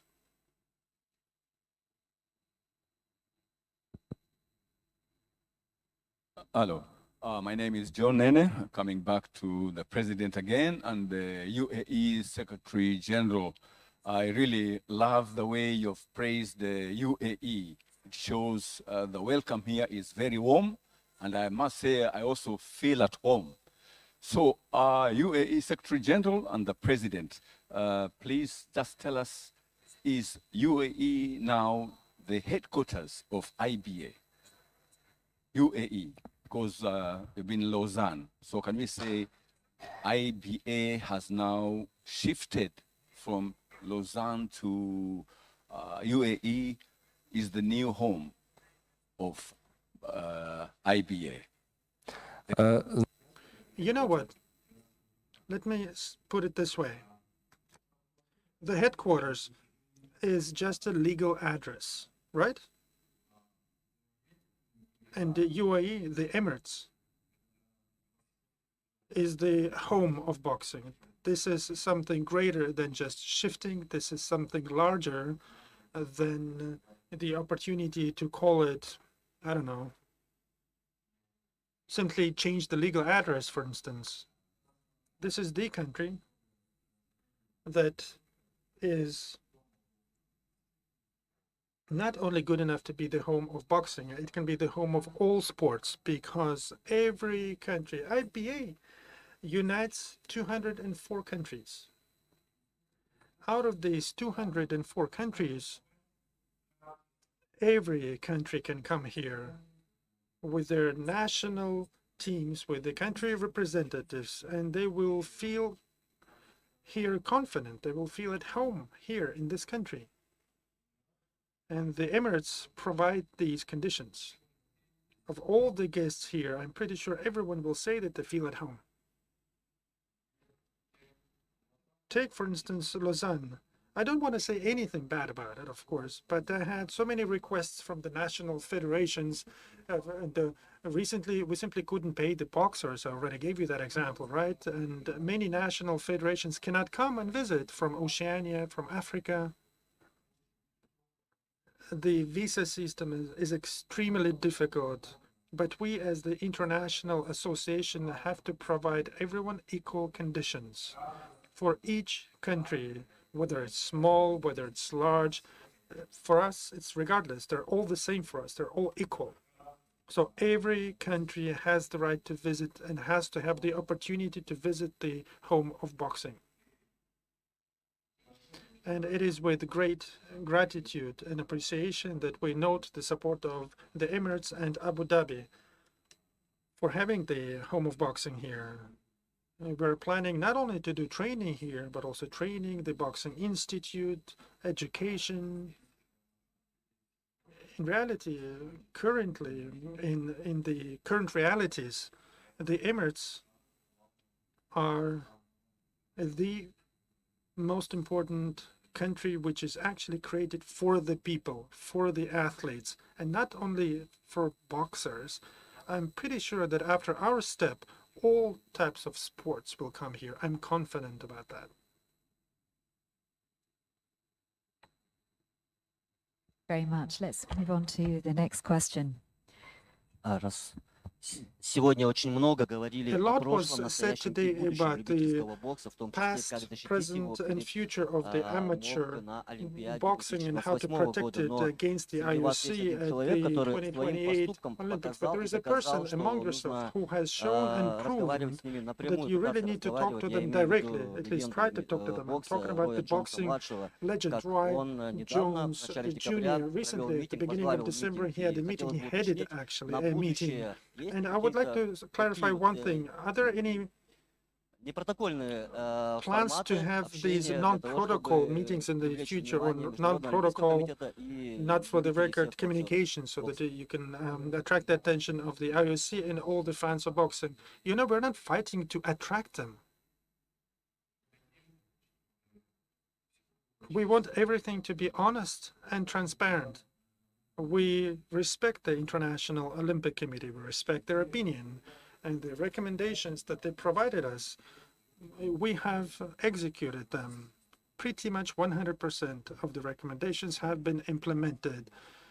As far as finance, refereeing, and judges are concerned, of course, there are still things to work on. I'm not saying that everything has been done, but there are still things that we need to work on, but we have to develop a system of interaction with them. And I'm really thankful to Roy Jones and to all the athletes, to our chairperson of the coach commission, Gabriel, who defend the name of the organization, because the organization is currently working in the interests of coaches and boxers. The organization is owned not by me, not by the sports officials. It is owned by the boxers and coaches.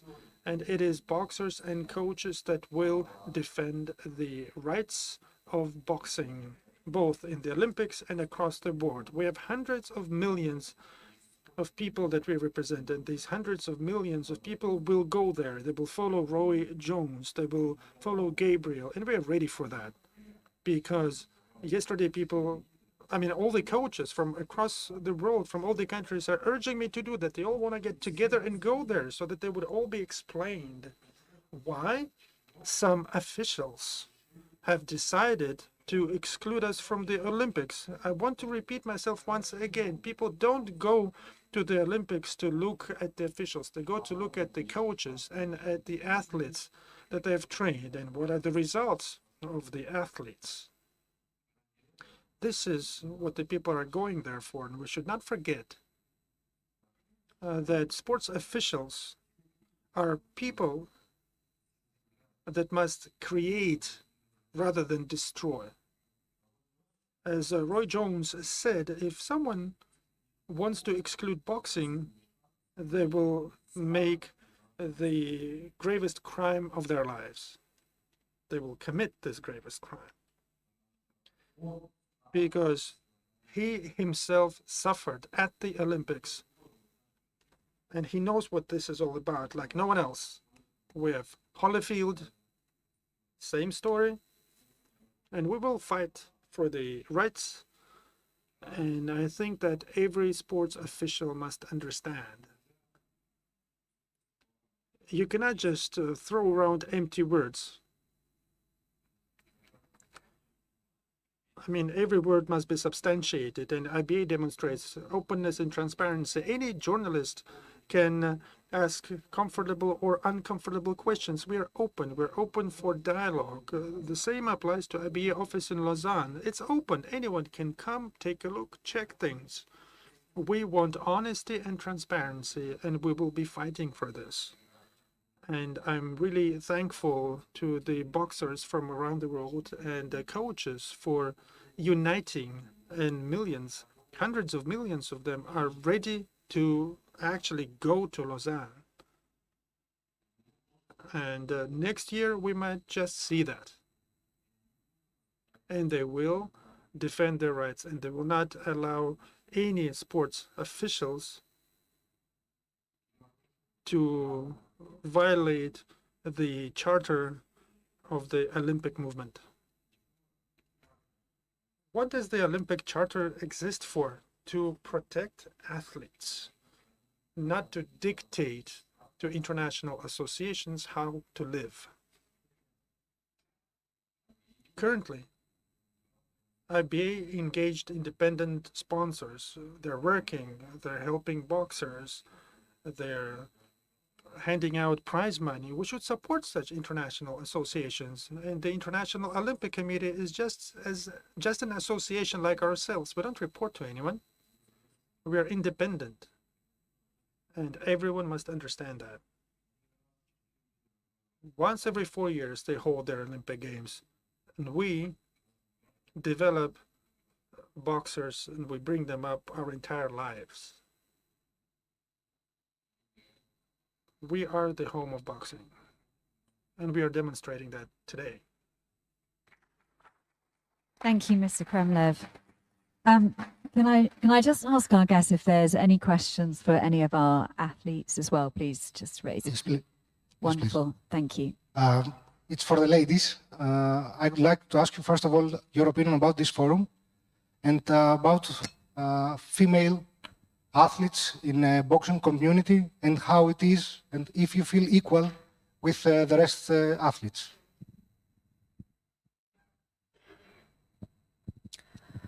Bonsoir. Good evening. Il y a un certain nombre de mesures qui ont There été are prises a few measures pour la that were boxe taken ces dernières années. these On a last eu few l'arrivée des years. Jeux We olympiques had pour les femmes en the 2012. arrival of Olympic Games for women in Et depuis, je dirais 2012, que, and ever les since, décisions sont allées très vite. decisions followed very quickly in order to establish or in order to repair the inequality that used to exist between men and women. There was a big decision that was taken, that is prize money in competitions for women. So I've been in the sports for years, and usually women have a certain delay compared to men. But this time, this decision was taken at the same time, and the same amount was allocated for men and for women. And this shows the will to promote books, but in a very broad manner, without leaving anyone behind, no gender behind. So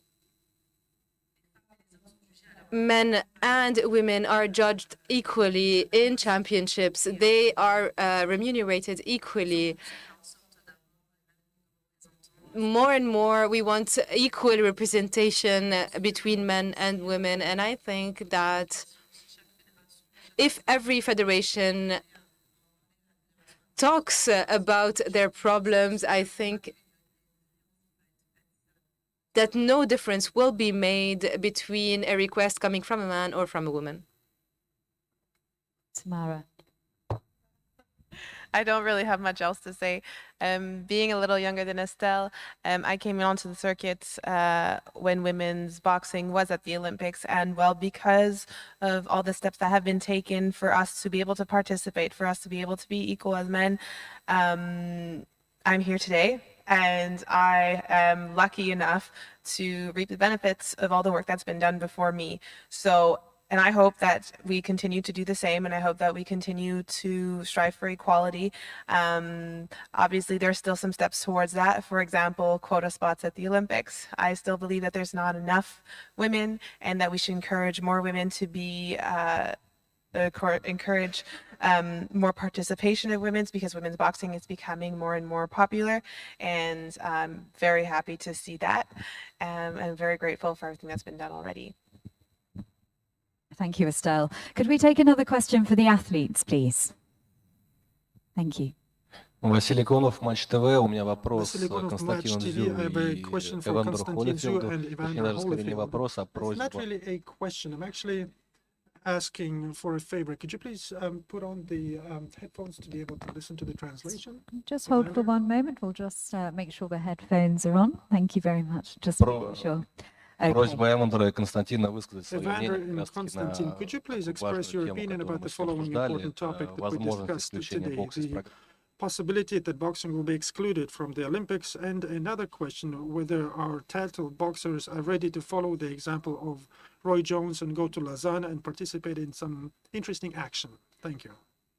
So just to clarify that question, Evander and Roy, on the your thoughts there on the IOC potentially not including boxing in the 2028 Olympics.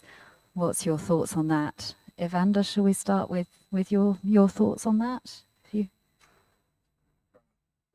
My phone, and I can't hear what they say. Oh, it's okay. So the gentleman was just saying about the IOC potentially not allowing boxing into the 2028 Olympics. And he was wondering what your thoughts are on that.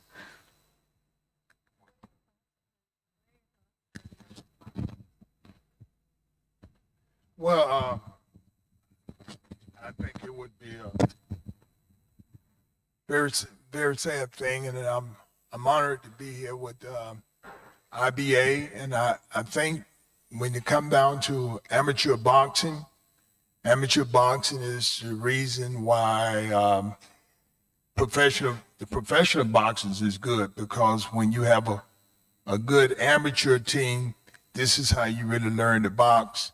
And boxing start from a young age. And I remember when I was 8 years old and I started boxing, and I just watched the 76 Olympics, and the Olympics gave me the idea that I could be Olympian as well.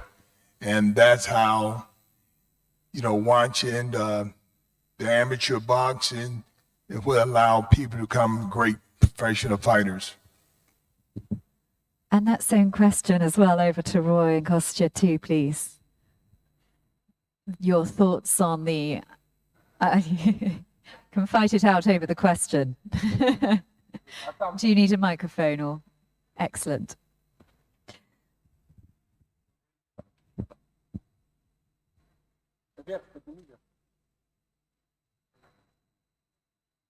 There you go.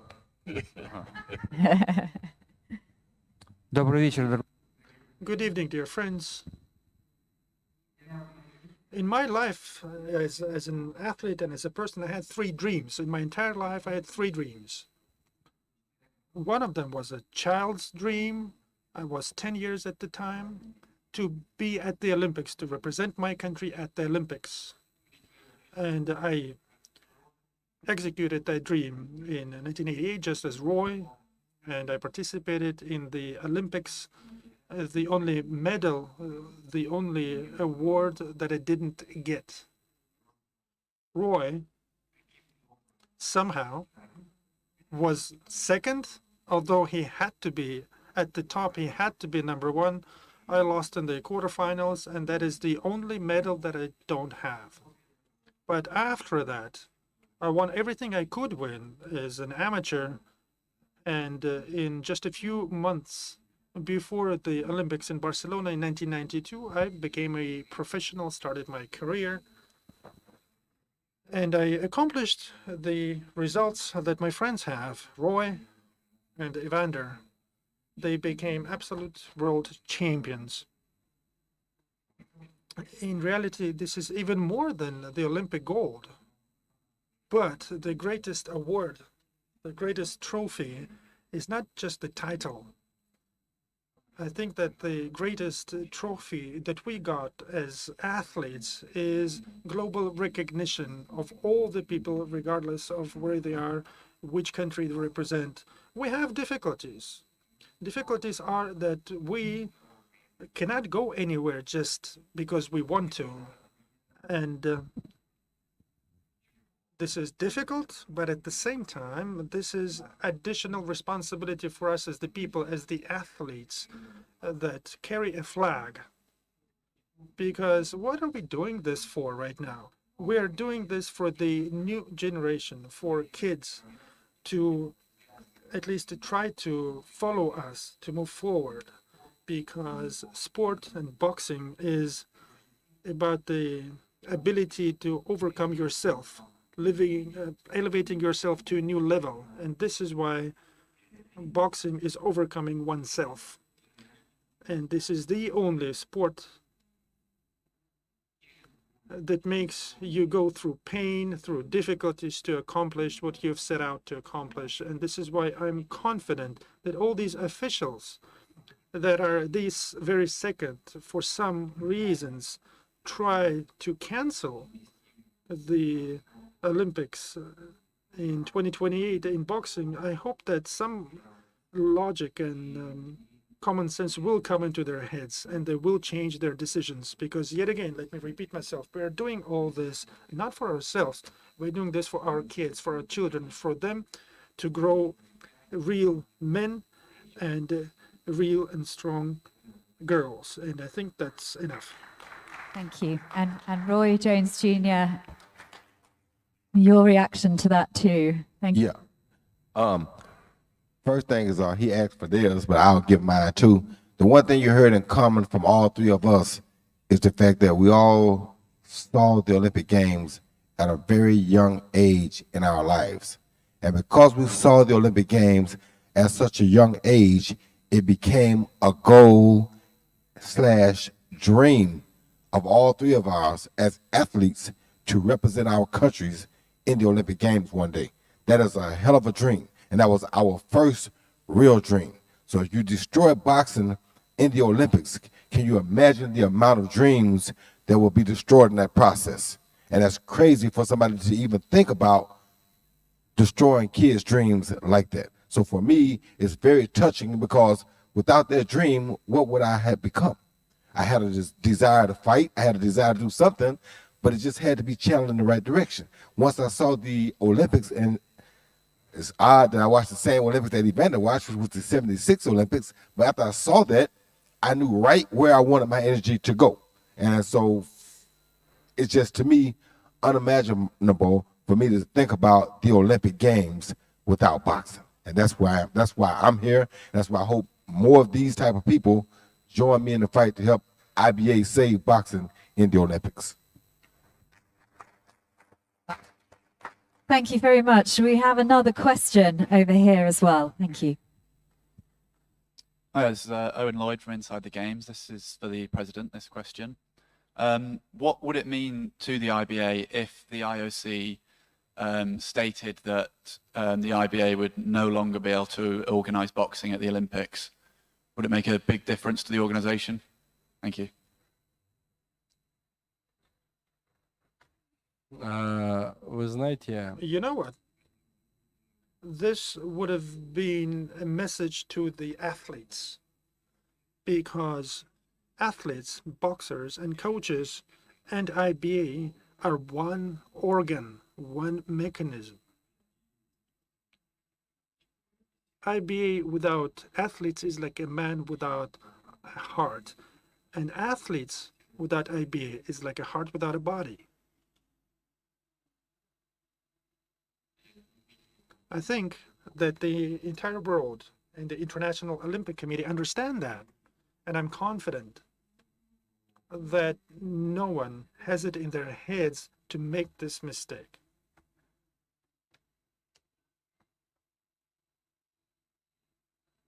Kremlin, thank you very much. And as you said, this is a question for the athletes as well. Hello. I'll just one moment. So I think we're just going to ask, I'd just like to ask one of the athletes as well. You know, as you said, if there are no Olympics in Los Angeles in 2028, Evander, the consequences, I wondered if you could just say just how devastating that might be.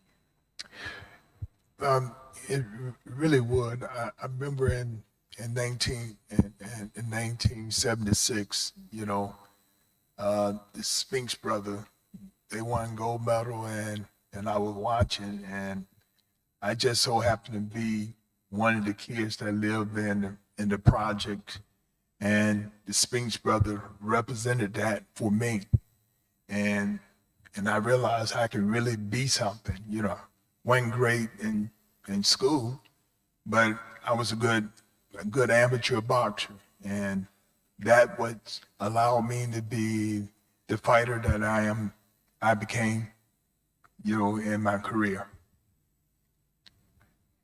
Thank you, Evander. Now we have the question to the gentleman. Thank you. السلام عليكم. Peace be upon you all. دكتور غنيم Dr. Onem, President of the Egyptian Boxing Federation. طبعا السيد عمر Mr. Omar, we see your major steps بالذهاب إلى جميع دول العالم by traveling to every country around the world until you have succeeded to establish this big family, this big boxing family. In the first session today, we listened to the reports by the Secretary General of the IBA, and he said that all of the remarks which were delivered to the IBA from the ICA have been responded to. So what reasons which invite the International Olympics Committee to threaten to cancel one of the oldest Olympics sports world without boxing? There's no sports. So Olympics without boxing, there will be no sports, because boxing has become a way of life to the athletes and to the coaches. And يفعل شيء الاتحادات الوطنية can the national associations do anything? There are over 200 boxing associations around the world. Or is there anything they can do in addition to what Mr. Omar is doing? Because we do not want to be, we don't want you to be alone in this confrontation. We all want to join our hands with you, and because you represent this global boxing family. Thank you very much. Thank you. Спасибо. Thank you very much indeed. Thank you for the support. Thank you to the national federations. But I've been in boxing, and you know, boxing is not a job for me. It's a state of my soul. And I've always said that, and I will continue saying this, because this is what it is for me. I have my job. I'm a businessman. I'm a very successful businessman.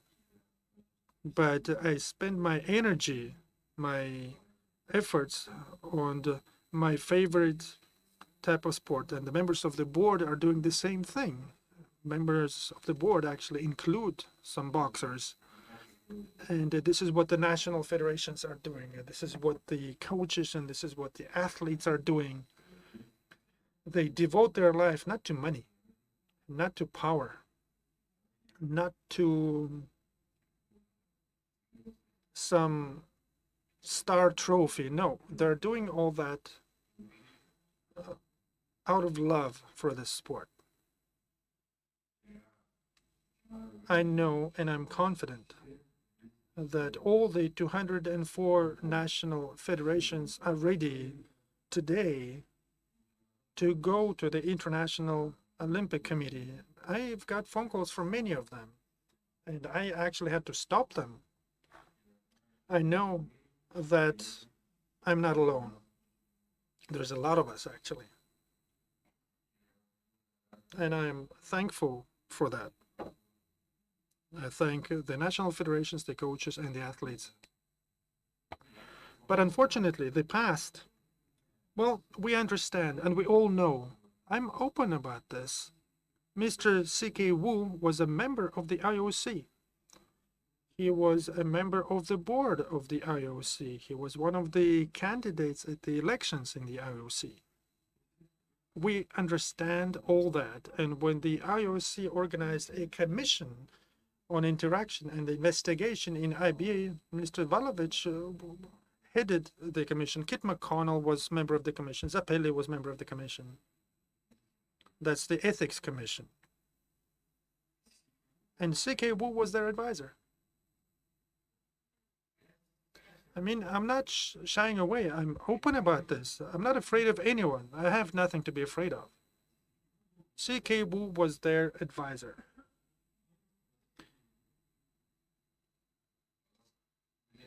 We asked for an independent investigation. We engaged Professor McLaren. Together with his group, he conducted an honest investigation, not the way the IOC did it, by just accusing the organization. What does the organization have to do with this?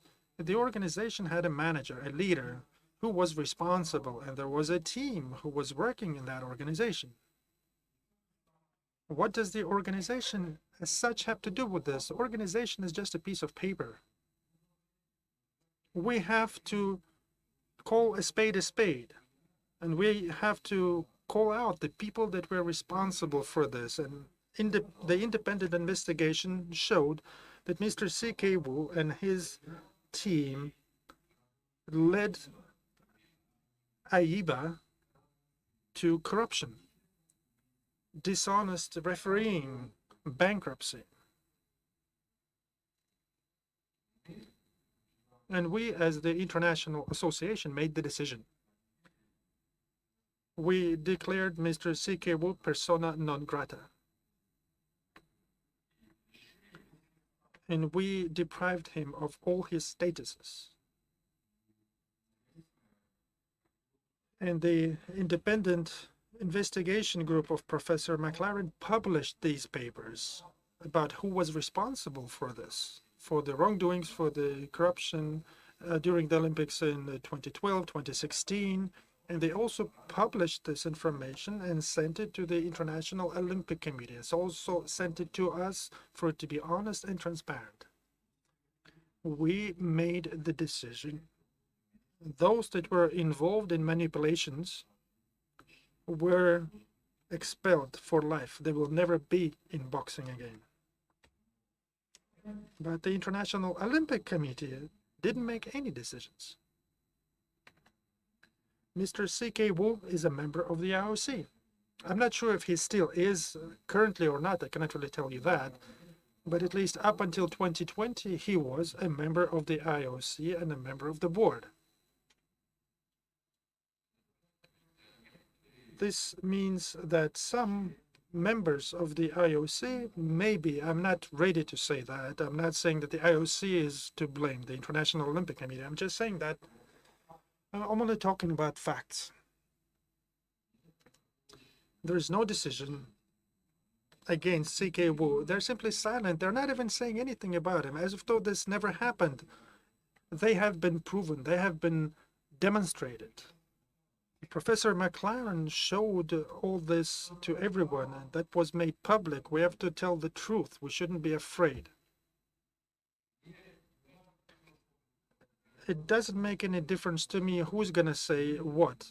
What matters to me is what the national federations, the athletes and the coaches say, because I'm here working for them, and I want to protect boxing together with them.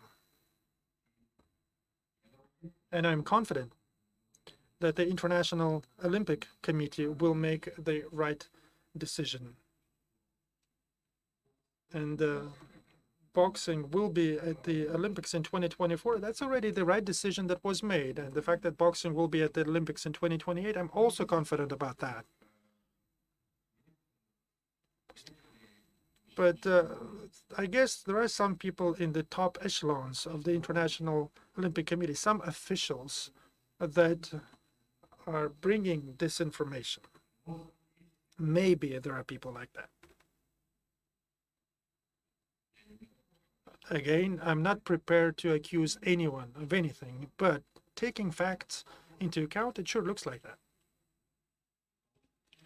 Because the recommendations that were provided by the International Olympic Committee, in 2 years, we've executed all the recommendations about refereeing, about the reforms. We have renewed the entire management. So the entire board of directors was renewed. All the people are new. They have nothing to do with the past. And at the same time, we have boxers in the board of directors.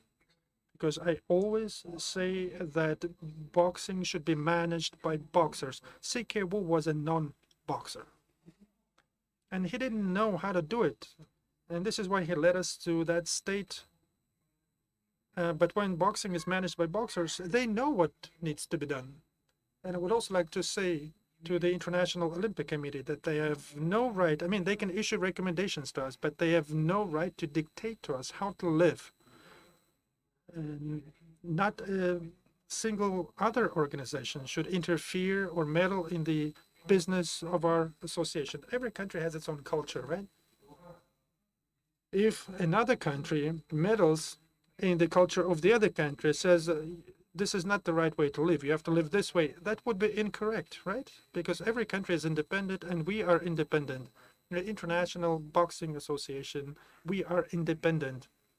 Don't dictate things to us, don't tell us how to live properly. Boxing is currently being managed by boxers, and we have to leave boxing alone in peace. Today, the International Boxing Association works well, works with the coaches, works with the boxers, and it's open. It's open to all journalists. Anyone can ask any question, whether it's a comfortable question or not. I am confident that in the nearest future, they will make the correct decision. I'm talking about the IOC. And this unclear accusations will simply cease. And it's the same accusations that never change. They're the same. I think it's only PR for the mass media. That's it. There are no facts.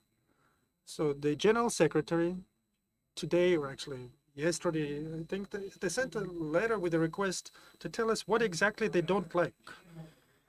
We're saying, why do we need to deal with some public statements and declarations? Let's meet. Let's create a group. We are open. Why don't you come to us, or we will come to you, tell us whom to work with. And we will work with them, and everything will be corrected together. We have one task. We have to help athletes. This is why we are sports officials. We work to create conditions for the athletes. So I would like to urge the International Olympic Committee to create a working party, and we will resolve everything quite quickly, and there will be no problems. We don't need any declarations or statements in the mass media. We can meet here at this platform, give an answer to each question in front of the entire sporting community. We are ready to get everyone together.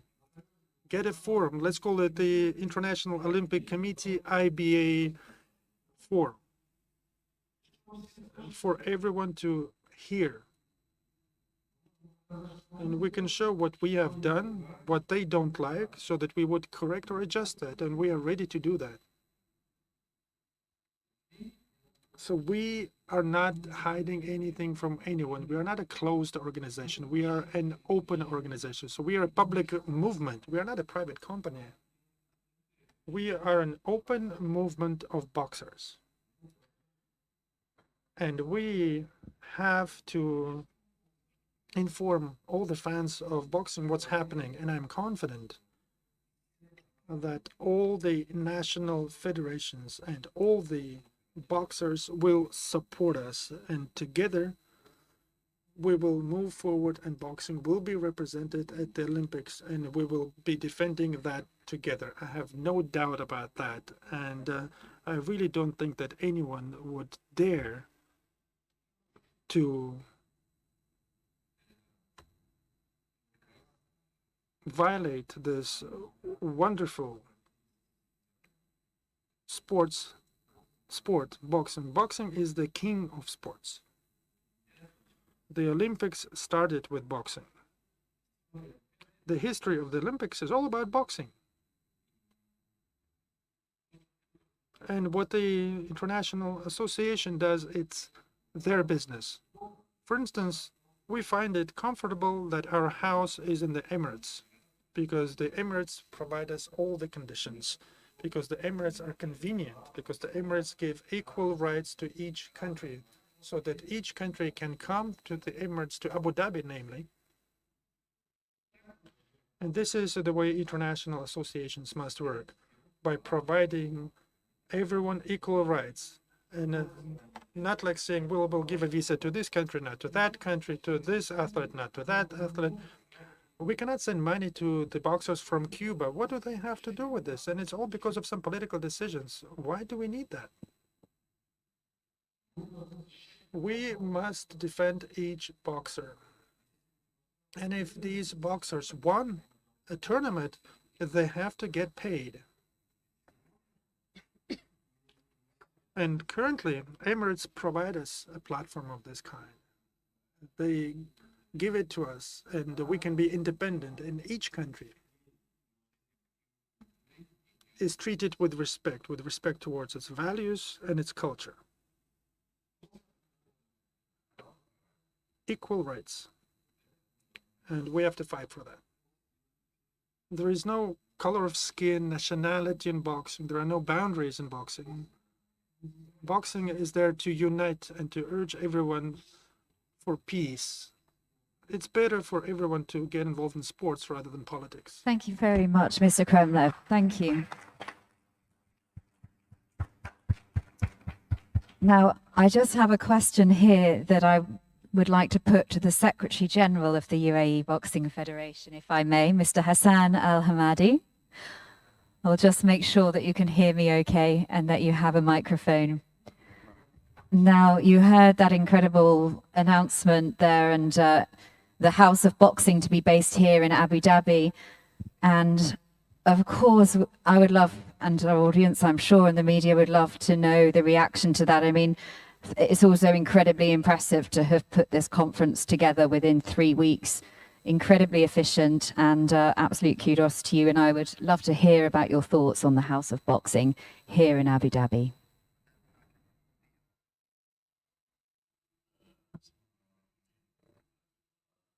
Thank you for this question. The UAE, under its wise leadership, supports all sports in the world. And Mr. Omar has previously conducted several visits to the sports officials here in this country, and specifically in Abu Dhabi. And throughout his visits, very honestly, he received all support to conduct a foothold for boxing in Abu Dhabi. Hence, Abu Dhabi of course, is interested in supporting and promoting boxing, whether for amateurs or professionals. And thanks to God, or praise to God, we have all the abilities, logistics, sports facilities, hotels, etc. Hence, the UAE is fully ready to conduct any event, any forum, sports forum or sports event, whether sports or even international tournaments. Do not forget that the UAE, there are over 200 nationalities, and our doors, as a public policy in the UAE, we have the policy of peace and coexistence among all nationalities. We have no restrictions towards any nationality in the world, and this is all, of course, due to the wise leadership of our country and their directions to the government that the UAE has opened doors for everyone. Hence, I would like to thank Mr. Omar for his visit to the UAE, and I would like to thank him for his support and to conduct this forum in Abu Dhabi, the GBF, and we are happy with your presence, all of you. No exceptions. We're honestly very pleased to host you all, and we are very happy with this forum, and we are very pleased with the outcomes of this forum or this Congress, and we have benefited from it. And I promise you that I will convey this full picture and everything I have heard from Mr. Omar with regards to his vision, Mr. Omar Kremlev, his futuristic vision of boxing, and with regards to the academy in Abu Dhabi. All of these, as a Secretary General, I will convey it to the sports officials in the country, or the UAE Federation, or the Abu Dhabi Sports Council, hopefully in the near future. Be confident that our country is open to everyone, and all the GCC in general. We attract sports and athletes and conferences and everything. And we are very pleased to host you in your second country, the United Arab Emirates, and thank you. Thank you very much. Well, thank you very much for attending the press conference and to, of course, our wonderful guests. I'm afraid it is all we've got time for today, so we will have to bring this to a close now. And I hope to see you all at the gala at 7:30. I think the buses are in 15 minutes, so a very quick change. But thank you very much again. Thank you. Thank you all.